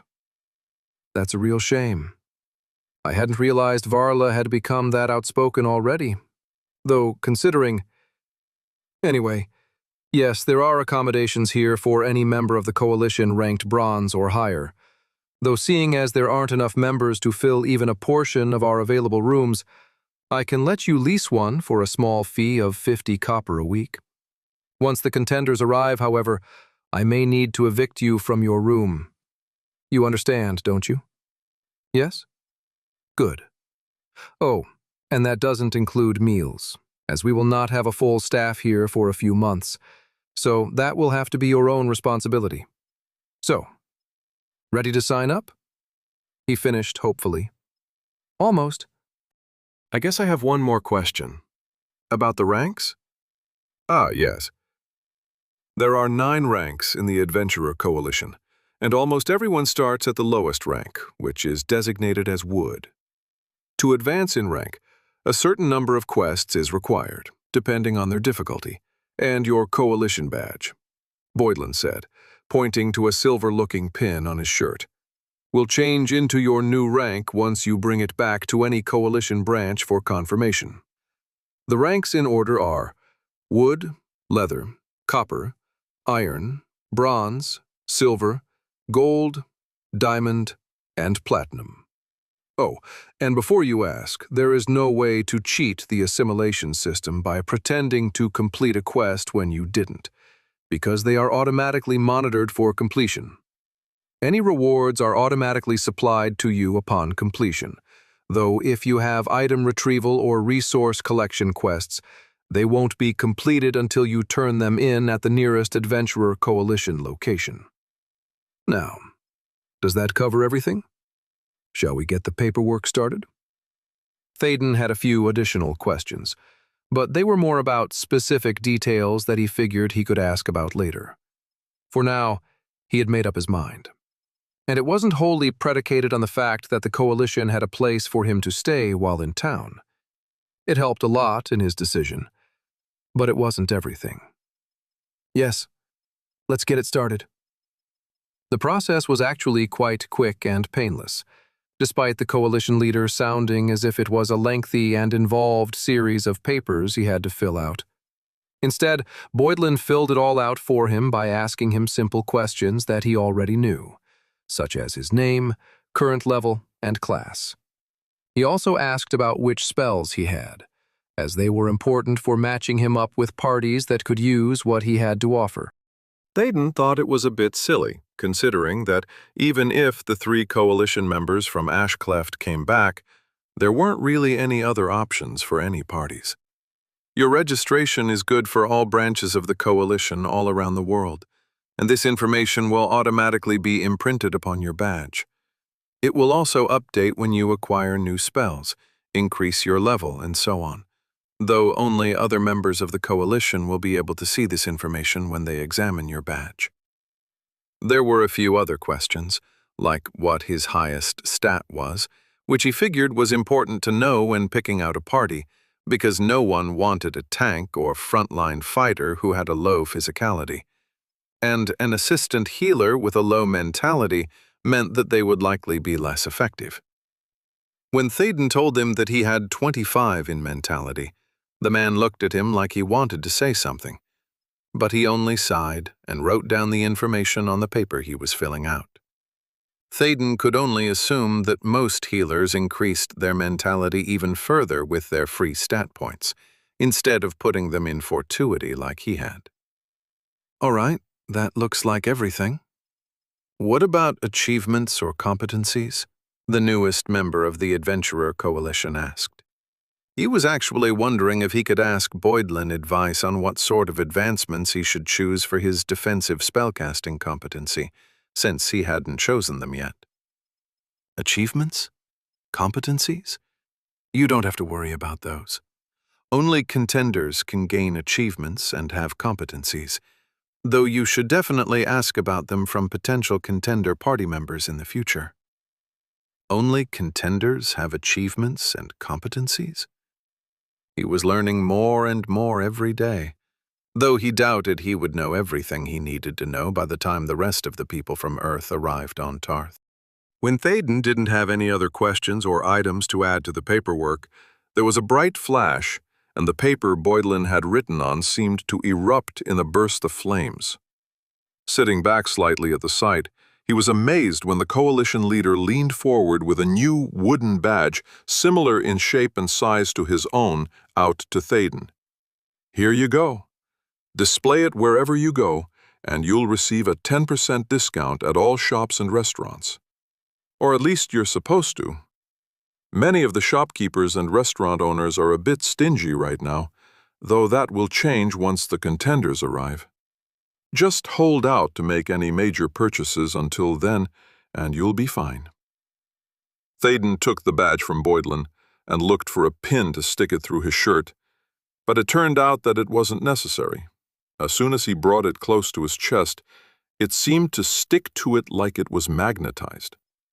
He tried to take it off once it was on, but it wouldn't budge. "You have to specifically send your thoughts to it to take it off. the coalition leader said, chuckling at his confusion. Otherwise, it's stuck on there permanently and is impervious to damage, which means you shouldn't ever have to worry about losing it. If you do lose it, however, he warned with a stern tone, it's a 5 silver replacement fee, so don't lose it. I won't. Wonderful. Welcome to the Adventurer Coalition, Thaden. Now, would you like to make a deposit for your stay here, or would you prefer to peruse the board? And just like that, Thaden was now a member of the coalition. Chapter 15. Oidlin showed him his room that he'd be staying in, which was a bit dusty from not being used in what appeared to be a long time, or perhaps never, but it was a little bit nicer than what he'd enjoyed at the inn. It even had some modern, cottony pillows that seemed like they would be more comfortable for him than the goose-down one at the inn, which made him want to ask the coalition leader how all the decor came about, but he decided in the end that he didn't care. All he needed to know was that the coalition was ultimately designed with contenders in mind, so he figured that it was done to make them more comfortable seeing something at least semi-familiar from home. Thaden was just weirded out by it all, but he pushed it aside as he dealt with everything else that came with being in the coalition. He learned the denominations of his coins, at least, which came about when he had to pay for his first week of rent. Instead of 10 or 100 copper coins equaling 1 silver coin, it was instead 90 copper to a silver. Another instance of 3s and 9s that seemed prevalent on Tarth and in the assimilation system.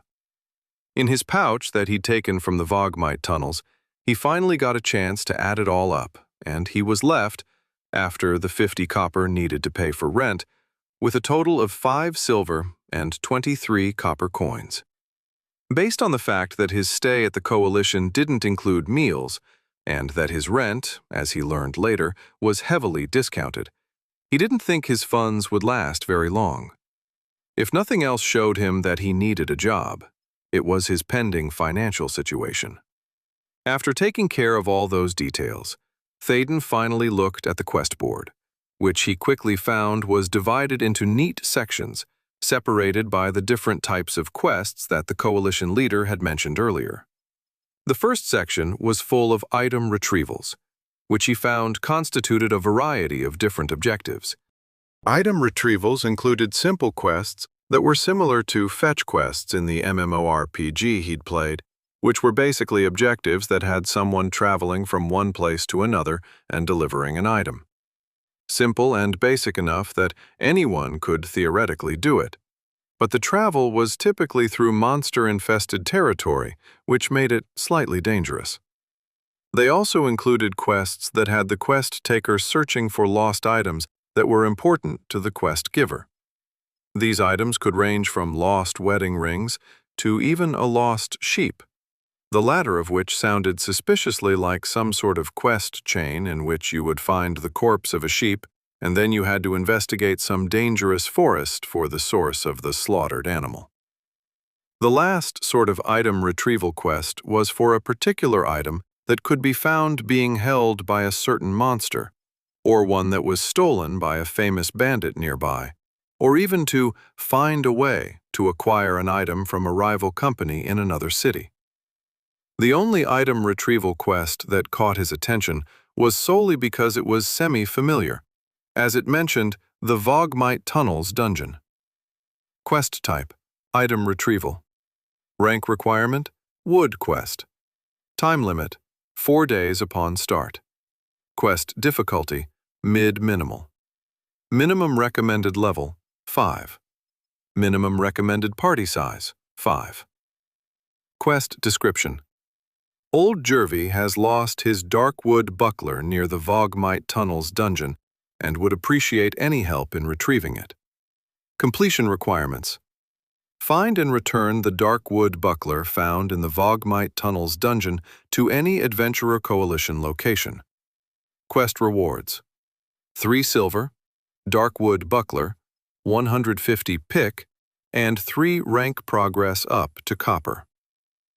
Thaden vividly remembered finding the dark wood buckler in the tunnels, especially since he had ended up dropping it on his foot, Of course, if he had known that it would have completed a quest, he would have, well, still not bring it out, because he couldn't carry it. But now that he knew where it was, perhaps he could buy a large bag to store it in, instead of trying to carry it on his own. He wasn't sure exactly, but he wasn't planning on going back there if he could help it. There were also a few things with rank that stood out to him on the quest. The first was that there was apparently a rank requirement that he asked about and discovered that in order to even qualify to do the quest, a member of the Adventurer Coalition had to be a certain rank. Most of what he saw on the board listed wood as the rank requirement, but there were also a handful of leather, copper, iron, and even a single bronze-ranked quest. The second thing he noticed was in the quest rewards portion, where it mentioned rank progress. Thankfully, Boydlin was able to answer that one as well. As mentioned before, each rank in the Coalition requires a certain number of quests be completed before the adventurer can rank up, he explained. Each quest gives a little bit of progress toward this goal, and every quest has a different value. To progress from wood to leather, the adventurer needs to accumulate 90 rank progress. From leather to copper, the current rank progress resets after the rank up, and the requirement then increases to 180. Each subsequent rank requires more rank progress to achieve a rank up, but that is somewhat balanced out by more difficult quests providing higher rank progress rewards. Also, there is a limit to how long a quest can be completed for rank progress, though the other rewards will remain. For instance, this one you looked at about retrieving a darkwood buckler is only able to provide rank progress until the adventurer is at copper rank. If they undertake and complete this quest at copper rank, they will still receive any monetary, item, and pick rewards, but will not receive any rank progress. They would have to undertake a quest that is more suited toward their current rank in order to accumulate additional progress.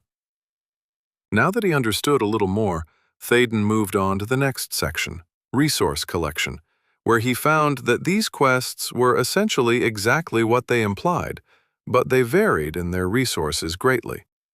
There were some simple, easy objectives that asked for things like collecting 50 of some sort of flower or mushroom in the nearby forest. Others were looking for 20 chunks of raw iron ore or a special stone called Magirock, which could be found in the mountainous area around the Vogmite tunnels. There were also quests for certain monster body parts, like preserved grass wolf tails or hill cougar pelts. He thought that these might be categorized better as monster extermination quests, but apparently they only cared that the resources were brought back, not that they were killed.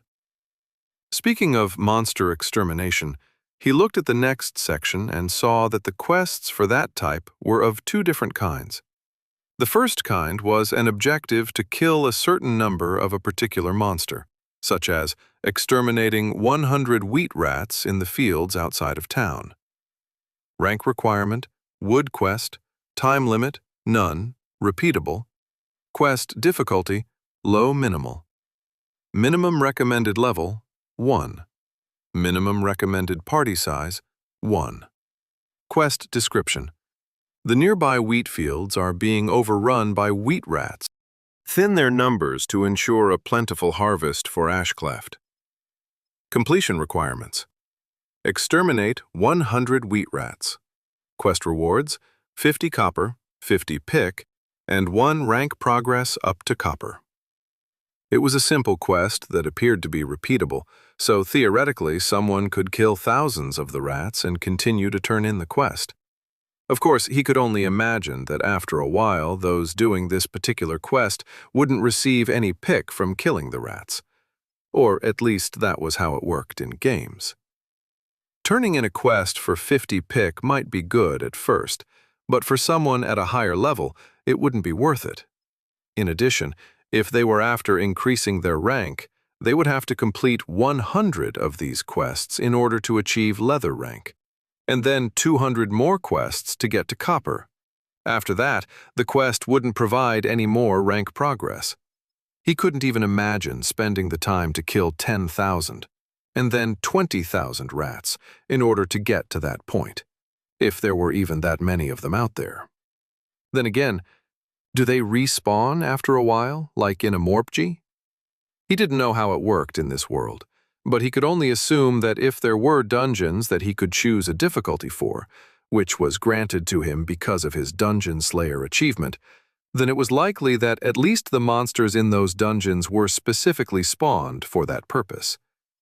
It made him feel sick, knowing that those he had killed in the Vogmite tunnels had probably already respawned, as it felt like his horrific experience and escape from the dungeon should have had a more permanent impact on the world. The second type of monster extermination quest was for a single, specific monster that typically had a name. For example, the most difficult quest on the whole board was one of these, and it had whoever took the quest killing something called Vernox, the Vogmite King. Quest type, Monster Extermination. Rank requirement, Bronze. Quest time limit, 7 days. Quest difficulty, Mid-Medial Minimum. Recommended level, 35. Minimum recommended party size, 5. Quest description. Vernox, the dreaded Vogmite King, is preparing his armies of Vogmites in the Vogmite tunnels, maximal, to march upon Ashcleft. Stop him before he can bring his plan to fruition. Completion requirements. Kill Vernox, the Vogmite King, in the Vogmite tunnels, maximal. Quest rewards: 5 gold, 4,000 pick, and 150 rank progress up to silver. The quest had some beefy requirements, but if it was completed, the rewards seemed quite significant.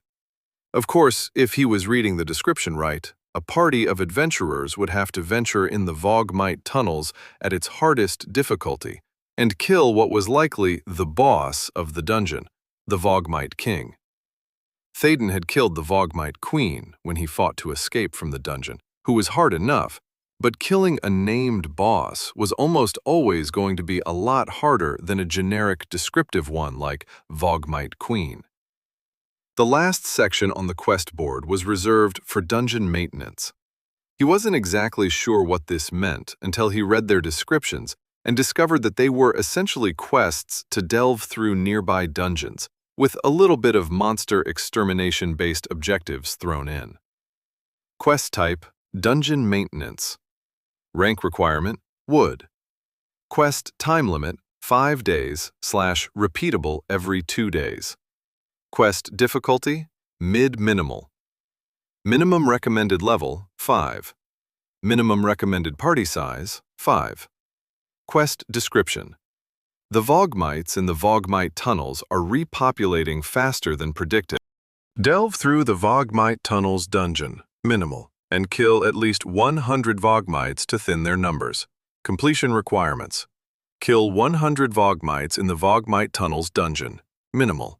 Quest rewards, 2 silver, 100 pick, and 2 rank progress up to copper. Bonus. Completion requirements. Completely clear the Vogmite tunnels dungeon, minimal, of all Vogmites. Bonus quest rewards. All prior rewards in addition to 5 silver, 400 pick, and 5 rank progress up to copper. Hey Boydlin, do these quests apply retroactively to already completed objectives? Say, if I had done some of these quests before I became a member of the Adventurer Coalition? Théden asked. Oh, no, unfortunately not, he replied. In order for any objective to be counted, the quest would need to be started here or shared by another coalition member before any of the objectives were completed. There went the idea of getting some free money and pick, as well as rank progress, for something he had completed already by escaping from the Vogmite tunnels. As he looked over the board, trying to find something that he thought he might be able to actually complete, he couldn't help but notice that there was an empty space at the very end of the dungeon maintenance section that was out of place. The entirety of the board was full and perfectly arranged, so for there to be a gap was something that caught his eye. Why the empty space? Is that for additional quests that might come into the coalition? Boydlin was silent for a few moments before he sighed. It's actually where I would be putting limited-time special quests, of which there won't be many now, but we'll likely have many more when the contenders arrive. We've only actually had one so far, but it's been taken care of. He said that last part quickly, as if to reassure himself. Let me guess. That was the quest the other members of the Ashcleft Adventurer Coalition were supposed to complete. The coalition leader was obviously caught out, as he squirmed a little in the chair he'd been sitting in while addressing Thaden's questions. Well, yes, but I'm sure it's nothing. There weren't supposed to be many special quests until the contenders came, and so I can only assume that it was a test run for when they arrived. Sure. What exactly was the quest? Can you see if it is still active? Of course I can see if it's still active. I just haven't checked it in a while because I was sure that those I sent would succeed. They were all in their high-level 20s after all, so there was no reason to worry.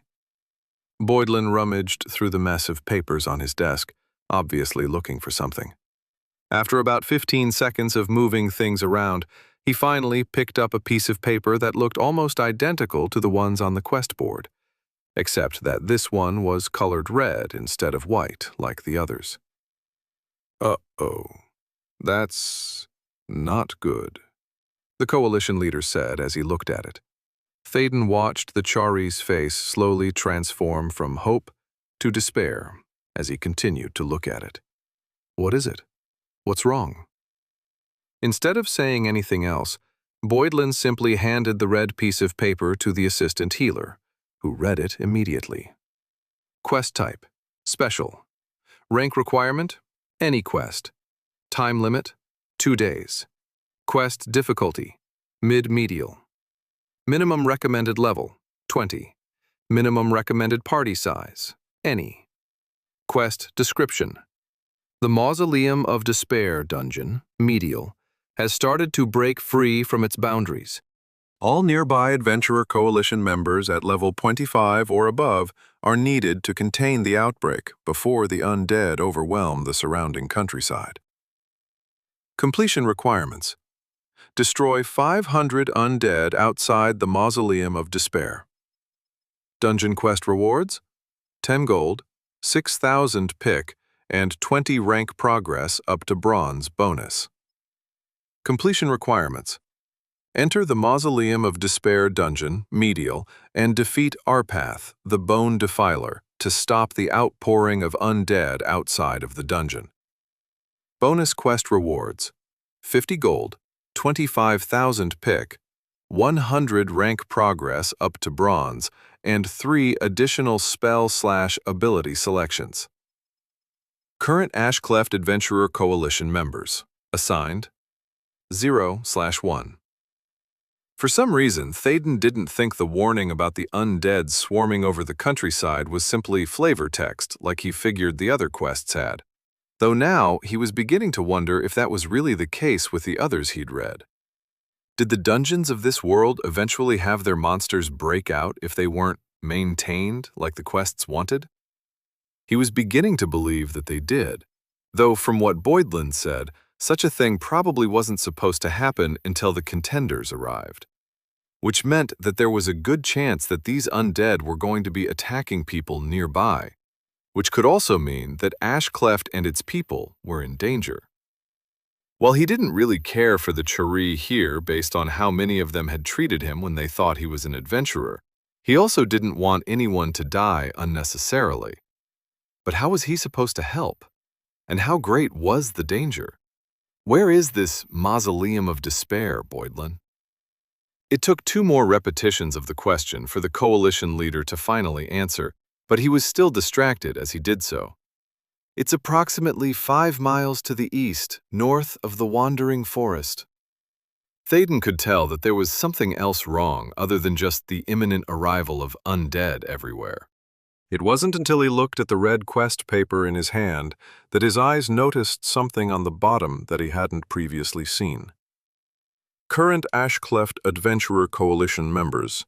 Assigned 0/1.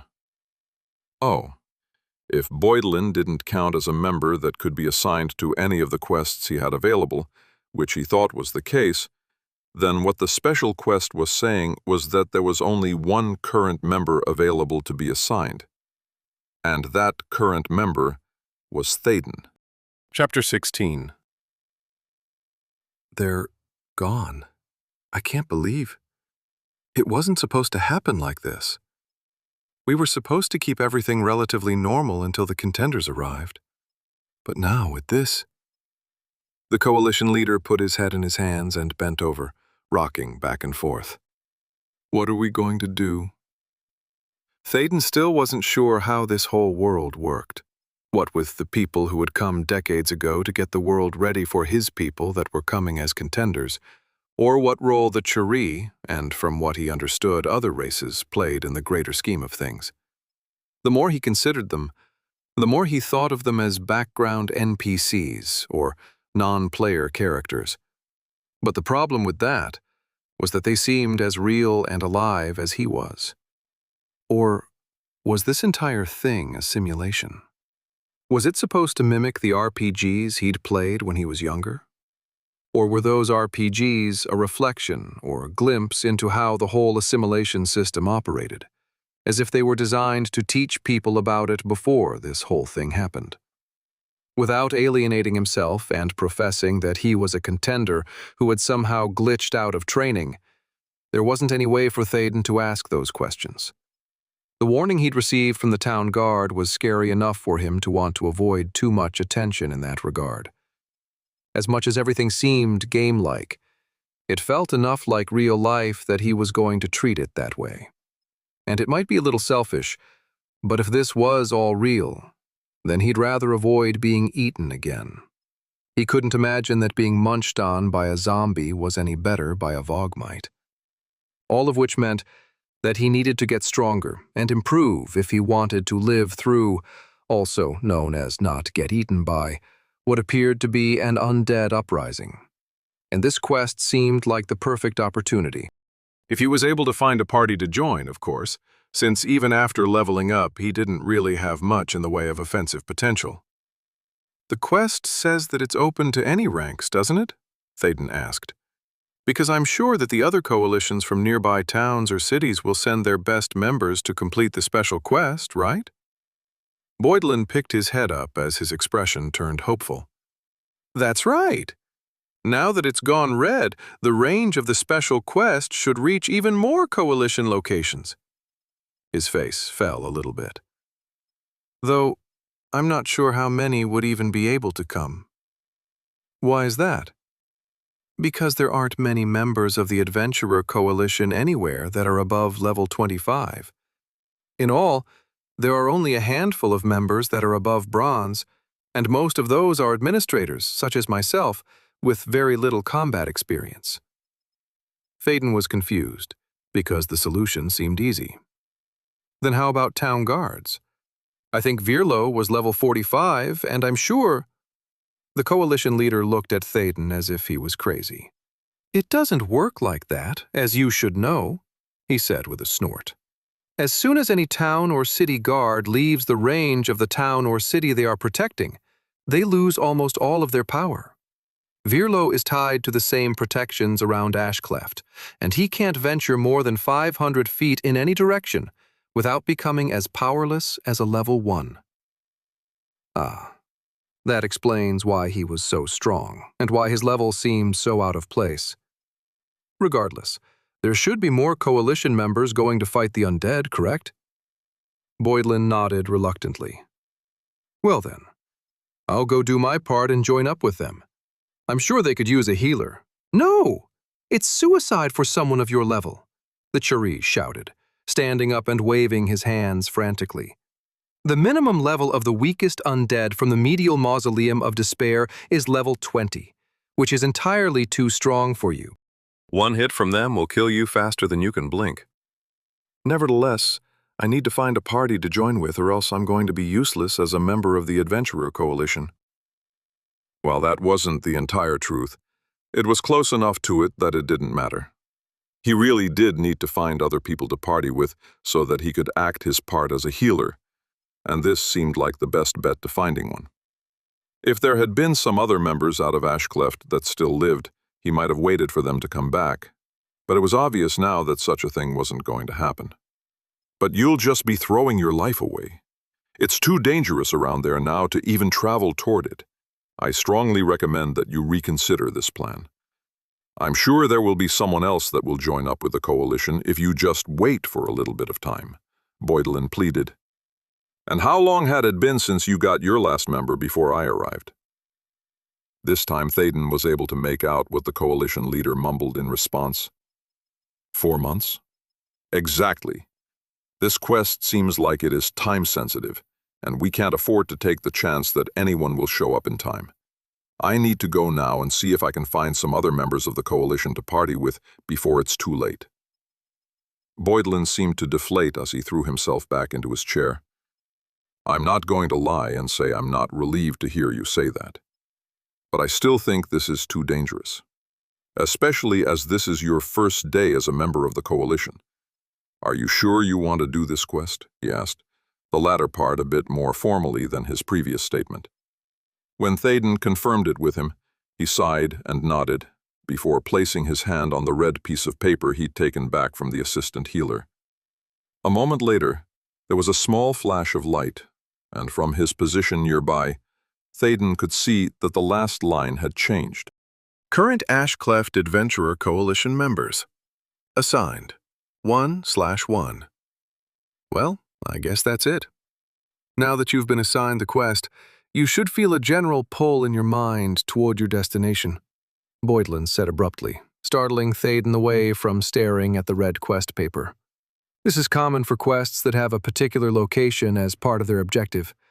So if you ever get lost, just focus on this pull to find your way. Thaden nodded. Anything else I should know? Yes. Get yourself some supplies before you go, because there's no telling how long you'll be out there before you're able to resupply. Do you have enough for a week's worth of travel rations? The assistant healer, recently arrived in this world, had absolutely no idea. I'm not sure. I have around 5 silver. Is that enough? It should be, even if the shops around here end up gouging you on the cost. I would suggest leaving in the morning as soon as the sun is up, because traveling toward undead-infested lands at night is a very poor idea. Thaden had to agree, especially as he'd rarely traveled late at night back on Earth. He couldn't imagine trying to journey across unfamiliar lands filled with dangerous beasts and monsters when there were no streetlights and only the moon and stars to see by. If there even was a moon, of course, which wasn't a guarantee. He hadn't been awake at night, so he had no idea if there was. Boydlin gave him advice on where to go to pick up travel rations, which turned out to be packages of dried meat strips, hard biscuit-like squares, and a trail mix of nuts and berries that actually looked quite delicious.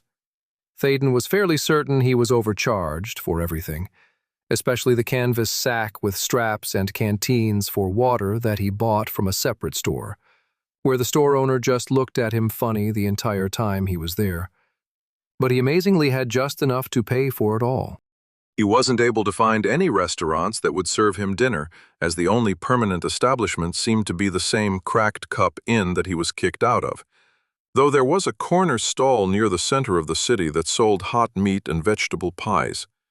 He was hungry enough by that point, as his body was still recovering from its starvation, that he quickly consumed the 2 he bought and almost went for a third, but the nasty looks he was getting from people walking nearby as he shoved his face full on the street made him skip it for now.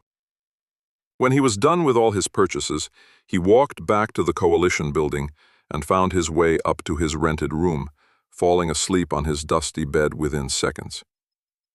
He woke up sneezing early the next morning to a pounding on his door, his wake-up call that he neither requested nor appreciated, but he'd rather get started on the day than wait too long so that he didn't arrive at his destination before sundown.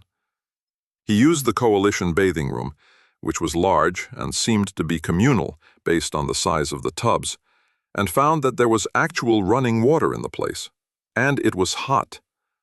He realized after burning himself with the scalding water that Varla hadn't intentionally attempted to hurt him back at her inn when he took a bath, as it seemed the Chari liked their water hot enough to boil a lobster. Thankfully, even with his weak regeneration healing him, he wasn't seriously hurt, or at least not hurt for long.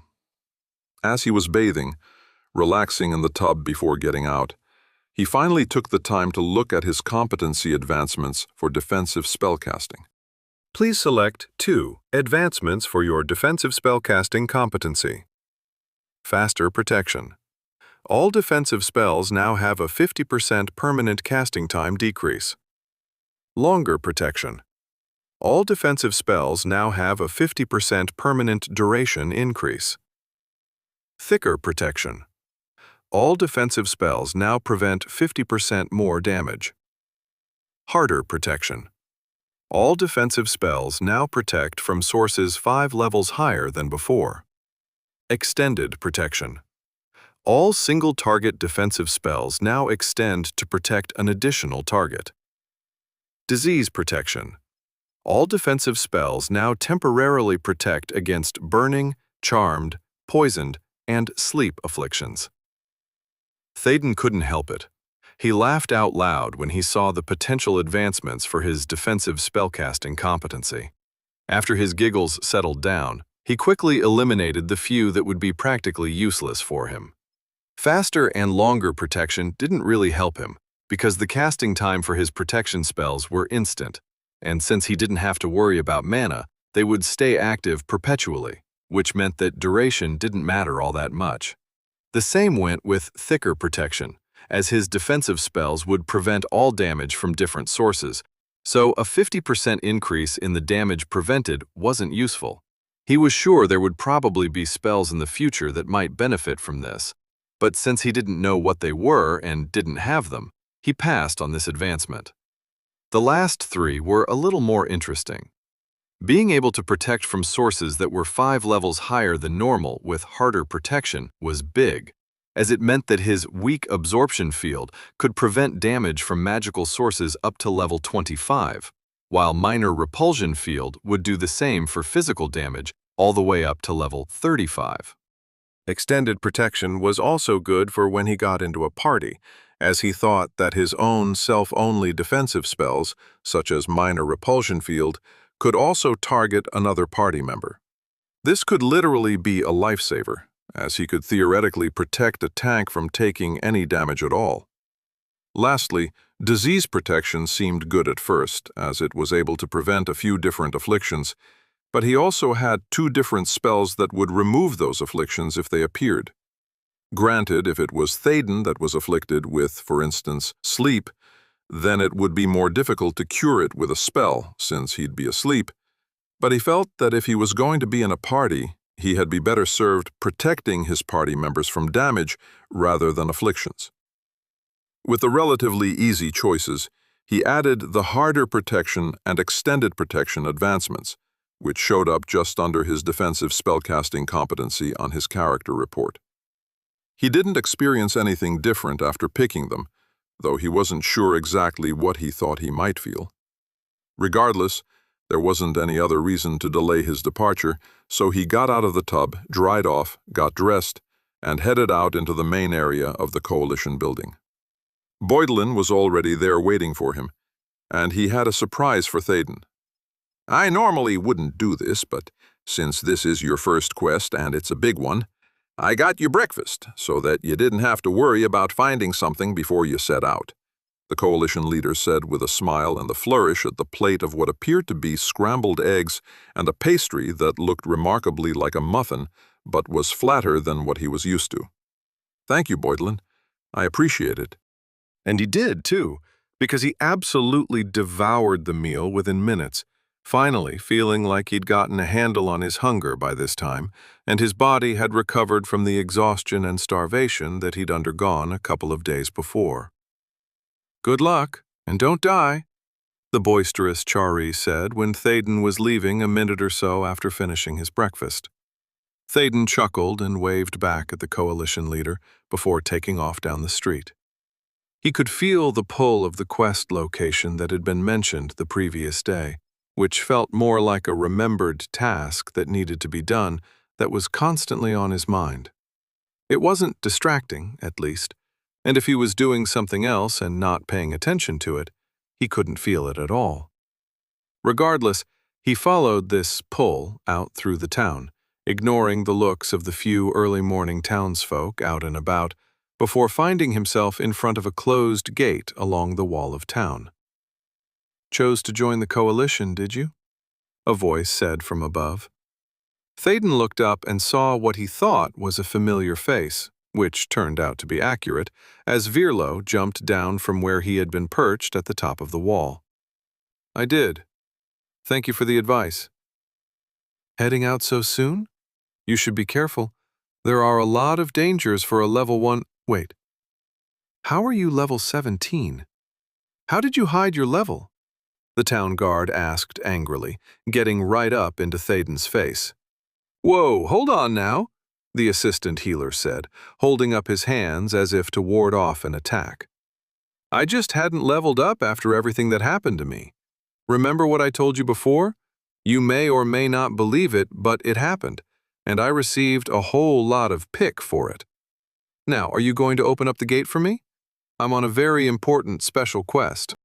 Virlo stared at him for nearly a minute from about a foot away, but Thaden did his best to hold his ground and not flinch away like he wanted. He had done nothing wrong, after all, and it wasn't like he was hiding anything. He had told the guard everything that happened to him, and it was his own issue if he didn't believe it. "Special quest, huh? The same one the other 3 adventurers departed 4 weeks ago?" Virlo finally asked, stepping back a few feet. Thaden stopped himself from breathing out in relief as he answered, "Yes, the same one. I'm hoping to join up with other adventurers from neighboring towns while I'm there, so that we can stop the undead from rising up and covering the land with their numbers." He was being a little dramatic, but he also wanted to impress upon Virlo that he had something important to do and to let him leave. It was another staring contest for another half-minute, before the town guard silently walked to the gate and moved a bar that was keeping a small door closed. Without a word, he gestured toward the exit, and Thaden didn't hesitate to walk out. "Thanks. Try not to die." That was all Thaden heard before the gate door closed behind him, and then he was on his way down the beaten dirt road leading off toward his quest location, the Mausoleum of Despair. Chapter 17. Thaden still had his minor repulsion field active from when he was still in the town of Ashcliff, and he was prepared for the beasts that would likely attack him outside. He was expecting the same ones he had seen before when he had walked to town from the Vogmite tunnels, such as the wheat rats, venomous snakes, and grass wolves. And while he saw them out in the fields and in the knee-high grass a little further away from town, none of them attacked him. In fact, they didn't even seem to acknowledge his passage over the road, completely at odds from what he'd experienced before, where they had all flocked to him as if he was a walking steak and they were packs of ravenous monsters. Then he remembered that he was now level 17, and when he looked at the descriptions above their heads, they were a lighter white, almost grayish color. Based on games he'd played in the past, he could only assume that meant they were no challenge to him anymore, and therefore wouldn't attack unless he specifically messed with them. He also figured that they wouldn't give him any more pick when he killed them, as they were such a lower level than he was. More and more, this world seemed like it operated on the same principles he was at least semi-familiar with in video game RPGs, to the point where it was almost uncanny. He knew how it worked in games, as the programmers could simply write code that changed the behavior of monsters so that they didn't attack anyone much higher level than them. But how did something like that come about in a world like this? Was the assimilation system essentially one huge computer? Or was it some godlike programmer that instituted his code on the very nature of reality? Obviously, his walk toward his destination was so boring that he had time to contemplate the meaning of reality and the universe. Unfortunately for him, He didn't have any more answers or revelations that came from his random thoughts on the subjects, so all it ended up doing was pass the time while the dirt road reached a fork. One fork led to the south, which was essentially away from the mountains where the Vogmite Tunnels dungeon was located, while the other was headed slightly northeast. The one leading south and to another town called Huendar was in much better shape, while the one that he needed to take was much rougher. It was more an overgrown track than a road, from what he could see. Now that he was getting closer to his quest location, Théden checked over his access slots and made sure they were set up exactly how he wanted them. Available spells. You currently have 0/5 access slots available. Weak Regeneration, single cast, 1 access slot. Weak Cure Physical Affliction, single cast, 1 access slot. Weak Absorption Field, channeled, 1 access slot. Weak Health Reduction, single cast, 1 access slot. Weak Cure Mental Affliction, single cast, 1 access slot. Weak Mass Healing, single cast, 1 access slot asterisk. Weak Resurrection, single cast, 2 access slots. Minor Healing, channeled, 1 access slot asterisk. Minor Repulsion Field, channeled, 1 access slot asterisk. Théden only had 5 access slots available, but fortunately all of his spells, except one, only took a single access slot. Weak Resurrection was the only spell he possessed that required 2 slots, but that was something that he could switch up if it was ever needed, as it hopefully wouldn't be something that he would use all the time. As for what he actually stuck into his access slots, the 3 he had started with were still there, with his healing and repulsion field with an upgrade. But he also added in weak mass healing and weak absorption field. Until he knew what he was up against, especially while traveling alone, he wanted to be able to protect himself and heal any inadvertent damage that was done to him along the way, and his selections reflected this. He was tempted to take out weak regeneration and replace it with one or the other cure affliction spells, but without knowing what he might be facing as far as afflictions, he felt it was better to keep it in. He hadn't ever switched out spells in the middle of combat before, as he never had enough to need to do something like that, but he intuitively knew that he would be able to easily enough. He had a feeling that if one of the spells he was switching in had a cooldown, however, then it would start as soon as he slotted it in. Therefore, if someone died and he needed weak resurrection during a fight, it would be better if he waited until all the monsters were dead before adding it into 2 access slots, as it wouldn't automatically start with a cooldown. He wondered where that information came from, as it wasn't anything he'd learned from anyone or from anywhere. It was just sort of there when he was looking at his spells and his access slots. Wherever it came from, he just hoped that the same sort of intuitive information worked for some of the other confusing systems he had to deal with in this new world. Because other than his access slots, nothing else had seemed to help him out automatically. Or maybe he retained more of the ways Morpies worked back on Earth than he thought he remembered, because this whole thing with the slots was certainly a familiar mechanic. Regardless, after ensuring that he was prepared, Théden took the fork in the road and quickly progressed through the grassland that encompassed the entire area. After about 30 minutes, however, he could see the land start to change, shifting from vibrant green and yellow grass to almost all yellow, as the grass seemed to be dying off and was struggling to stay alive. Before too long, large clumps of dying grass were gone altogether, as barren ground was seen where it had once been. In another mile or so, the grass was gone altogether, only to be replaced by skeletal trees that seemed like they were once part of the wandering forest to the north, but had died off at some point, as though an arboreal plague had swept through the area, killing everything in its path. Speaking of a path, the road he was following had nearly disappeared by the time he entered the dead trees, and he hesitated slightly before stepping into the creepy-looking forest.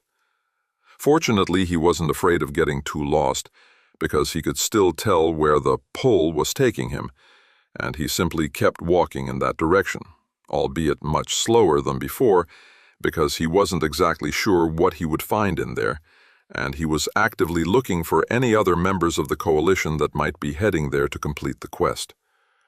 With his speed reduced to less than a walk, as he felt slightly claustrophobic with the dead trees surrounding him, Théden concentrated on his hearing, using it to warn him of any dangers that might creep up on him. For another hour, his anxiety and paranoia ramped up as he didn't hear anything but his own footsteps. The forest of trees was well and truly dead. There was no sign of any undead or any other monsters he thought might be lurking around the area, even lower-leveled ones that would likely leave him alone. It was eerie, especially as the sun rose higher in the sky, and yet the dead forest never truly brightened fully, as if it was permanently dusk. As he began to wonder why this was, he noticed that the further he progressed toward his destination, the harder it became to see. It wasn't becoming darker, however. Instead, the area between the trees started to fill with fog, like some sort of low-budget horror film depicting a graveyard scene before zombies started emerging from their graves. The images the fog inspired didn't exactly fill him with confidence, and yet he continued to make his way carefully through the trees. This is idiotic. You're going to get yourself killed by something you can't even see. Still, he was confident enough in his field spell that he didn't turn around and flee as soon as the environment looked like he was walking through a thick cloud. Whether it was stupidity or overconfidence, he didn't really care, but he could feel himself getting closer to where he needed to be. It turned out that even though he was straining his ears, listening for any type of sound other than his own nervous breathing, any noise he heard wouldn't have helped him much. The fog made sounds seem to come from all directions, which was what made him freeze in fear when he heard the moans of the undead coming from seemingly everywhere at once. It reminded him a little of the zombie movies he'd watched back on Earth, with long, pained moans that sounded like a foghorn, but there were also high-pitched screeches accompanied by strange clicking sounds that, for some reason, freaked him out more than anything else. As he stood in place and listened to the sounds of the undead, he eventually pinpointed that all of it was coming from ahead of him somewhere, instead of surrounding him like he at first thought. All right, so I'm here. Now to find the party to join. As if his thought had summoned them, Théden heard the sounds of voices coming from somewhere off to his right, and as soon as he turned his head toward where he thought it was, he was blasted off his feet by a heavy gust of wind.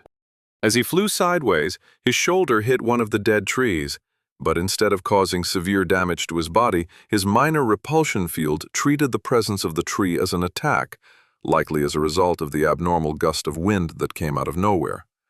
As a result, the trunk of the tree cracked and was pushed ahead of him as he continued to fly through the air, eventually hitting the ground, though he was cushioned by his field a few times as he tumbled with flailing limbs.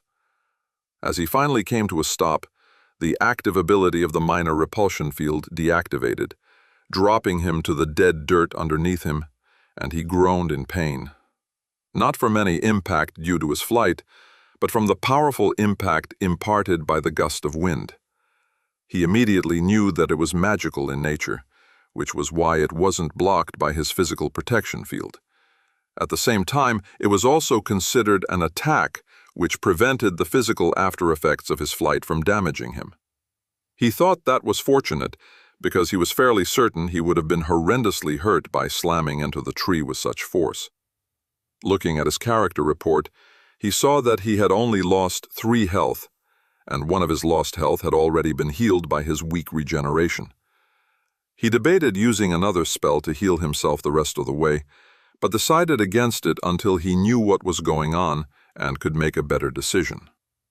As he quickly got to his feet, he immediately looked back to see where he felt the gust of wind come from, and noticed that it was much, much clearer. The reason for that was the presence of 4 people running toward the mausoleum, all of them the dusky orange that marked them as Chari, and they looked to be straight out of an RPG. One of them was wearing a set of heavy-looking chainmail and leather armor, complete with a coif that protected his head and neck, along with a rounded helmet that protected it even further. He was carrying a shield in his left hand that was much larger than the darkwood buckler he'd seen in the Vogmite Tunnels dungeon, as it was large enough to cover nearly 2/3 of his body when he held it out in front of him.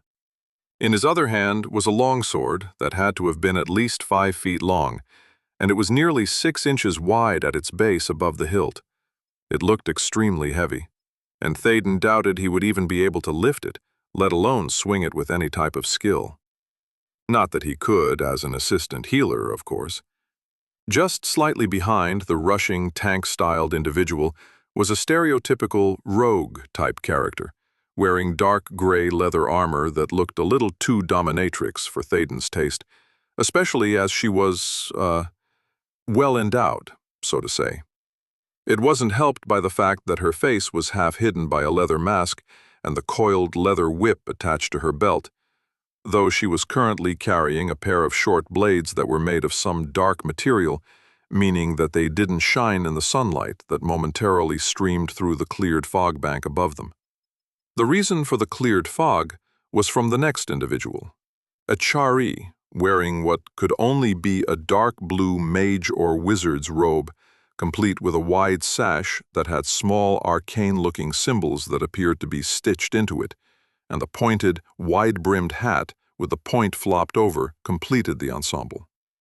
Apart from her clothes that screamed spellcaster, a gnarled wooden staff in her hand was held out in front of her, and a nimbus of glowing power surrounded it, even as the same gusts of air that had blasted Théoden back seemed to expand outward from the tip of the staff in a spreading circle. Somehow, the gusts of air seemed not to affect her companions, who kept running as they seemed to ignore the air blasts that cleared the way so that they could see where they were going. Bringing up the rear, an archer, wearing tight-fitting, lightweight clothes in muted colors, holding a bow with a quiver on his hip full of arrows, had his head on a swivel as he looked all around for danger.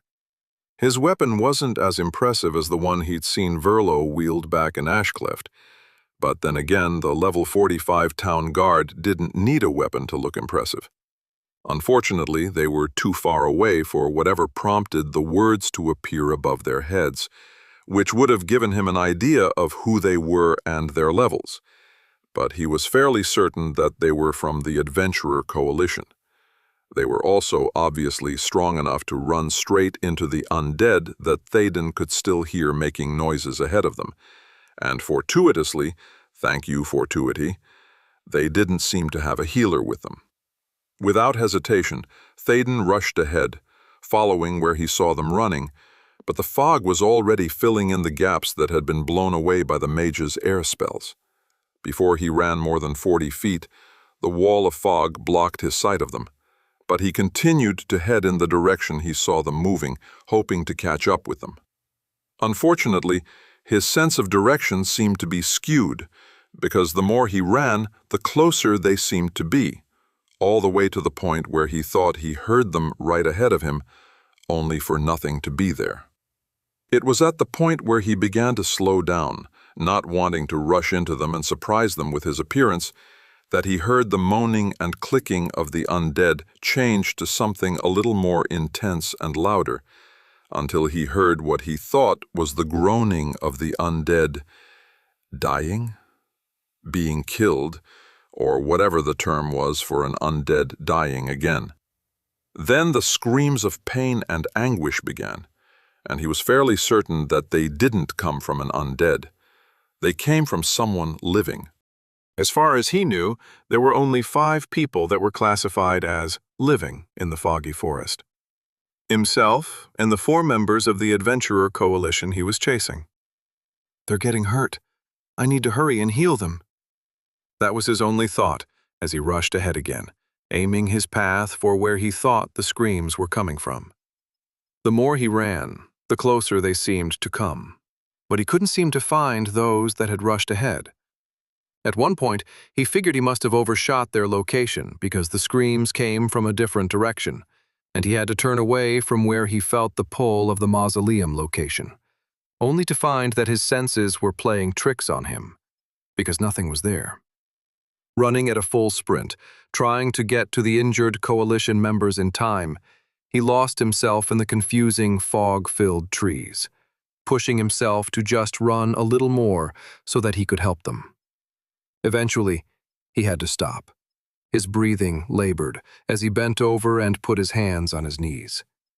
He wasn't sure how long he had been running, but it felt like at least an hour or more, based on how tired he was.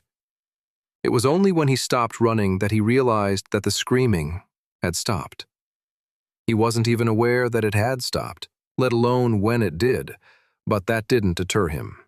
He simply caught his breath and looked up, ready to start running again, only to see sprawled out on the ground between a pair of dead trees, the mangled and ripped-apart bodies of the same adventurers he'd been chasing. "No, I'm too late," he exclaimed, though he choked a bit when he sucked in a breath which was filled with the horrendous stench of rotting flesh. Looking a little closer at the area around the fallen coalition members, he saw dozens of rotting corpses, as well as piles of bones scattered everywhere, showing that the party hadn't gone down easily and had taken quite a few of the undead with them. Rushing to the mangled bodies, he only barely recognized them as the same people he had seen not long ago, and that was only due to the weapons and scraps of armor he saw lying near their ripped-apart bodies. Quickly slotting his weak resurrection spell, he targeted what he thought was the tank, knowing that if he was going to survive killing the undead, he would need someone that could take some damage that he could then heal. He began to cast the spell on the figure, only for nothing to happen.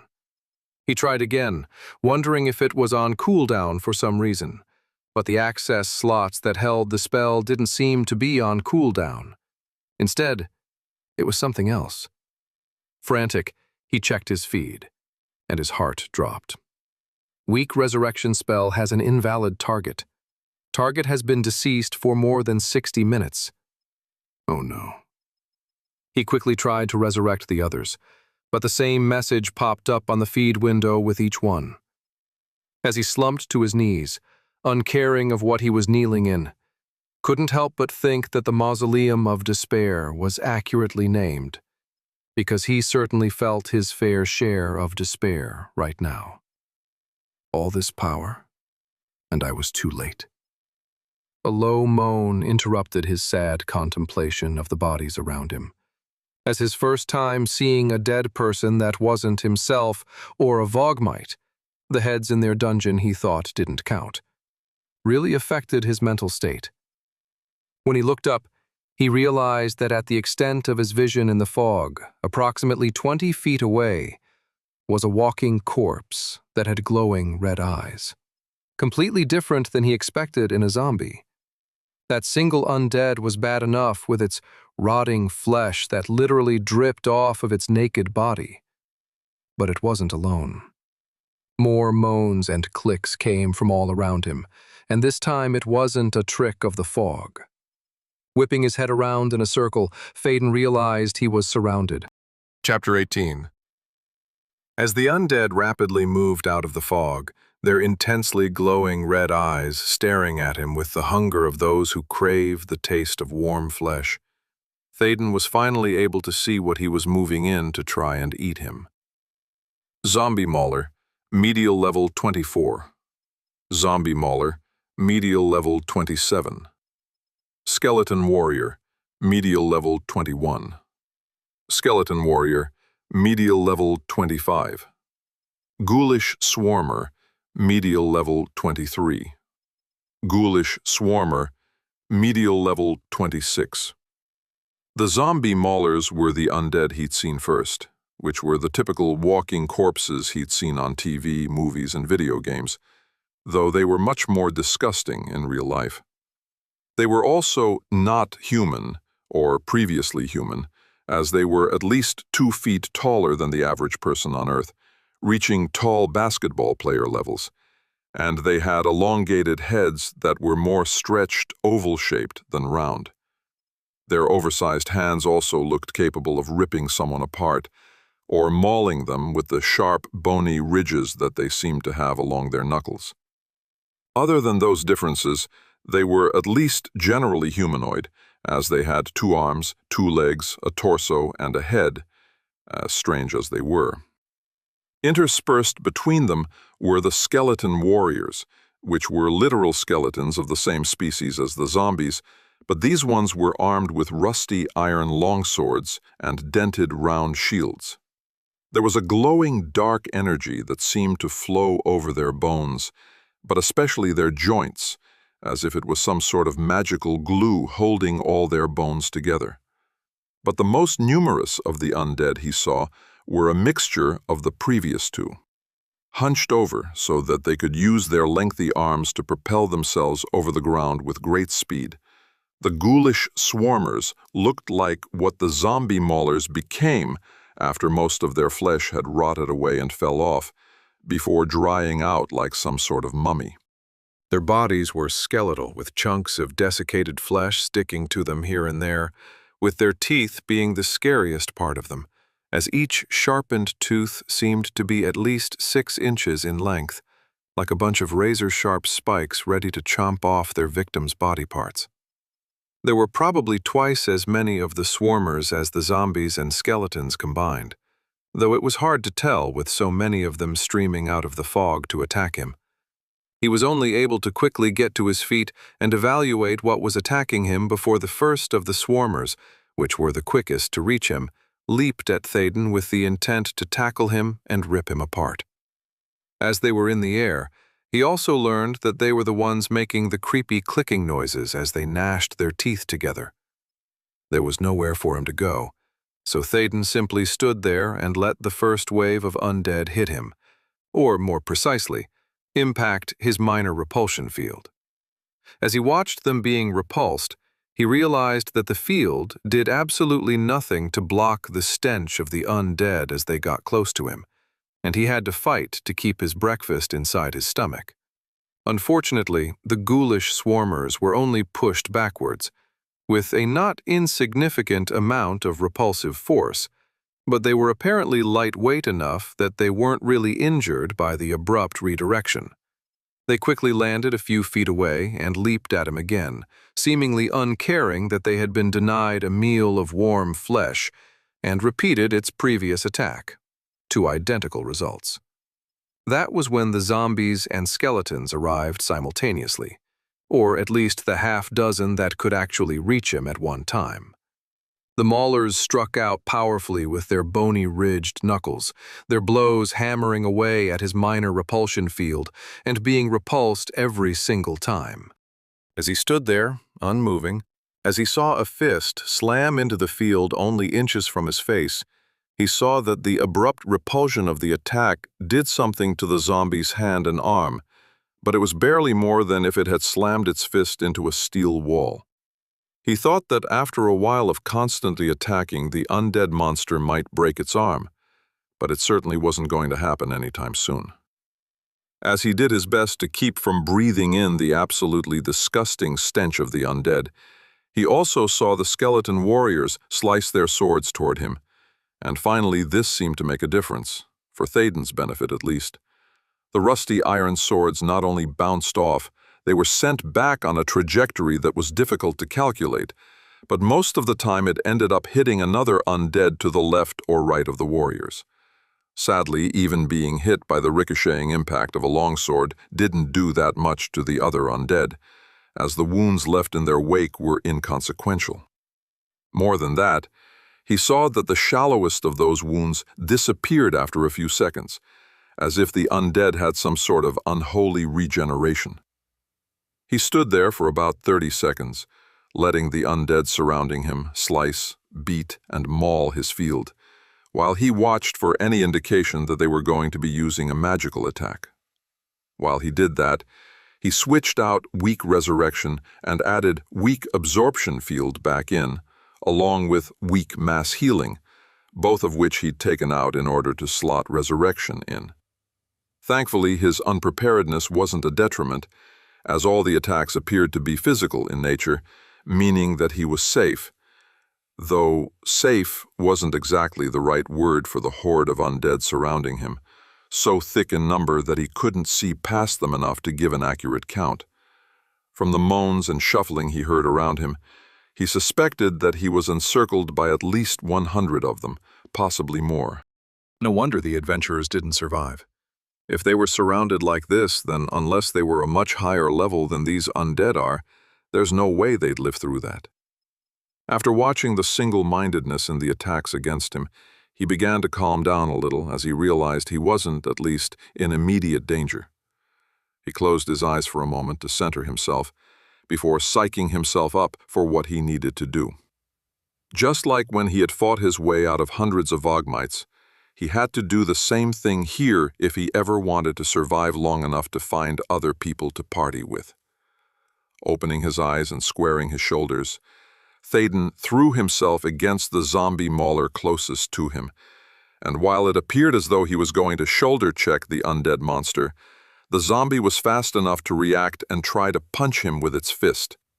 The assistant healer's momentum, combined with the force of the fist flying at his face, was enough to have the undead stumble backwards, for all of a foot, before the veritable wall of flesh-hungry monsters blocked it from going any further back.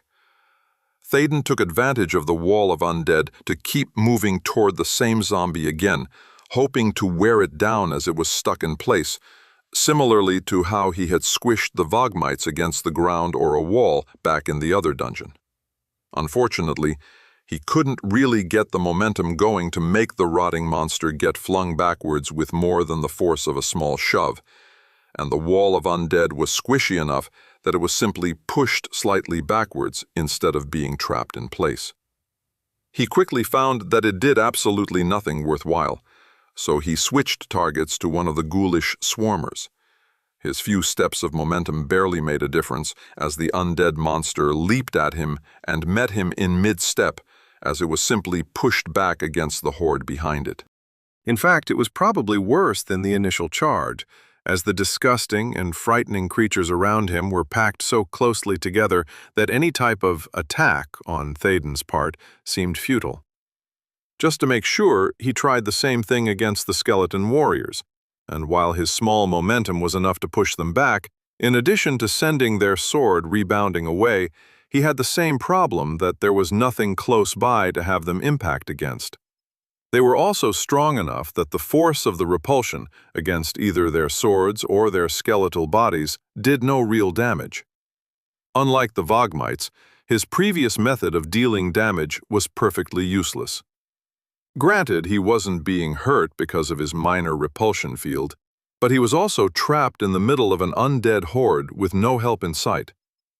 After his attempts to hurt one of them, he stood still for nearly 20 minutes trying to see if something on the undead would eventually wear down or break as they futilely tried to reach him.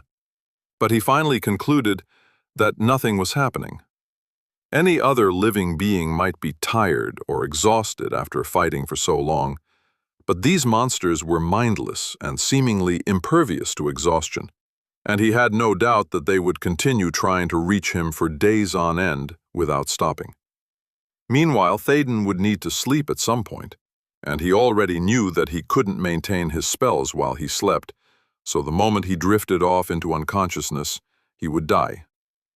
Given the way the undead seemed to hunger for his flesh, he would be eaten, and he wasn't sure they would spare his head like the Vogmites did. He had a feeling he wouldn't be coming back from that. Panic began to set in, but he pushed it down and tried to stay calm. That lasted for all of 5 minutes before it rose back up and infected his mind, fueled by the moans and clicks and general sounds of the attacking undead, and he suddenly couldn't stop himself from doing everything he could to flee. Orienting himself away from where his quest was pulling him, he started forward, striding toward one of the ghoulish swarmers, and it jumped up at him before being pushed backwards a foot. He kept moving, however, and as it quickly tried to bite him, it was pushed back into the wall of undead behind it, moving a few inches. He continued moving forward, step by step, progressing an inch or two every few seconds as his field pushed the massive monsters slowly backwards. Unfortunately, even though he was making progress, he knew that it wasn't enough. Desperation was setting in as he pushed a little too forcefully a minute later, and his forearm accidentally brushed up against the teeth of the swarmer before it could attack him back, thereby activating the field, and he screamed out in pain as the sharp mouth knives cut him deep to the bone, ripping off a fist-sized chunk of his skin and flesh in the process. The pain was so bad that he collapsed, fell to his knees as he stared at the horrendous damage done to his arm, and as the blood gushed out from the wound, he could sense the undead around him going into some sort of frenzy, as their attacks upon him seemed to double in speed. He completely ignored it, as he felt the weak regeneration he always kept active heal him a little bit. But a frantic look at his character report showed him that he was losing health faster than his regeneration could replace it, because he was bleeding out. He had to mentally stop himself from canceling his field so that he could cast his minor healing spell, because the pain was so horrid that it was all he could think about.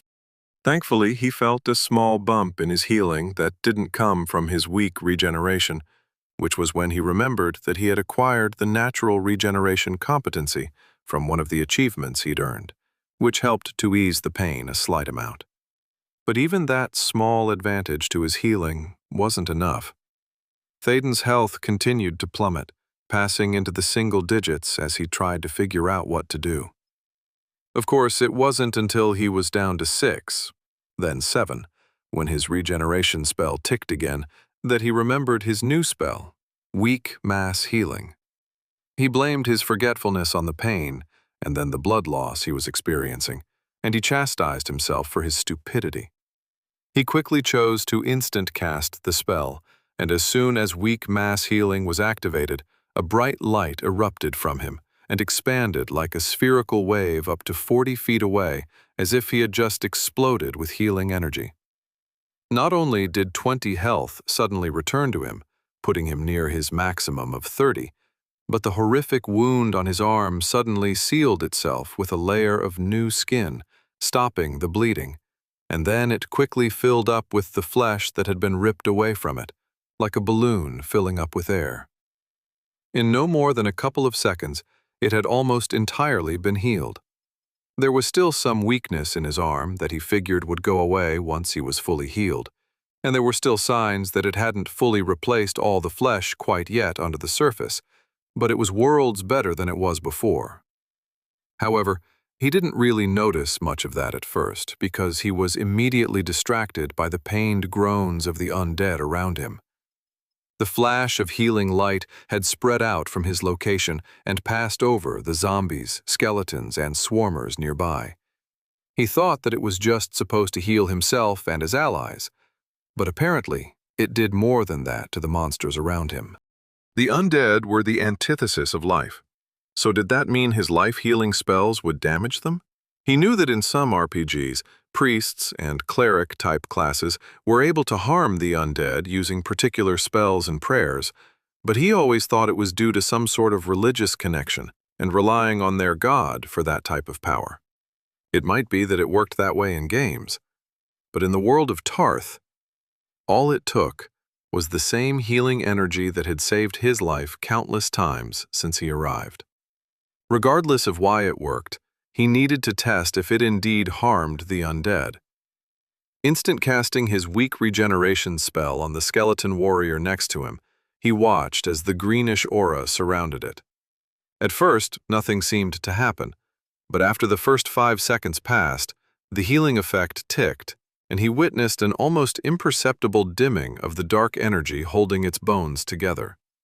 There was no reaction of pain from the monster, but he wasn't sure if that was because it didn't feel the pain, or because the damage done was so minuscule compared to its total health pool that it was insignificant. But he thought that it was proof enough that it worked. It was confirmed a few seconds later when his weak mass healing came off cooldown and he used it again. Now that he was paying attention to what the burst of healing light did, he could really see the reactions of the undead as it passed through them, and they both flinched at the touch of the healing energy and were affected in different ways. For instance, as he'd seen a little of it in the skeleton warrior with the weak regeneration spell on it, the dark energy holding the skeletal monsters together dimmed much more significantly after the wave of light passed. The ghoulish swarmers were also affected, but it came with the sight of their desiccated flesh sloughing off in small clumps, where none of it had shifted before. The zombie maulers had something similar occur to them, as even more of their rotting flesh fell from their bodies, at least more than usual. Now, those signs weren't necessarily an indication of damage, but when they were accompanied by higher-pitched moans of pain and a screech from the swarmers, he was going to consider it suitable confirmation. Overall, though, the spell he cast didn't cause a significant amount of damage to the undead, as even the 20 health that the weak mass healing did as damage was probably only a fraction of their total health. He didn't know for sure how high their health actually was, but he could only assume that it was at least a few hundred, if not near 1,000, given the fact that Théden was quite weak at only 30 health.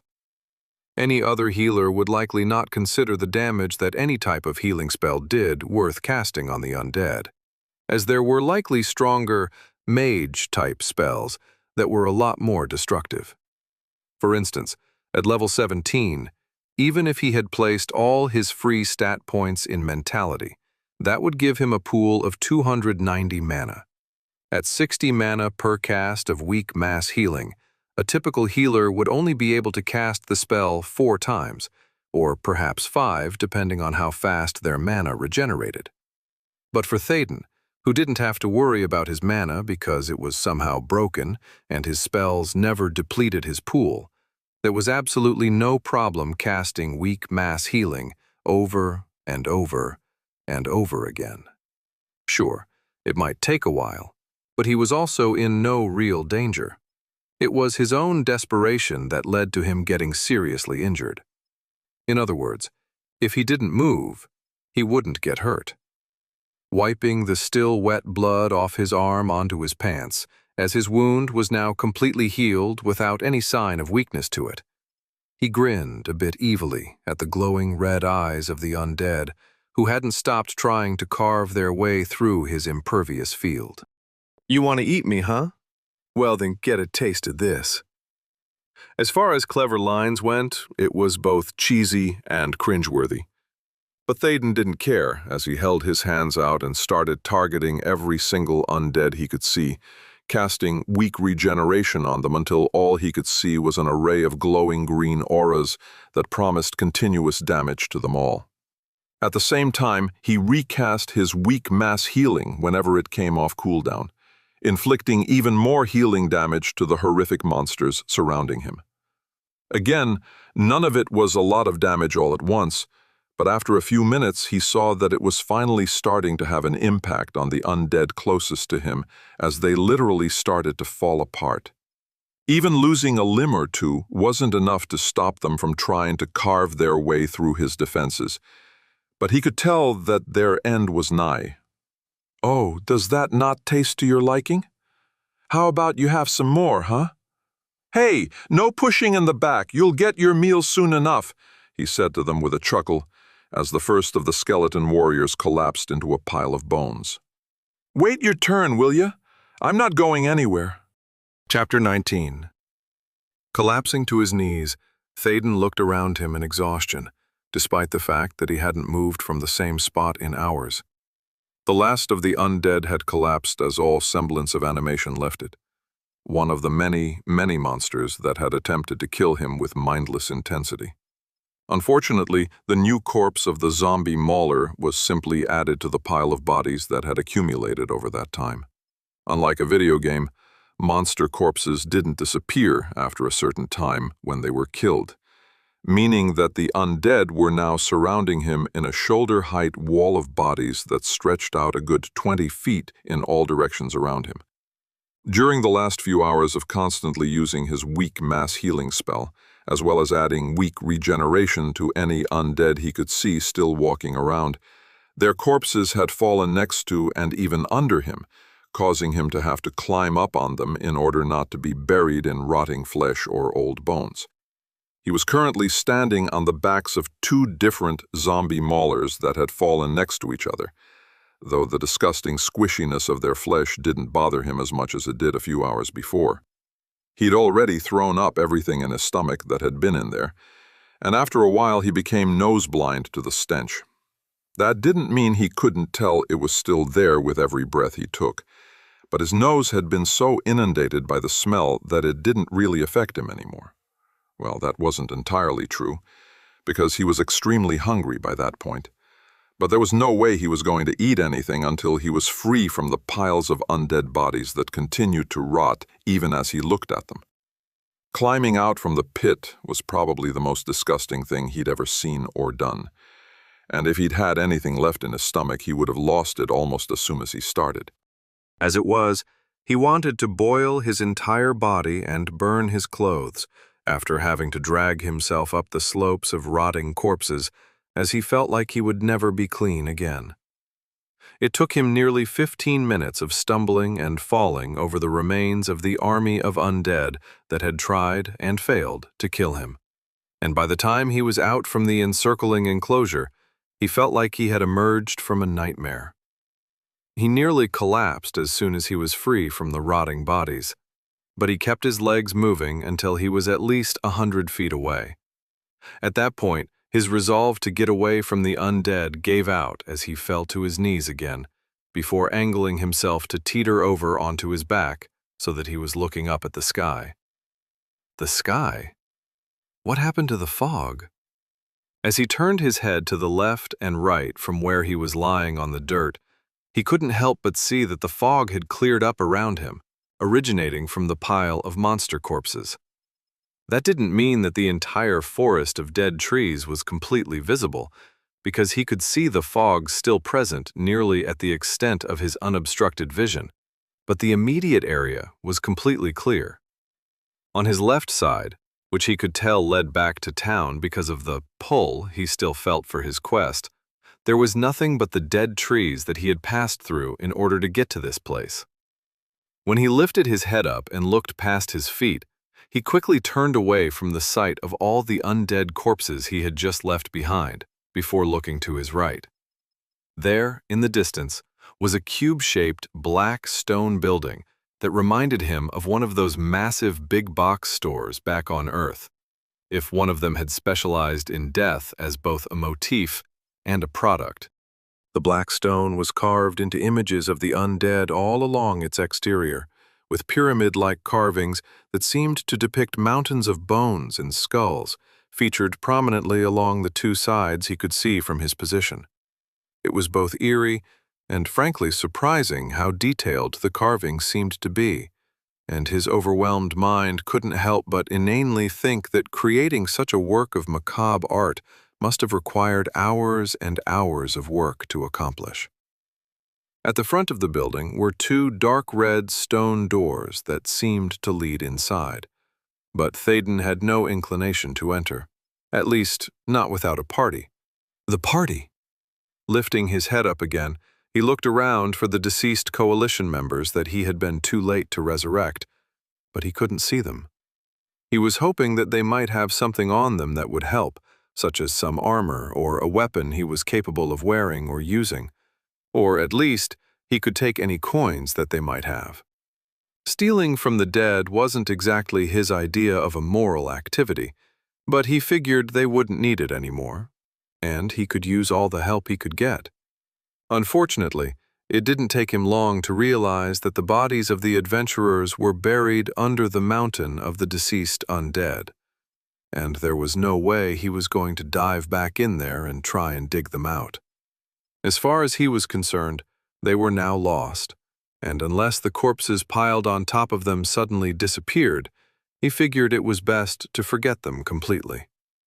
As he didn't really want to move quite yet, even if the risk of being attacked was still a possibility based on his location, Thaden turned to his feed, which he found had stopped trying to get his attention immediately upon commencing combat with the undead, for which he was thankful.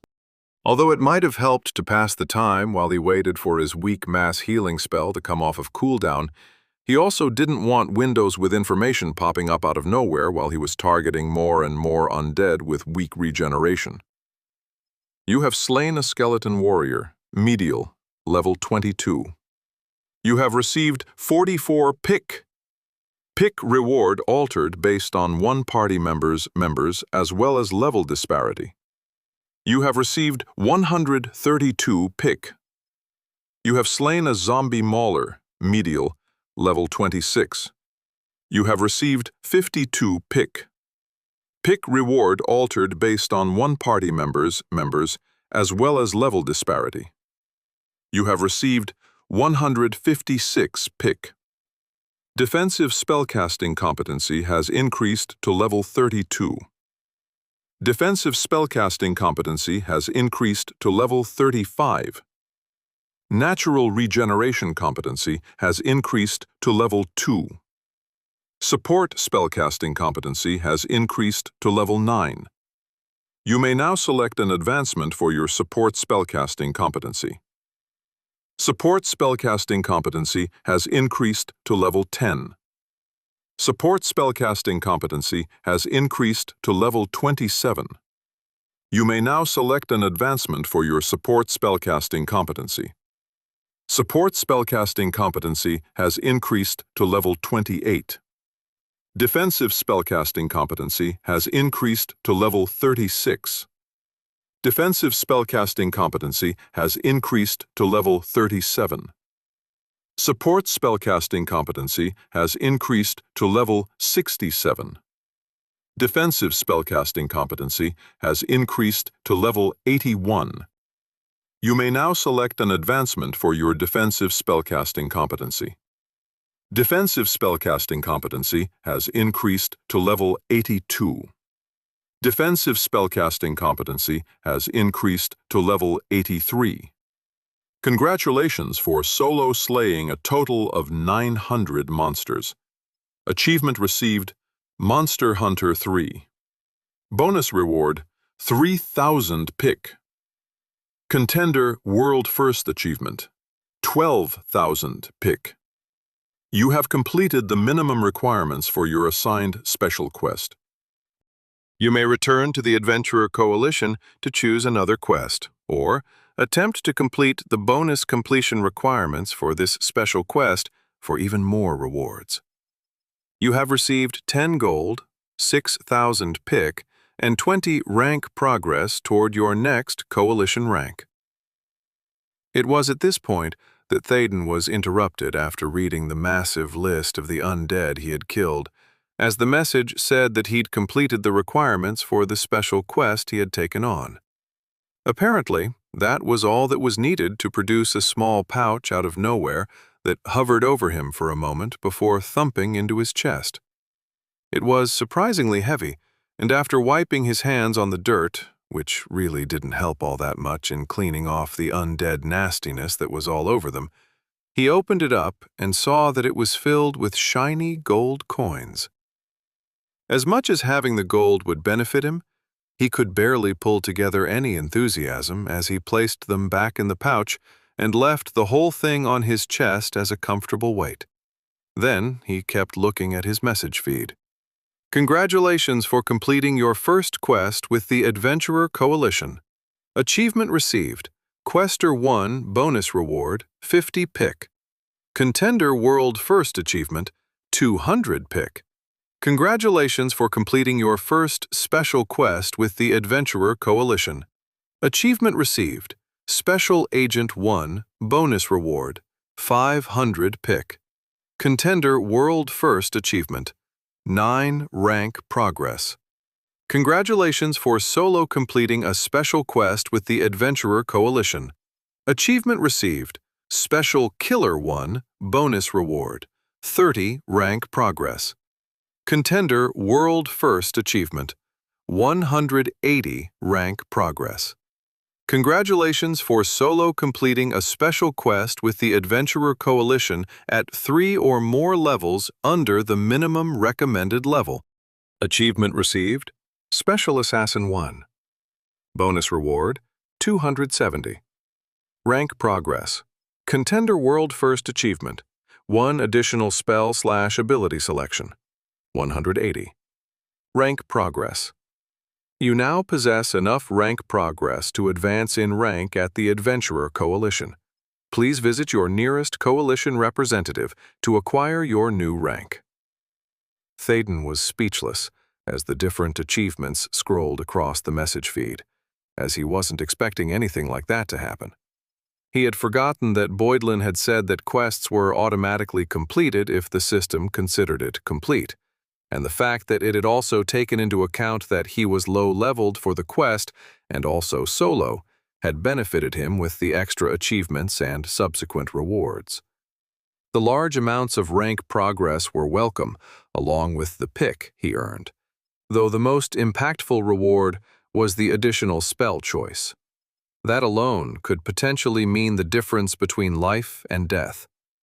Thaden had also increased his competencies by a lot, though natural regeneration had only increased by a single level. That made sense because he had only been technically hurt once and had been able to heal himself afterwards. As for both support and defensive spellcasting, they had rocketed up in levels, gaining him a pair of advancements for support at level 9 and 27, as well as another advancement for defensive at level 81, which was 3 times the previous threshold. He wasn't sure if it stayed the same or not, but he thought he might not get another advancement until he hit level 243 in the competency, as that was also 3 times the previous threshold. He was tempted to look at them first, but there was something else he needed to do first, which was to apply the enormous amount of pick he felt inside of him. It felt like at least twice the amount he'd gained from his flight out of the Vogmite tunnels. Pick requirements met. 4,900. Over 4,900. Increase personal level, Y/N. Note, this can only be completed while not currently in combat and while not in a dungeon. Level up. You are now a level 18 assistant healer. As part of the leveling process, you have received the following: Mentality +2, Personality +1. 2. Spell selection choices. He couldn't do more than that without choosing his spells, so he immediately addressed the window that popped up. He was glad that his additional choice gained from his Special Assassin 1 achievement hadn't made him choose right away, but had instead waited until he had to choose from his level up, which meant he could choose 3 spells this time. Please select 3 spells from the following selections: Weak Regrowth, channeled. Weak Protective Barrier, single cast. Weak Health Augmentation, single cast. Weak Mana Rejuvenation, single cast. Weak Healing Circle, channeled. Weak Aura of Life, reserved. Weak Damage Shield, single cast. Minor Regeneration, single cast. Minor Cure Physical Affliction, single cast. Minor Absorption Field, channeled. Minor Health Reduction, single cast. Some spells not selected will be available during your next spell choice selection. The first choice from the list of available spells was easy: Minor Absorption Field. Even with the additional 5 levels of protection due to his harder protection advancement for his defensive spellcasting competency, Thaden was well aware that if any of those undead he'd just killed had used some sort of magical spells or effects on him, there were more than a few of the Maulers and Swarmers that were level 26 and 27. With Minor Absorption Field, he would be able to prevent magical damage from up to level 35 sources, which was something he sorely needed. After that, though, the choices became a little more difficult. There were 2 new spells on the list that weren't upgrades. Minor health reduction was another new addition, so he looked closer at what they did. Weak aura of life, reserved. Creates a persistent aura that surrounds the caster that sends out healing energy to anyone nearby. Healing amount: 1 health per 5 seconds. Range: 20-foot radius of caster. Casting time: instant. Mana cost: reserved, 15% of mana pool. Weak damage shield, single cast. Creates a full-body protective barrier around a single target that prevents all types of damage. Once damage is prevented, weak damage shield disappears. Cannot target self. Number of targets: 1. Range: 20 feet. Duration: N/A. Damage mitigation: 50 damage. Casting time: 2 seconds. Mana cost: 30. Cooldown: 2 seconds. Weak Aura of Life was different from any other spell he had or was on the list, not because of what it did, but because of how it was cast. Instead of being a channeled spell that constantly used mana, or a single-cast spell that used a chunk of mana all at once, it appeared to be a spell that reserved a bit of his total mana pool to have it active all the time. It was something he could turn on and off at will, but while it was active, he would have 20% less mana to use for his other spells. Most healers would have to choose whether or not this would be beneficial, as while it was a constant weak regeneration spell that was always active for anyone within 20 feet, they would have, at his current level with 270 mana, approximately 41 less mana to spend on other healing or protection spells. It was a good thing he didn't really care about having a smaller mana pool. The other new spell was another defensive spell, Weak Damage Shield, which did exactly as the name implied. It was similar to Weak Protective Barrier, which protected someone entirely from any damage or effects, physical or magical. But it had two major differences. The first was that it blocked only up to 50 points of damage instead of all damage from a single hit. So if someone was hit by 100 points of damage, the barrier would negate all 100 points, while the shield would only negate half. The second difference was that there was no duration for the shield, meaning that it could always be on until it was needed, and it would be able to stay active until all 50 points of damage were mitigated. Both had their benefits and drawbacks, but they were also both unable to be cast on himself. Théoden thought about what he wanted to do now that he had survived the initial onslaught of undead, as that would influence his spell selection. Given that he was going to try and join another party from the coalition when they showed up, Weak Protective Barrier, Weak Damage Shield, or even Weak Mana Rejuvenation could be more useful while he was with other people. However, those latter two spells did absolutely nothing for him personally, and he was slightly worried that he might not meet anyone for another few hours or perhaps even the rest of the day. He didn't want to miss any other parties that came to complete the special quest, which he was sure they would, because it was still technically active because the threat hadn't disappeared. He imagined it would only be fully complete once someone went inside the Mausoleum of Despair and challenged the dungeon for the bonus completion requirements. Therefore, getting something that would benefit himself while he waited around for more people to show up would be the smarter move. It wasn't as if they wouldn't be beneficial to other people, though not necessarily as impactful as it would be for himself. With that resolution in mind, he chose the newest spell, Weak Aura of Life, as his second choice, since there was absolutely no drawback to using it that he could see. For his last selection, Théoden chose Minor Regeneration because of his constant use of it while fighting the undead, and with it now regenerating, or damaging undead monsters, by 3 points of health per 5 seconds, it more than tripled his persistent damage. Now, with the Aura spell, he was outputting a total of 4 health per 5 seconds, during which the new regeneration spell was on a nearby target, or 48 health a minute.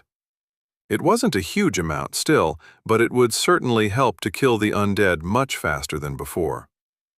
With those selections made, Théden opened his competency advancements, wanting to know what they were before he made any other spell selections once he started applying more pick. The first he opened was the defensive spellcasting competency, and he was disappointed to see that there was only a single new choice in addition to what was available before, as well as upgrades to his previous choices. Please select one advancement for your defensive spellcasting competency. Faster protection. All defensive spells now have a 50% permanent casting time decrease. Longer protection. All defensive spells now have a 50% permanent duration increase. Thicker protection. All defensive spells now prevent 50% more damage. Even harder protection. All defensive spells now protect from sources 10 levels higher than before. More extended protection. All single-target defensive spells now extend to protect 2 additional targets. Disease protection. All defensive spells now temporarily protect against burning, charmed, poisoned, and sleep afflictions. Rejection protection. All defensive spells now give the recipient a 100% bonus to hit accuracy on their next strike. This was an even harder choice than his spells because there was much more to consider now. Since he was starting to think that his next advancement choice might not be for a while, he had to think about the future. More extended protection would allow him to cast his defensive spells and have them target 2 extra people instead of just 1, while the new rejection protection also gave someone a 100% bonus to hit accuracy, which could be a huge boon for any party members. Neither of those did anything for him, of course. But should that be his priority? Sure, he'd chosen himself to be the priority when choosing his latest spells, but he was fairly certain he'd be able to choose many more spells before he acquired another advancement. He could always select some other spells as he increased in level, but the next advancement opportunity might be a long time coming. The stench of rotting flesh seemed to waft into his nostrils again as he laid there on the ground, and a quick glance past his open windows showed something alarming. The fog, which had retreated to the edge of his perceptive range, was visibly flowing back in. It wasn't fast, but he estimated that within an hour, the entire place would be covered again just like it was before. I need to stay alive in order to be useful to a group. I guess that makes my decision for me. Without a glance at the rolling fog coming ever closer, he chose even harder protection as his defensive spellcasting competency advancement, giving his field spells the ability to now block up to level 40 sources. Quickly opening his support spellcasting competency advancements, he saw similar themes to his choices, though that didn't mean he chose the same things. Please select 2 advancements for your support spellcasting competency. Faster healing. All support spells now have a 50% permanent casting time decrease. Longer healing. All support spells now have a 50% permanent duration increase. Stronger healing. All support spells now heal or reduce 50% more health. Group healing. All multi-target support spells now have a 50% range increase. Self-healing. All single-target support spells now heal or reduce 100% more health. Afterglow. All support spells now heal an extra 1% of max health every 5 seconds for 60 seconds. The choice in advancements for his support spellcasting competency was difficult because there were at least 4 of them that he wanted. He immediately dismissed longer healing, mainly because he didn't care overly much about the duration of his spells, since he could simply cast them again if needed.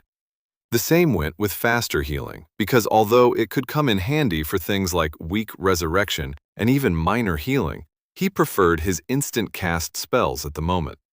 which left advancements that healed, or reduced, which he supposed was compatible with his weak health reduction spell. 50% more for all support spells, increased the range of his area healing spells, increased the healing of single-target healing spells by 100%, or added an after-spell effect that healed 1% of max health every 5 seconds for the next 60 seconds. He wanted them all, because each of them would be highly beneficial in some way.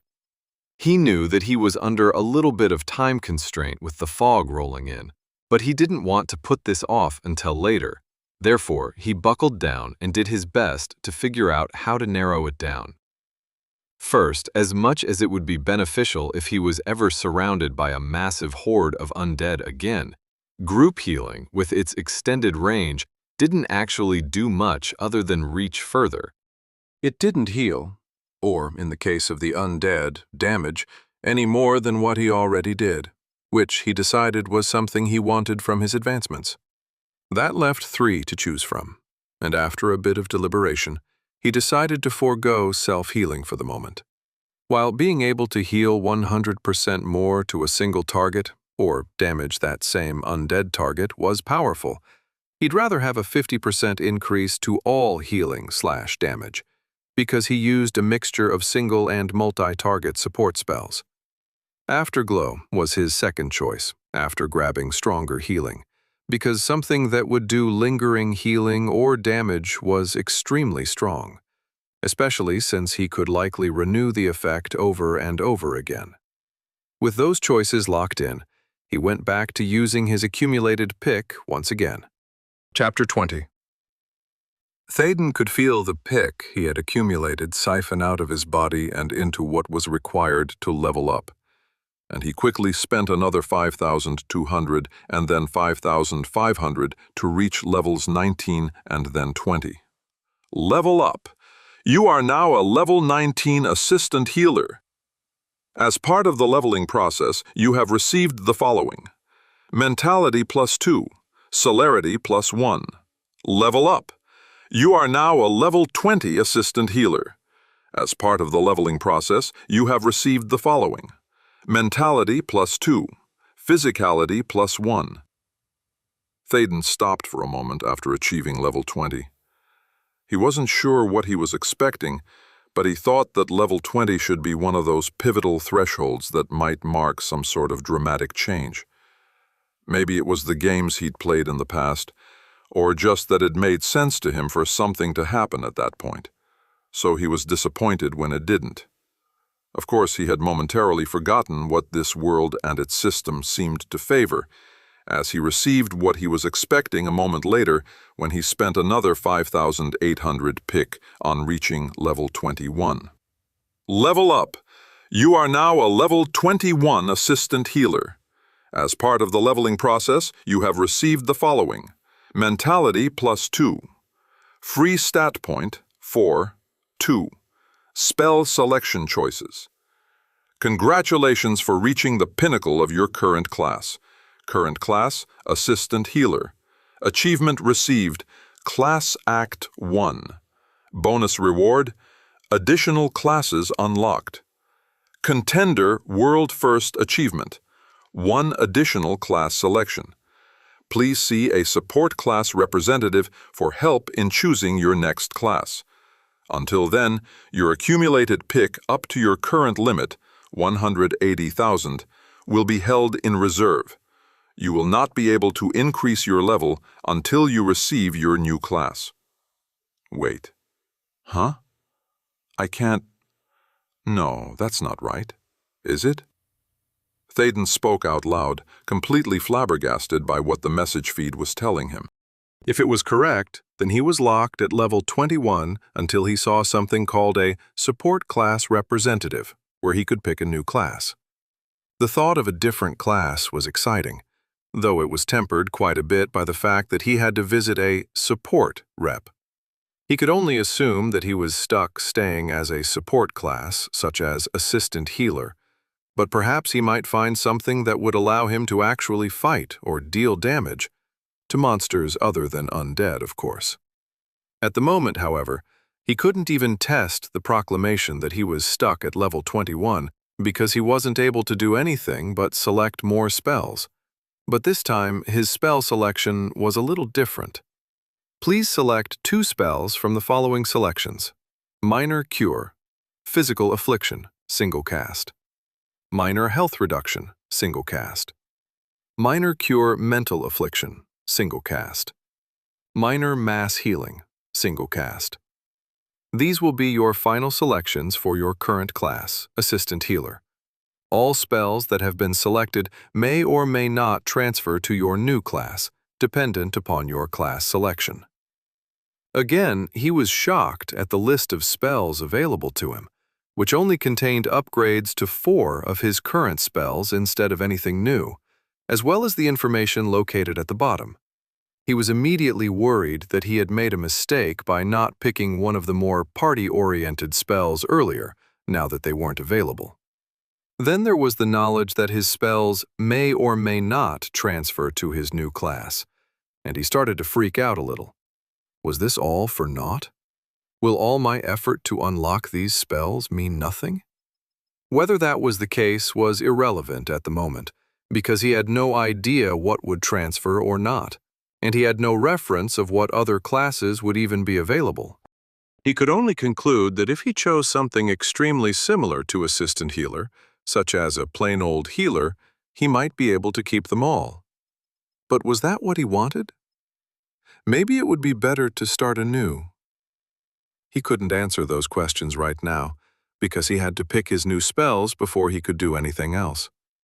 Thankfully, one of the spells was easy enough to pick: Minor Mass Healing, as it had been invaluable against the undead and would be great even in a party. Minor Mass Healing, single cast. Heals every ally within a certain radius for a moderate amount. Healing amount: 40 health. Range: 50-foot radius of caster. Casting time: instant. Mana cost: 90. Cooldown: 10 seconds. The upgraded version of the mass healing spell healed 40 health instead of 20 like the weaker version, though it now cost half as much again as its original cost, at 90 mana per cast, which was still a great deal. For most assistant healers at level 21, who might have around 330 mana from their mentality stat, that meant they could only cast it 3 times before they wouldn't have enough to cast it again. But he was still fine to cast it every 10 seconds, of course. His second choice was a toss-up between Minor Cure Physical Affliction and Minor Cure Mental Affliction, if only because Minor Health Reduction hadn't been as important of a spell as he thought it might be. If it wasn't for the fact that it had a casting time that was longer than instant, meaning that it couldn't be used while he was using one of his channeled protection spells, then he would have used it more.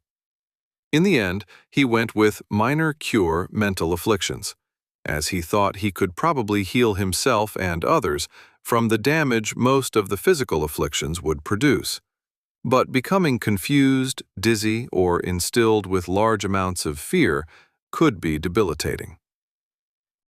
Once his selections were completed, the window with the spells disappeared, leaving him the chance to test if what it said about not being able to level up was correct. Thaden attempted to put more of his pick toward gaining level 22, and it technically worked, but the increase didn't actually activate. It was like a car with a full tank of gas, but it wouldn't start because he was missing the key. The last thing the assistant healer did was look at the 4 free stat points he received from achieving level 21. He debated putting them into physicality, which would give him just a little bit more health in case he did something stupid, like ram his arm into the mouth of an undead again, but ultimately decided against it. Thaden wasn't sure if his survival against all the zombies and skeletons had been all because of luck, but he also couldn't discount it. Therefore, he resolved to double down on his fortuity investment, knowing that if he was going to continue to survive in this world, he was going to need all the luck he could get. With only a few seconds of hesitation, he stuck all 4 of his free stat points into fortuity. Before he got up from where he was lying on the ground, Thaden looked at his entire character report to see all of the changes. Number 3259999-E. Assistant Healer, Level 21. Progressive Internal Combat Knowledge, PICK, 6,100, over 6,100. Adventurer Coalition Rank, Wood, 559, over 90. RP Health, 40, over 40. Mana, 330, over 330. Physicality, 4. Celerity, 4. Mentality, 3. Personality, 4. Fortuity, 8. Spells: Weak Cure, Physical Affliction, single cast. Weak Health Reduction, single cast. Weak Resurrection, single cast. Weak Aura of Life, reserved. Minor Healing, channeled. Minor Repulsion Field, channeled. Minor Regeneration, single cast. Minor Absorption Field, channeled. Minor Mass Healing, single cast. Minor Cure Mental Affliction, single cast. Competencies: Support. Spellcasting Competency, Level 67, 45%. Stronger Healing. Advancement Afterglow, Advancement. Defensive Spellcasting Competency, Level 83, 71%. Even Harder Protection, Advancement. Extended Protection, Advancement. Natural Regeneration Competency, Level 2, 14%. Mana Management Competency, N/A. Achievements: Monster Hunter 1, WF. Monster Hunter 2, WF. Monster Hunter 3, WF. No Fear 1, WF. No Fear 2, WF. No Fear 3, WF. 1 Foot in the Grave, WF. Party Savior, WF. Dungeon Delver 1, WF. Dungeon Slayer, WF. Quester 1, WF. Special Agent 1, WF.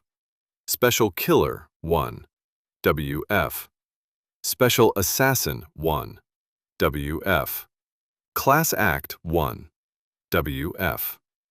Bonus traits: Natural Regeneration Competency, from 1 Foot in the Grave, plus 10%. Permanent Casting Time Decrease for all support-based spells, from Party Savior. As a party leader, you can choose to delve through any difficulty of any dungeon without having to complete them in order, from Dungeon Slayer. Thaden couldn't help but be amazed at how much it had changed since he had been resurrected in the Vogmite tunnels. Not only did he have an extra 20 levels, but he had achieved so much in such a small amount of time that his head felt like it was spinning. Or it could have been because he was still covered in nasty, rotting flesh and juices he didn't want to think about, as well as being hungry. The last thought finally got him up from where he lay with a groan, as he looked away from the mausoleum of despair.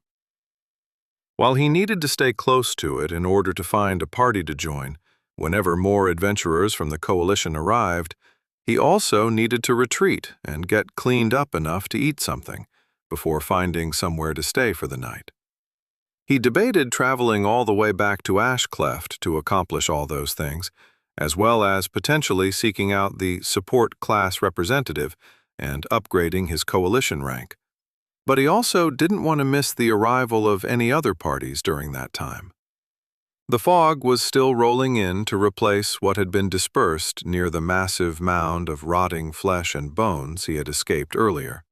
But as he headed what he thought was southwest, based on the location of the mausoleum behind him, the fog started to become more of a problem. He walked for a good hour as the fog enclosed upon him, but fortunately he wasn't accosted by any other undead during that time, so the dead forest was dead, for a lack of a better description. Eventually, Thaden came across a small stream of water to the south that burbled contentedly over the rocks inside its bed. The only real source of sound and movement he'd discovered through almost an hour of walking. It was only about 8 feet across, and perhaps 6 inches at its deepest. But it was as if a grand river had presented itself to the assistant healer, because it meant he could wash himself. He bent down at the edge and cupped the cold water in his hands to take a drink, his throat parched from the lack of hydration and the vomiting he had done earlier. But as he brought it up to his face, he smelled something that even overrode the stench of his skin and clothes. Why does this smell like natural gas? He knew that gas companies specifically injected a smell into their product so that it could be detected if there was a leak, because otherwise it was odorless. This smelled exactly like rotten eggs, a sure sign that it was full of sulfur. Letting the gathered water drop back into the stream, he looked upstream and realized it was coming from the direction of the mausoleum. Is this why the whole area is dead? The dungeon is poisoning the ground? He didn't know what sulfur did to vegetation, but he doubted it was anything good. Regardless, that didn't matter too much to him, because it was still water, even if it was full of a stinky, rotten egg smell. With a shrug, he washed himself in the water and even took off his clothes one article at a time to clean them as much as he could, before wringing them out and putting them back on. The damp clothing was clammy against his skin, and it all smelled like sulfur, but it was at least absent most of the disgusting, rotten flesh and bodily fluids that had permeated it. Moving further away from the stream, he shivered slightly as the cold of the fog surrounding him chilled him in his recently washed clothing. But he ignored it as he began to run around, working up a sweat as he both heated up his body and dried his clothing. After a while, he nearly ran headfirst into a large tree that came out of the fog like an iceberg nearing the Titanic. But he managed to stop before he hurt himself. Looking up, he saw that the tree was a little bit larger than the others he'd seen, and while it was dead, it had a number of branches higher up that looked like they would easily support his weight, and were placed conveniently near each other. He didn't know how well the undead climbed trees, but it was the best solution he could think of for the moment to stay out of their range while he slept. Climbing up approximately 30 feet from the ground was easier than he expected it to be, as if his body had gotten stronger since he'd been on Tarth, though it took some time before he was able to semi-comfortably wedge himself in between 4 thick branches that nearly made a platform, where he was finally able to take a breather and eat and drink something, which was the most important of all. As he stuffed his face full of his travel rations and drank at least half of the water he'd brought, he also picked out the one purchase that wasn't food or water that he'd insisted on, if only because he'd heard that it was a staple of every adventurer's pack. Rope. It was made from natural fibers and was only as thick as his pinky, but he had nearly 100 feet of it. While he finished the bland food, he began to wrap the rope in between the branches, making them crisscross so that they created something like a net or a cradle, which would help him stay on the tree if he were to fall asleep that night. It was already getting late in the afternoon, though with the fog it was getting dark already pretty quickly. Satiated by his meal, he debated climbing back down to look and see if any other people had shown up, but ultimately decided against it. There was no guarantee that he would even see anyone, and making it back to his impromptu bed in the large tree might be difficult, especially as he didn't have the greatest sense of direction. He could find his way as well as the average person, but he was no expert. With the thick fog around, that made it even worse. Therefore, he sat in the tree and wiggled around for a while to get as comfortable as he could while he waited, listening for any sign of fighting or of the undead approaching. While he was waiting, he rearranged his access slots to better reflect what he thought he might need if he was attacked by the undead again. Getting rid of minor healing for now, since it had a cast time, he instead slotted in his new minor cure mental affliction, which joined minor repulsion field, minor absorption field, minor regeneration, and minor mass healing. All but minor cure mental affliction were instant cast spells, but with a casting time of only a single second, it was close enough he thought it might come in handy if he was desperate enough. He also discovered that he could slot in Weak Aura of Life and activate it, and even if he removed it from the slots, it would remain active. He had a feeling it would deactivate if he fell asleep, but it was good to know that it wasn't necessary to have it taking up a slot while it stayed active while he was awake. After at least an hour or two of hearing absolutely nothing, he felt himself start to drift off despite still being cold. And before he was aware, he was unconscious and enjoying the sleep of the exhausted. Something startled him awake so abruptly that he jerked his body far enough that he nearly fell out of the tree. But despite the sudden wake-up, his mind was moving fast enough to register the situation even if his reflexes were still coming online.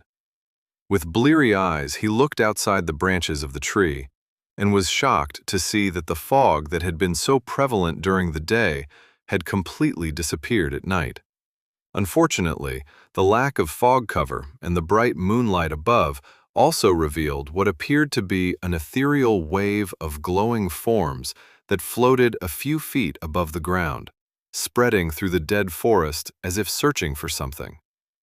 As they got closer and his heart pounded in his chest, he could make out their forms a little better, and his breath caught in his throat as he realized they were largely transparent, though humanoid in appearance, with only the barest hint of diaphanous cloth covering their bodies. Their legs ended at the knees, though they didn't need feet to walk as they simply floated silently through the air with no obvious means of locomotion. They were ghosts, or spirits, or whatever. When one finally got close enough for him to see some details about it, he saw that he was largely correct. Phantasmal Shrieker, medial level 29. Shrieker? But they're completely quiet. Almost instinctively by this point, as soon as he saw the phantasmal shriekers, Théden activated his minor repulsion field in anticipation of an attack. The moment the protective field appeared around his body, there was an immediate reaction from the floating ghosts. He reared back in fear as all of them seemed to home in on his position in the trees, as if he had lit a bonfire in the middle of a pitch-dark night. It was then that he discovered why they were called shriekers, as a nightmarish wail emerged from what had to be a few hundred ghostly figures, and their effect slammed into him. A sudden bout of dizziness made it difficult for him to concentrate, and he became unbalanced despite lying down in the tree. He felt himself falling, but he could barely make sense of what was happening as he couldn't see clearly. Fortunately, when he hit the branches of the tree on the way down, his protective spell considered it to be part of an ongoing attack and prevented him from taking damage, even when he slammed into the ground a few seconds later. He was so dizzy from the effect of the phantasmal shriekers that he couldn't even get to his knees, but he fortunately had enough cognitive function to figure out what to do. He wasn't sure how he did it, but he managed to cast Minor Cure Mental Affliction on himself, which did absolutely nothing. Well, it managed to cure a single instance of the dizzy affliction, but there were hundreds that had been thrust upon him, to which it did nothing. Not knowing what else to do and unable to move, Théden canceled his minor repulsion field and activated his minor absorption field. He could immediately feel a difference as the new field surrounded him, though he was still dizzy enough that he couldn't move. As he was lying face down on the ground, he could sense the phantasmal shriekers converging on his position, and while they continued to shriek, it wasn't as impactful against him, as if the effects were being blocked. When the first of them arrived, an aura of extreme cold arrived with them, making Théden shiver even more than he was already because his clothes weren't completely dry yet. From his dizzy vision, he could see the ghostly undead reaching for him, but were immediately prevented from touching him by his minor absorption field. But they kept trying anyway. Just as he felt like he was going to freeze to death, the dizziness that had plagued him since the first shriek abruptly disappeared, leaving him with his full faculties, even if he felt a little slow because of the cold. Getting to his knees, he looked around himself and wished he hadn't, because he was surrounded by phantasmal shriekers to the point where even their transparency was so thick that he couldn't see past them. Thankfully, he had been in a position like this not that long ago and knew what to do. Switching out his minor cure mental affliction for weak aura of life, he activated the reserved spell and then began casting minor mass healing and minor regeneration on anything he could target. While his aura didn't do much to them, he felt an immediate relief in the pervading cold that threatened to freeze his bones, though it was still cold enough that he shivered. What made more of a difference was his minor mass healing spell, which made the nearby shriekers ripple like blankets on a clothesline in a high wind, and their screams seemed to ramp up from what Théoden could only assume was pain. If ghosts could feel pain, he supposed. It only took 2 casts of minor mass healing to kill the nearest spiritual undead, where they collapsed into a pile of glowing goo. With a little breathing room, he was able to get to his feet and do a better job of targeting even more of the incoming shriekers with his regeneration, while his aura continued to damage everything in range. No more than 5 minutes later, the last of the ghostly monsters gave its last shriek as it collapsed into a goo pile, leaving the night unnaturally silent after the constant screaming. Still not completely alert from the abrupt awakening, Théoden took a few seconds to catch his breath and adjust to his surroundings on the ground before climbing the tree once again. A minute or so later, he was back in his rope and branch bed, though he didn't sleep at all for the rest of the night. Chapter 21. After daybreak, which was hard to see because the fog rolled in again just after dawn, Théoden ate some breakfast before untying his rope from his makeshift sleeping spot in the tree. Despite his lack of sleep the latter half of the night, when he was prepared for another attack at any time, nothing appeared to disturb his stay. During that time, he was able to check his message feed and found that he had acquired more pick, adding to the total he still had accumulated inside of him. In addition, he had leveled his support spellcasting competency another 3 levels and defensive spellcasting competency by 2 levels. He suspected it wasn't that big of a jump because he had killed the phantasmal shriekers so quickly. After he was all packed up, Théoden spent the day moving around the area surrounding the Mausoleum of Despair, waiting for any sign of another group of adventurers that he could join with in a party. Unfortunately, unless they came from a different direction and were killed with no sign of their bodies afterward, he found absolutely no one. What he did find were more undead, the same 3 varieties he'd faced the day before, though in much smaller numbers. Facing only 10 to 15 of them at a time was comparatively easy, especially with his new spells, and they lasted only a minute or so before they fell. It was over so quickly that he didn't even end up getting covered in nasty rotting flesh or fluids, especially when he stayed on the move and didn't let them surround him. Kiting them around wasn't exactly easy, as they were actually fairly fast when they were chasing him, but he was still able to maneuver out of the way to prevent being encircled. Théoden was expecting at least someone to show up during the day, but as morning turned to afternoon and then evening quickly approached once again, he began to think that no one was coming. With perhaps 2 hours or so of daylight left, he had to make a decision before he was forced to spend another night in a tree. Do I wait another day out here? Should I just head back to Ashcleft and call the quest done?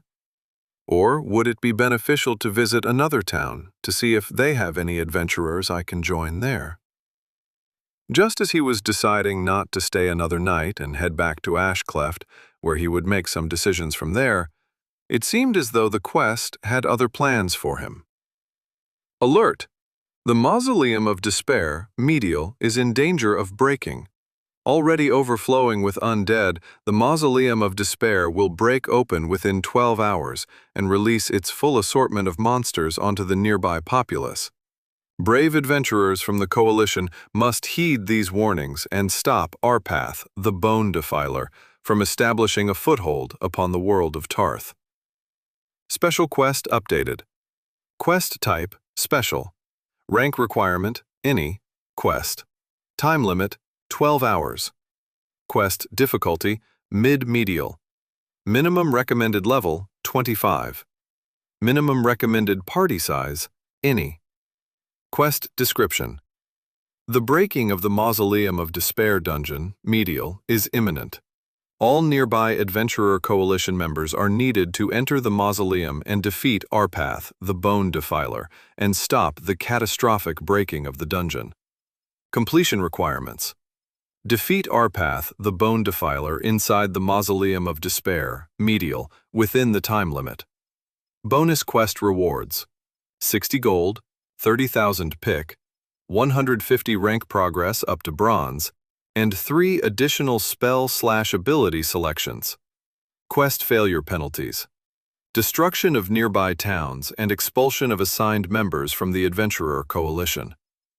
Current available nearby Adventurer Coalition members. Assigned, 1/1. Well, that's just great. What do I do now? Looking at the window that popped up with the alert and update to his current quest, his heart sank at what it was telling him. Where's my fortuity stat in all this? Is this supposed to be lucky? Not only did it seem as though something catastrophic was going to happen with the dungeon if it wasn't addressed within the next 12 hours, what the penalty for failure, if he did nothing, was the deaths of the many people in the nearby town and his own expulsion from the Adventurer Coalition. The latter would be highly disappointing, especially considering that it was his main avenue for making money, but the former was what worried him the most. As much as he'd been treated poorly by many of those in Ashcleft, that didn't mean they deserved to be overrun and killed by a horde of undead. What was even worse was when he looked at the bottom of the special quest update. Théoden could see that he was the only one that was both available and nearby to be assigned to carry out the quest. Or he assumed that's what 1/1 meant. It wasn't even referencing Ashcleft anymore, as it apparently expanded in scope to include any of the nearby population centers in range. And he was the only one that fit the criteria, apparently. That meant that he was out there running around the dungeon for no reason whatsoever, because there wasn't anyone coming in a party that he could join with. The only ones he'd seen were apparently the only ones that had been available, and now they were dead. So it's up to me to, what, save the world? Or at least save this portion of this world? No, that wasn't him. He wasn't some hero that could just do something like that. As much as he didn't want to be the one responsible for lost lives, he was just one person, and they couldn't expect him to take it on all by himself. He pulled up the special quest window again and tried to see if he could get rid of the quest, as he didn't want to be a part of it anymore. Current special quest cannot be abandoned. So, even if he chose to do nothing and not save everyone, he would be expelled from the Adventurer Coalition. Again, that wouldn't be the most horrible thing that had happened to him ever since coming to the world of Tarth, but it was certainly not ideal for his situation. As he stood there and contemplated his choices, Théoden heard the groans and clicks that indicated another group of undead approaching his location. So he closed out of everything and bent his attention to absolutely destroying the stupid zombies, skeletons, and swarmers that attacked him. When they were no longer a threat, he discovered that he had finally achieved level 81 in his support spellcasting competency, giving him another advancement to choose from.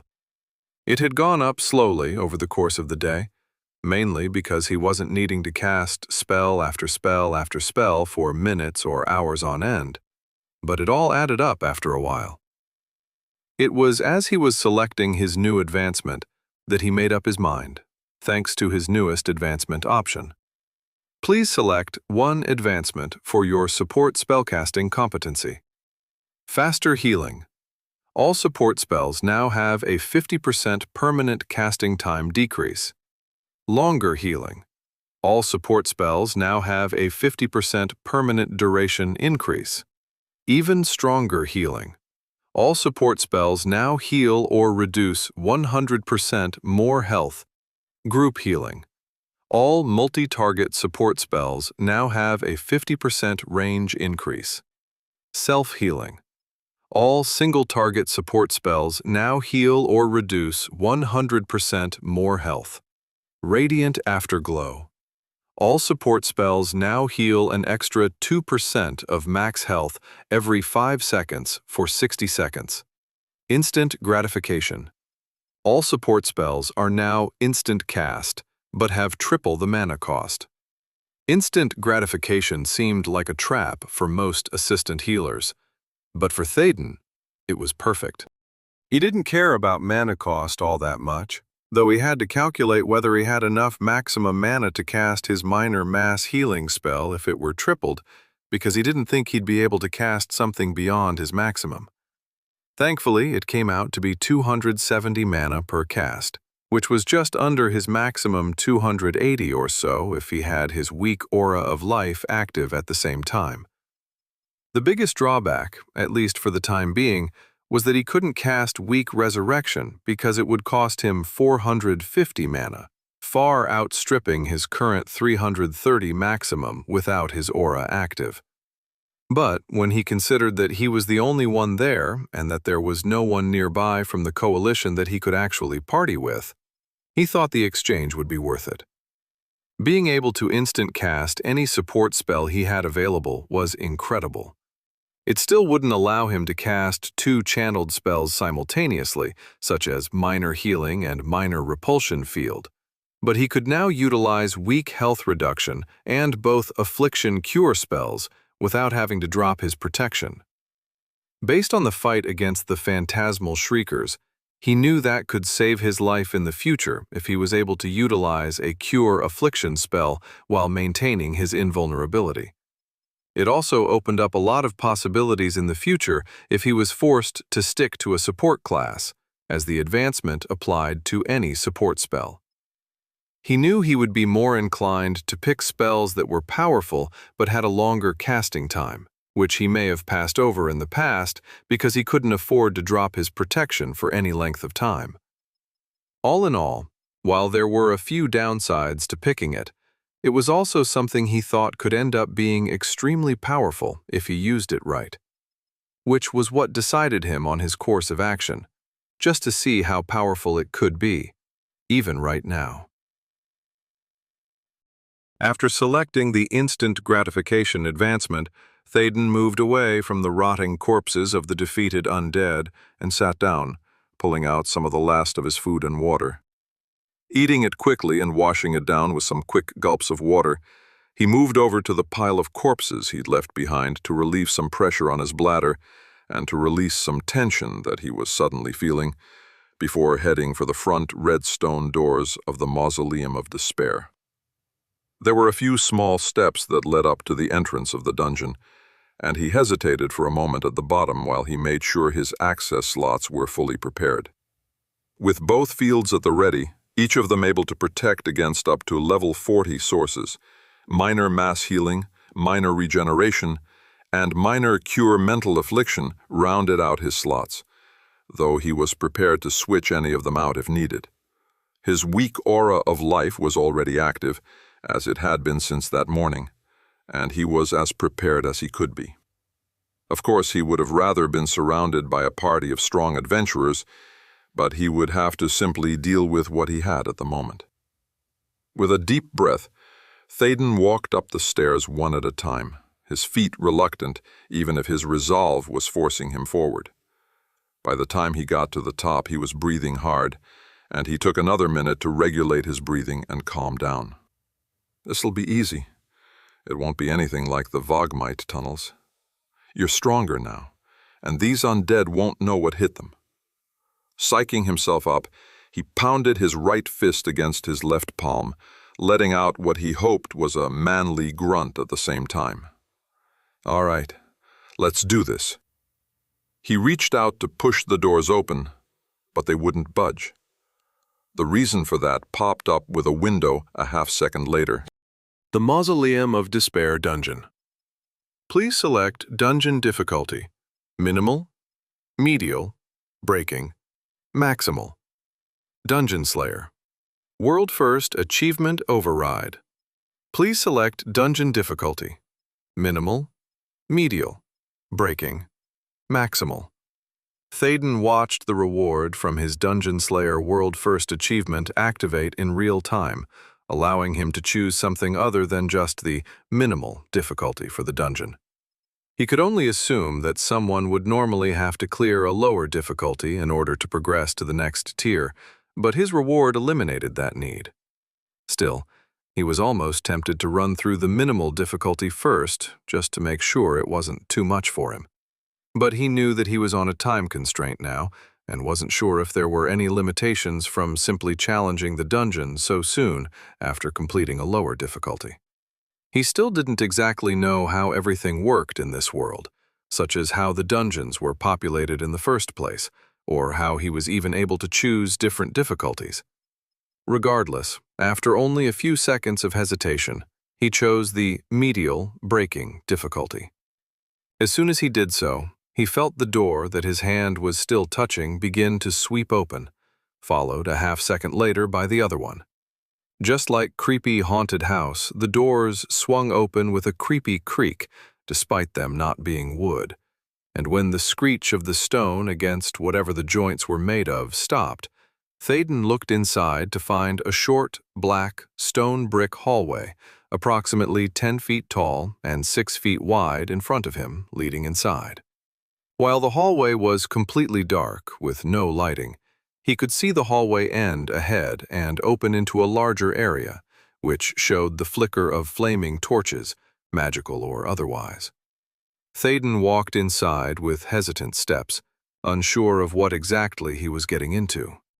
After approximately 10 steps, he heard a horrendous squeal behind him, and he froze in horror as the doors swung shut much faster than they had opened, closing together with a wall-shaking boom. Because the medial difficulty of the Mausoleum of Despair is currently on the verge of breaking completely, the exit must remain closed. At this time, there is no chance of premature evacuation. The only hope of those who enter the unholy depths of this dungeon to escape with their lives is to clear it by defeating Arpath, the Bone Defiler. Good luck. What? You couldn't have told me that before I walked inside? Thaden cursed under his breath, afraid to call too much attention to himself after his initial outburst, especially when he heard groans coming from down the hallway where the larger, illuminated area was located. Great. Do or die, I suppose. Shaking out his hands and bouncing on the balls of his feet a few times, Thaden stretched his arms above his head and twisted a few times, as if he was getting ready for some sort of sports competition. While it wasn't really something he'd done much of in the past, he'd seen it done on TV too many times to count. When he was done stretching, he had to admit that it helped to calm down his nerves a little, which had spiked after the door had slammed closed. All right, stupid dungeon of disgusting undead. Ready or not, here I come. Chapter 22. Cautiously peeking into the open space, Thaden was glad he already had his minor repulsion field activated, because even as he stuck his head inside, 2 zombie maulers reached out to grab him from either side of the opening.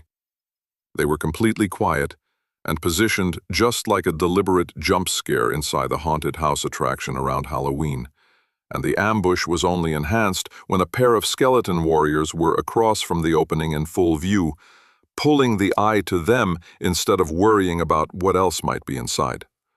Unfortunately for the undead, who actually did manage to jump scare him a little, they were unable to penetrate his protective field and were knocked slightly backward when they impacted it. The assistant healer didn't give them any chance to recover from that, as he immediately cast minor mass healing and targeted all 4 of the undead, the 2 ambushing zombies and the visible skeletons heading his way, with minor regeneration. As the heal/damage over time spell did its work, taking off an average of 5 health per 5 seconds due to his stronger healing advancement, it was accompanied by not only his weak aura of life doing an average of 2 health damage every 5 seconds, as well as another 1 health due to afterglow. With approximately 8 health taken away from them every 5 seconds, which was only an estimate because the 50% increase from his advancement rounded up only most of the time for some reason, Théoden was chipping away at their overall health quite quickly. The damage increased when another 60 health was taken off from minor mass healing every 10 seconds. In a little less than a minute, all 4 of the undead that had surrounded him collapsed to the floor at slightly different times due to their slightly different levels. What surprised him the most about the now fully dead undead was that they were all fairly low level, around level 21 to 24. Thinking about the RPGs he'd played in the past, he supposed that if it followed the same sort of theme, then the further he progressed through the dungeon, the harder the monsters and the higher the levels he would encounter. These were what were typically considered trash mobs, which were monsters that were more of a nuisance than a threat, and they were easy to dispatch. That certainly seemed to be the case here, as they didn't last long against his multiple ways to heal/damage them. Of course, he was basing all of that conjecture from his knowledge of RPGs back on Earth. He still needed more data to be sure that was what was happening here. He didn't really get a chance to investigate that sort of progressively more difficult theme back in the Vogmite Tunnels dungeon, mainly because his entry was more than a bit irregular.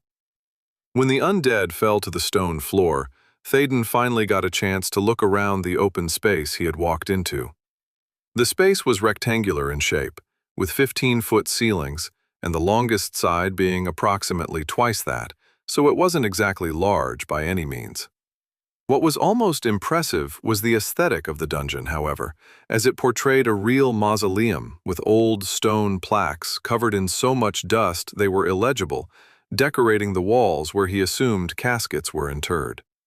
It wasn't much of an assumption, though, because there were 4 sections on the wall where the stone plaque had been shattered, strewing rubble all over the floor, and it appeared to have been done from the inside, where the splintered and rotted remains of a wooden coffin could be spotted.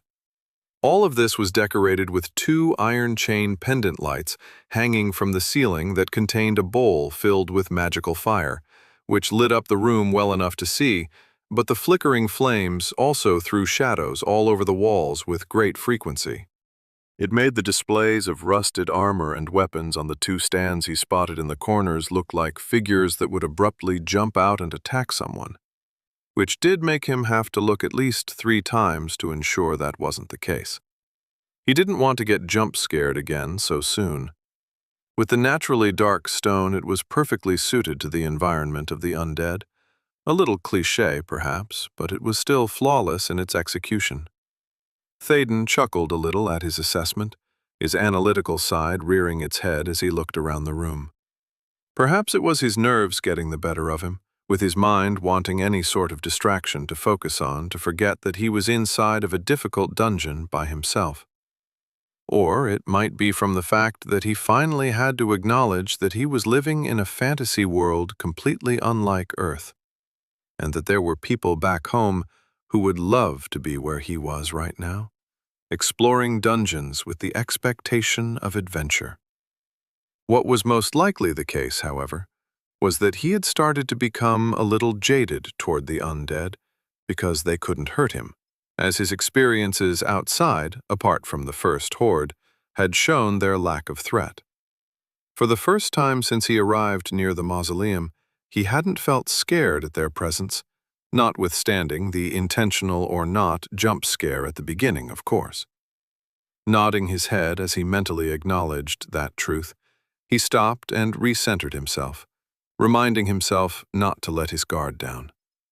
While this mausoleum room was quite easy to complete, that didn't mean that all of them would be the same. There was bound to be something inside that might be able to hurt or kill him, and he needed to not be too overconfident. Still, he couldn't help but have a little of that confidence slip through as he headed toward the opening on the right side of the room, which he assumed led further inside. He had been nervous coming in the dungeon in the first place, but after seeing how easy— Click.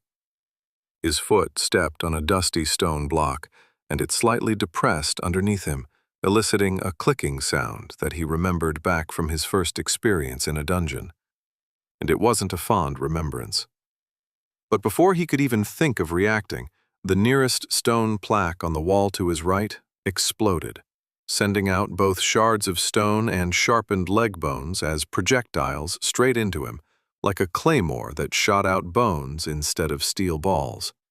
He stumbled to his right as it hit him, or, more accurately, rebounded off his field. It wasn't due to the impact that he stumbled, but because of surprise and shock at both the sudden attack and the deafening noise. As the dust settled, he stood still as his heart pushed itself back down his throat, before renewing his own minor regeneration spell out of habit, and to ensure he was prepared in case something made it through his defenses. "You know, I was just thinking that I was being overconfident, and there we go. That's exactly what I was talking about," he mumbled to himself. Straightening his shoulders as he recovered from the abrupt attack, he continued. "Anyway, I forgot about traps for some reason, so I have to make sure to pay attention. If that had been a magical attack that was just as destructive, it might have killed me." Shaking for a second at the thought, he pushed it away and moved on, picking up a rusty and partially broken spear that had fallen off one of the stands in the corner at the blast. Thankfully, the old spear was in such rough shape that it didn't classify as a weapon, meaning that he wasn't forced to drop it as soon as he picked it up, as it looked like it would fall apart if it had been swung or used to stab someone. But it was perfect for what he wanted it for, which was to poke and prod the floor he was going to pass over, hoping to identify any traps before he accidentally walked right into them. With the aura, regeneration, and field around him emitting a glow that lit up the area around him, he made slow progress through the rest of the room, visually looking for any sign of a trap while tapping the floor for any indication that the stone might depress if he stepped on it. Just before the exit leading further into the mausoleum, his poking with the spear discovered that a section of the stone floor moved slightly, and he smiled as he worked his way around the area and entered another hallway almost identical to the first near the entrance. It was completely dark, but his glowing spells around his body were enough to light the way, which was free of debris, unlike the previous room. A 90-degree turn to the left had him looking down the tunnel at what appeared to be yet another room, which seemed very similar to the first. Walking in, while cautiously poking at the floor, he discovered that it was almost exactly the same, with the only difference being one of the skeleton warriors was one level higher than the ones he'd killed previously. The arrangement of the room and debris was slightly different, with rubble strewn around in a random pattern, and the destruction of the stone plaques was handled differently.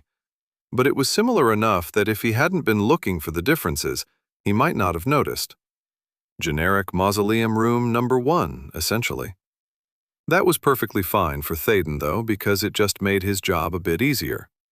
After re-killing the undead, he discovered that the placement of the trap locations was different, but he was still able to find them with his broken, trap-finding spear well enough to avoid setting them off. It quickly became a bit boring as he kept going, following the hallways and nearly identical mausoleum room number 1s over the next hour, as he progressed through a little more than 24 of them. The only differences were that the undead he fought slowly became stronger and more numerous, but even at the end of the repetitive rooms there weren't more than 7 of them. It was when he was least expecting it that something changed. But isn't that always how it worked? Traveling down yet another dark stone hallway, tapping the spear along the floor, checking for traps, Théoden was suddenly enveloped by a dark cloud that seemed to materialize out of nowhere. The instant it touched his skin, it felt like it was being melted off. Though unlike the green flames back in the Vogmite tunnels, the effect didn't feel like a burn. Instead, it was as if his flesh was rotting away at a rapid pace. The dark cloud reached his eyes, and Thaden was almost instantly blinded, his eyeballs practically decomposing in their sockets.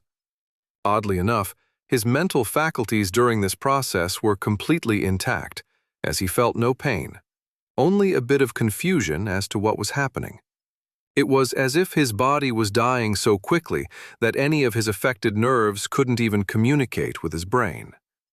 Thankfully, despite being blinded, he was still able to see his access slots and see his spells, as if they were in his mind instead of being something he needed to physically see, which allowed him to react quickly. He quickly deactivated his minor repulsion field and activated his minor absorption field, feeling immediate relief as no more of the dark cloud reached him. As for what was actually killing him, he tried to use his minor cure mental affliction he already had in his access slots to get rid of it, but that did nothing. A swap to weak cure physical affliction and an instant cast of that seemed to help halt the progress of what was destroying his body, but didn't get rid of it entirely. That's right. It's only good for afflictions up to level 20. That must mean whatever this affliction is, its source must be higher than that. Although it didn't cure it completely, I can sense that it helped a bit. The only reason he wasn't dead yet was because his ongoing healing spells were staving off the inevitable. But it was a losing battle. Fortunately, a cast of minor mass healing helped to heal all of the damage instantly, though the affliction was still present. He started to spam cast weak cure physical affliction on himself, with each cast getting rid of more and more of it. After about 20 seconds and another use of mass healing, he felt the last of it leave his body, and he was healed back to full. Remembering the description of the weak cure physical affliction spell, Thaden deduced that the dark cloud was likely a magical source of necrosis, which he could only assume was designed to rapidly decay his body, and he was lucky to have survived the trap that he didn't even know how he set off. Once his vision was back, and everything reset back to where it had been before, he looked around to see any sign of what activated the trap, and could see nothing physical around. The only thing he noticed was a lingering hint of something in the tunnel, like a subtle glow that seemed magical in nature, but he wasn't exactly sure what it was. He could only assume that this was what had set off the trap, or was the trap itself, but he didn't really have a good way to detect it. Great. Physical and magical traps? How am I supposed to pick which ones to defend against? After a minute or so of contemplation, he decided to keep his minor repulsion field active most of the time, because if he accidentally activated a trap that made something explode into him, then it was much more likely that it would be fatal. If it was magical in nature, he had already proven that he could recover, even if having his flesh die and slough off his body wasn't very pleasant. The sudden appearance of the necrosis-based trap signaled the start of the next section of the dungeon, which abruptly changed from constructed stone walls to a rougher look, as if the hallway had been carved out of rock. The next room he stumbled upon was different as well, with it looking more like a set of old catacombs, rather than a more modern mausoleum. Instead of relatively modern stone plaques and spaces containing broken open caskets, there were instead niches carved into the walls, where cloth-wrapped bodies were placed inside. The dry, unmoving air inside the new section was enough to keep the corpses from rapidly decomposing, which meant that the remains, for the most part, were intact, except where they were missing entirely. A dozen clicking, ghoulish swarmers crawled out of almost imperceptible holes in the walls and the ceiling, accompanied by a squad of 4 skeleton warriors, all of them level 25. Thaden was quickly surrounded because he didn't want to try avoiding them and accidentally set off a trap in the room, though he had thought of that as a potential way to destroy the undead monsters even faster. However, since he didn't have any idea what trap he might set off, he didn't want to end up killing himself with a magical trap when he needed a physical barrier protecting him from the monsters themselves. Though if he knew for sure what kind of traps he was setting off, it could definitely be a strategy he could employ in the future. Even though the undead were all 4 levels higher than him, they didn't last much more than a minute as they ineffectually attempted to attack Thaden, who was safely protected by his minor repulsion field. Once they were all collapsed on the floor, Thaden took his time moving through the new type of room, looking out for any indication of a trap. None of the dust-covered stones underneath his feet seemed to depress when he used his makeshift trap-detecting stick, nor was he abruptly hit with another sudden, dark, necrotic cloud out of nowhere. The following hallway was a slow affair, as he looked for any indication of a trigger that would set off a trap, but he couldn't see or sense a single thing. When a large, swinging pendulum blade emerged from the walls and attempted to cut him in half, he was glad for the fact that he had decided to keep his physical-based field active rather than switching to the absorption field for magical attacks, because the blade would have cut him in half otherwise. Afterwards, he detected a hint of magical residue floating in the air, like some sort of echo, but he still didn't know exactly what it was. Still using the broken spear to test the ground at least, he continued to navigate his way through the dungeon, finding even more rooms similar to the one with the swarmers and skeletons. He was hit by another necrotic cloud while he was still in one of the rooms, though fortunately he wasn't being actively attacked at that point. He fared better now that he knew what it was, and while his flesh decayed and died quite a bit still, he was able to recover in less than half the time it took during the first attack. Overall, he didn't really mind it all that much, mainly because there was an absence of pain that came with it. His skin rotting and falling away was surprisingly pleasant when he compared it to the green fire he'd suffered from in the Vogmite tunnels. Being blinded as his eyes melted in their sockets was a bit annoying, but thankfully it was easily fixed by a quick use of minor mass healing. Another hour of cautiously making his way through the different rooms brought on another change, though the change in its aesthetic wasn't as drastic as before. The rough stone rooms with dug-out cavities stayed the same, but many more of the wrapped corpses were missing, and large quantities of broken bones could be seen all over the floor. What was somehow even more creepy was that he started to see skulls arranged in odd, pyramid-shaped piles every once in a while, like some sort of ritualistic pattern or something. It was the undead that really began to change, bringing with it the first challenge to Thaden he'd experienced thus far in the dungeon. Gone were the ghoulish swarmers, and there hadn't been any sign of a zombie mauler since the beginning mausoleum-type rooms. Instead, there now seemed more skeletons, and not just warriors. Skeleton Death Mage, Medial Level 28. Skeleton Ranger, Medial Level 27. The new Skeleton Rangers weren't necessarily a problem, given that the arrows they attempted to pepper Thaden with would simply bounce off his field. But the Death Mages were a different case entirely. Walking into the room for the first time against them, Thaden was hit by a projectile that seemed constructed of pure darkness. The impact hit with enough force that it sent him flying backwards to land on his back, dropping his broken spear where it practically shattered when it hit the floor, and he could feel the same necrotic effect as the traps eating away at his chest where the projectile had hit him. It wasn't a cloud, thankfully, as it didn't spread from where he was hit, but it steadily ate away at his flesh, and he could feel it digging deep. Thankfully, spamming the weak Cure Physical Affliction spell worked to clear it up, and his usual minor mass healing helped his health recover from the damage the affliction had upon him. It was a close thing, however, as his health had dipped into the low single digits from just that single attack, and an extra few seconds of letting it eat away at him. So, in a way, it was even more deadly than the traps. When he added in the fact that the Skeleton Death Mage wasn't limited to just a single necrotic projectile, their threat level rose through the roof. Rolling back to his feet, he barely avoided being hit by another one of the deadly spells, only to be surrounded by a half-dozen skeleton warriors who had closed with him while he was down. Hit by another Death Mage spell when he was unable to easily move from his position, Thaden was flung up against a warrior, which stopped his momentum, but he was still damaged by the spell. While he was healing from the attack, the desperate assistant healer started to push through the surrounding warriors, letting them shift back a little when they attacked him as he aimed straight for the death mage.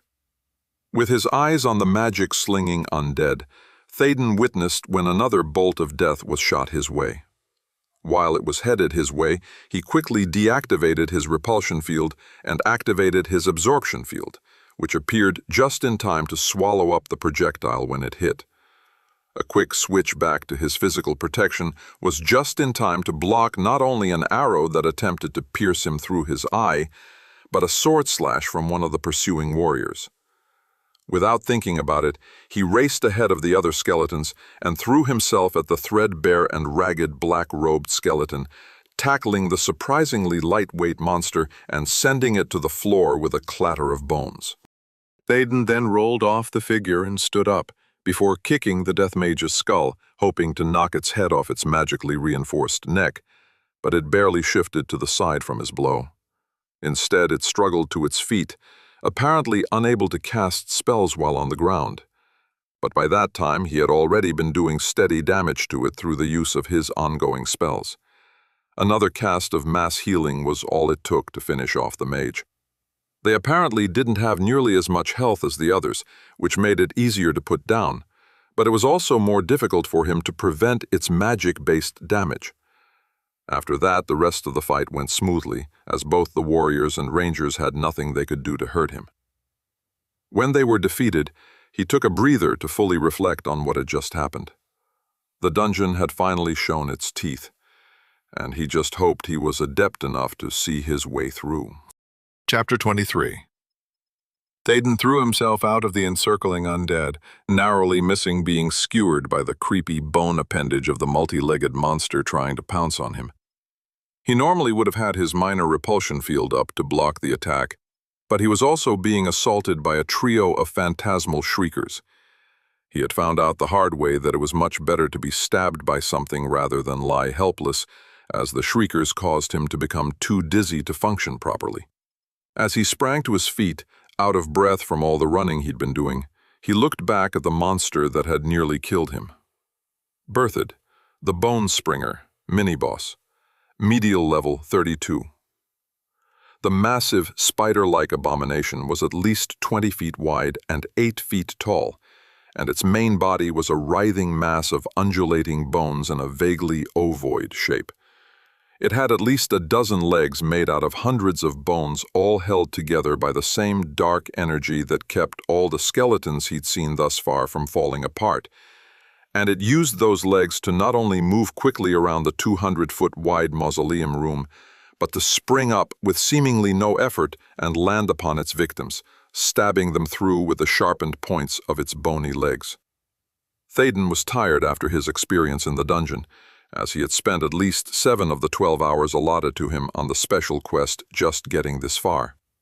As he traveled deeper inside, more and more elaborate bone sculptures and decor could be found throughout the different rooms, and more skeleton monsters awaited him as the main obstacle to progressing further. Over the last few hours, he'd practiced walking on the edge of disaster by learning how to quickly switch back and forth between his two fields, as well as moving around the attacking undead with what he felt was pretty snazzy dodges and rolls. Though he was sure if anyone was looking, they would say he was simply flinging himself around and hoping that he didn't accidentally brain himself by smashing into a wall. It had taken being cut by swords, hit by arrows, shot by more than his fair share of necrotic projectiles, and impaled by shrapnel and the edges of deadly traps he accidentally set off a time or two, in his movement to get a handle on the flow of the fight against the undead. That being said, he only had a small handle on the flow of a fight now, thanks only to the fact that the undead were relatively dumb and had no imagination. They did the same things over and over again, even when it didn't work, and he used that to his advantage more than once. Then came the introduction of the same phantasmal shriekers he'd seen at night outside, which changed up the whole game. The first time he'd actually been hurt by one of them touching him, his movements had slowed to the point where it felt like he was moving in slow motion, and his physical energy felt drained in a way that he knew would be deadly if he allowed it to continue more than a second or two. At that point, it was difficult to even think, as his mind also seemed to slow down, and that alone made it a priority to defend against the effects of the shrieker, no matter what else was happening. Fortunately, they were also relatively weak in the health department, so only a couple usages of minor mass healing sufficed to destroy them. But with all the running away from skeletons he'd been doing while killing the shriekers first, he was becoming exhausted. After a while, he'd taken the time to eat and drink the rest of what he had in his pack, and the pick-me-up was what he needed to push on just a little further. Which was what finally brought him to facing down Berthud, the Bone Springer, inside of the largest room he'd seen so far. Circular in shape, the 200-foot diameter room boasted 60-foot ceilings, a relatively dust-free stone floor, and the completely destroyed remnants of stone plaques and busted-up caskets lining the inside perimeter of the large space. Along the back of the room, opposite of where he had entered, was a massive throne constructed entirely of bones, and a statue of some undead figure sat upon it. At least he thought it was a statue, as it hadn't moved since he walked in, and he couldn't target it or see its name. Of course, Théoden hadn't been able to study it for too long before the giant form of Berthud descended from the ceiling, nearly impaling him in the first seconds of the fight. Thankfully, his minor repulsion field saved him from the attack, allowing him to back away from the monstrosity. That was when dozens of phantasmal shriekers appeared from the walls, passing through the stone with their insubstantiality, and descended upon Théoden in small clumps. He'd been running around and avoiding being impaled by Berthud's limbs for nearly 5 minutes now, and he was quickly running out of breath and energy. And there was very little sign that the Bone Springer was being seriously damaged by his spells. The reasons for that were that it was able to quickly move out of range of his aura of life, and only a fraction of the minor mass healings he was using to whittle down the shriekers even reached it, meaning that it was still sitting with a large chunk of health at its disposal. Thankfully, another wide-area healing spell was all he needed to wipe out the last of the shriekers, allowing him to switch back to his physical protection spell. As soon as he did that, he practically collapsed where he was standing, flopping himself down on his back. As he sat up, he was stabbed with a half-dozen bony appendages, all of them bouncing off his field, and he looked at the assortment of eerily grinning skulls that made up the face of Berthud. "All right, your turn, finally."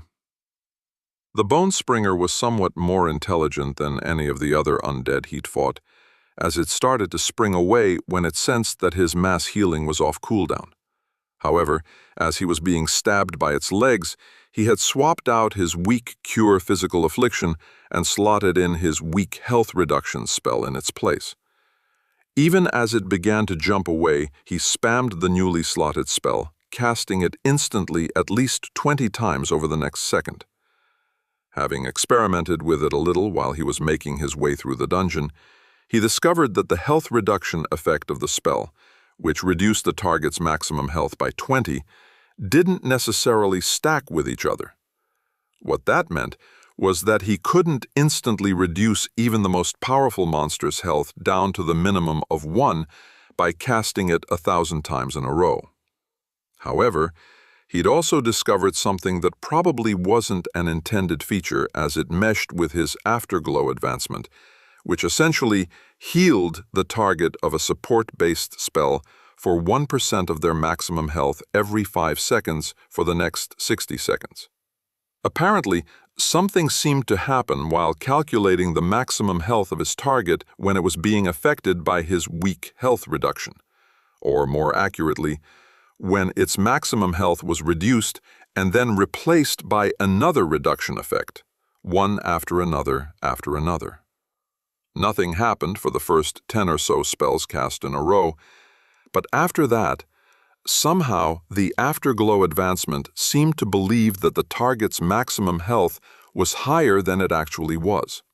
He was unable to experiment on himself to see if it worked on a friendly target, because his spell would have brought him down to 1 health, and he wasn't willing to risk accidentally dying by a stray trap or attack he didn't see coming. Nevertheless, what his experiments on the undead showed him was that as the Afterglow advancement calculated the maximum health of the target after being affected by multiple casts of weak health reduction, it began to heal the target more. It was easiest to test this on the skeleton rangers that he'd fought in the dungeon, as he could leave them alone for the most part at the end of a fight and test identical spells on rangers of the same level, only changing the number of times he used weak health reduction on each one. Compiling the data after he was done with those experiments, he determined that each of the rangers had approximately 400 health to start with. When he reduced it with his spell, the control had 370 health and was damaged by 3.7 health per 5 seconds due to the effect of Afterglow. The other one, which he'd spammed the health reduction spell on, still had only 370 health, but it ended up losing a bit less than 3 times the amount, at around 9.8 health per 5 seconds. Granted, his calculations might not be as precise as they could be, because he couldn't see real-time damage outputs, but some quick mental calculations after the tests showed them to be relatively accurate. Unfortunately, around 3% was the extent of the effect he could achieve, as there seems to be a limit. Even after spamming hundreds of the spell on a single target, it never advanced past that. The abnormal maximum health calculation paired with his Afterglow effect wasn't going to break the system or anything, but every little bit of damage he could do was worth it, and 3% of the Bone Springer's maximum health ticking off after every 5 seconds was all he needed.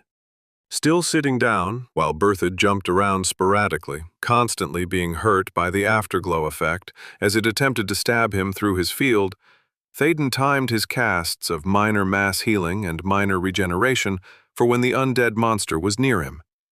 Each cast renewed the 3% Afterglow effect, and in less than a minute he could see signs that it was starting to fall apart from the damage being done to it.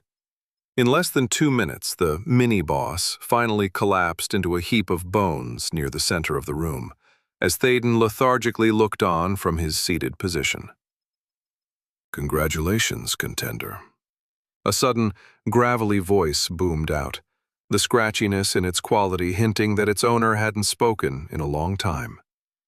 Startled by the sudden onset of a conversation he wasn't expecting, Théden looked up to see the figure on the bone throne standing up, before stepping down onto the floor of the room. The assistant healer felt a rumble underneath him as the 25-foot-tall skeleton's foot impacted the floor, accompanied by a significantly loud thud. Looking above its head in shock, he breathed a sigh of relief as his goal was finally approaching completion. He'd found the monster he was supposed to kill. Arpath, the Bone Defiler, boss. Meteo level 40. Level 40? That's just wrong if they expected a party of level 25 adventurers to come in here and kill it. Then again, he really had no idea how powerful a party of level 25 members from the Coalition could be, so he might be underselling them. Still, it seemed unlikely that they would be able to defeat something so far above them in level. Unless they had the advantages that Théden did, of course. Even for him, something that was 19 levels above him was hard to even think about. You've made it this far, but I cannot allow you to delay my escape.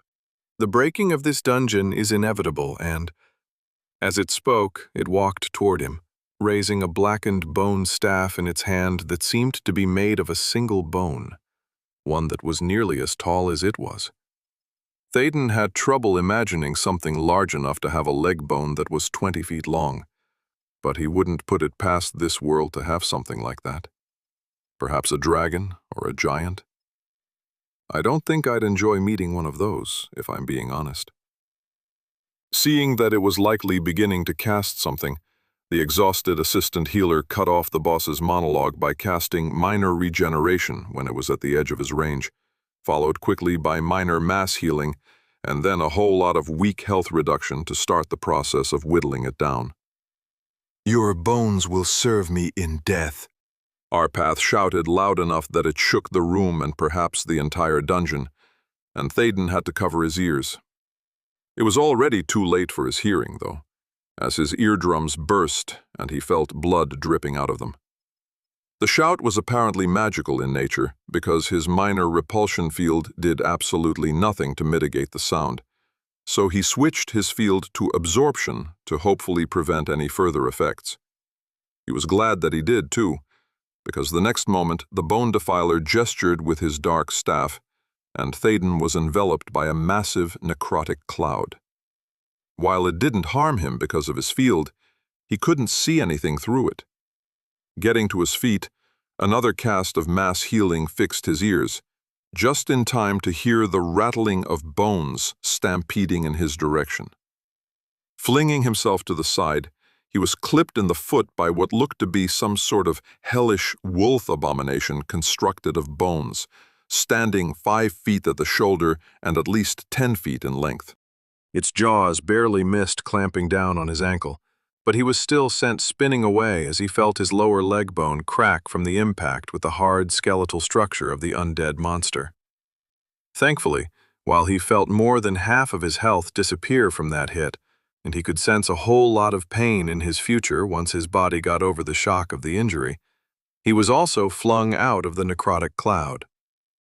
Bouncing in a flailing sprawl, he finally stopped moving and was able to look around, only to be shot in the face by the biggest necrotic projectile he'd ever seen, at least 5 times bigger than the ones the skeleton death mages threw at him throughout the dungeon. It was still absorbed by his field, of course, but the fact that the Bone Defiler could not only cast necrotic clouds, but throw out projectiles that traveled almost faster than he could see them was horrifying, especially when he saw a veritable army of bony abominations scrambling toward him. Glancing around in a panic, Théoden realized that the fallen Bone Springer had been repurposed by the boss, its bones somehow converted into the shapes of grotesque animals and humanoid figures with enormous heads, multiple arms and legs, and slash or some sort of additional appendage that defied all logic. There was just something unnatural about their appearance that frightened him more than anything else he'd seen. I suppose that's why he's called the Bone Defiler. The inane thought shook him free from the paralysis he felt at seeing what he was up against, and he scrambled as quickly away as he could from the approaching monstrosities, despite the broken leg, though it was slowly healing due to his ongoing healing spells. He was hit again by an enormous necrotic projectile, which was thankfully absorbed, but the first of the bony attackers was already upon him. A cast of minor mass healing as it came off cooldown was enough to fix his leg up the rest of the way, and as the wave of healing energy blasted out around him, he looked back to see the leading elements of the skeletal forces suddenly collapse. What? They're that weak? This should be... He didn't get to finish the thought, as the skeletons that had been killed by his spell suddenly started moving, putting themselves back together as if nothing had happened. In less than a pair of seconds, they were back up and running with the rest of the forces, unhindered by the fact that they had just died a few seconds ago. That thing is reanimating them. It's cheating. Then again, so was Théoden. We'll just have to see who's the biggest cheater.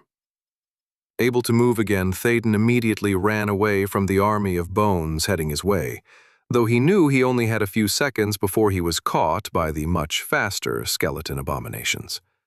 Looking over his shoulder, he first targeted what appeared to be a 4-foot-tall squirrel that had 3 arms that were essentially large bone spikes and a tail that ended with a snapping skull at the tip, and he quickly cast minor regeneration followed by weak health reduction. He wasn't able to spam it like he did against the boss, because he switched to another target and did the same thing, before leapfrogging from another and another. As the damage over time effects were applied to them, he could see the smallest of them begin to collapse, as enough damage was applied to them with the first 5-second tick, though the larger ones were still going. Théoden was hit by yet another necrotic projectile a second later, but it was absorbed by the field once again. Unfortunately, He wasn't going to be able to keep that up as the first of the skeletons arrived, and he was forced to switch it up to physical protection. 3 seconds. That seemed to be the interval between projections.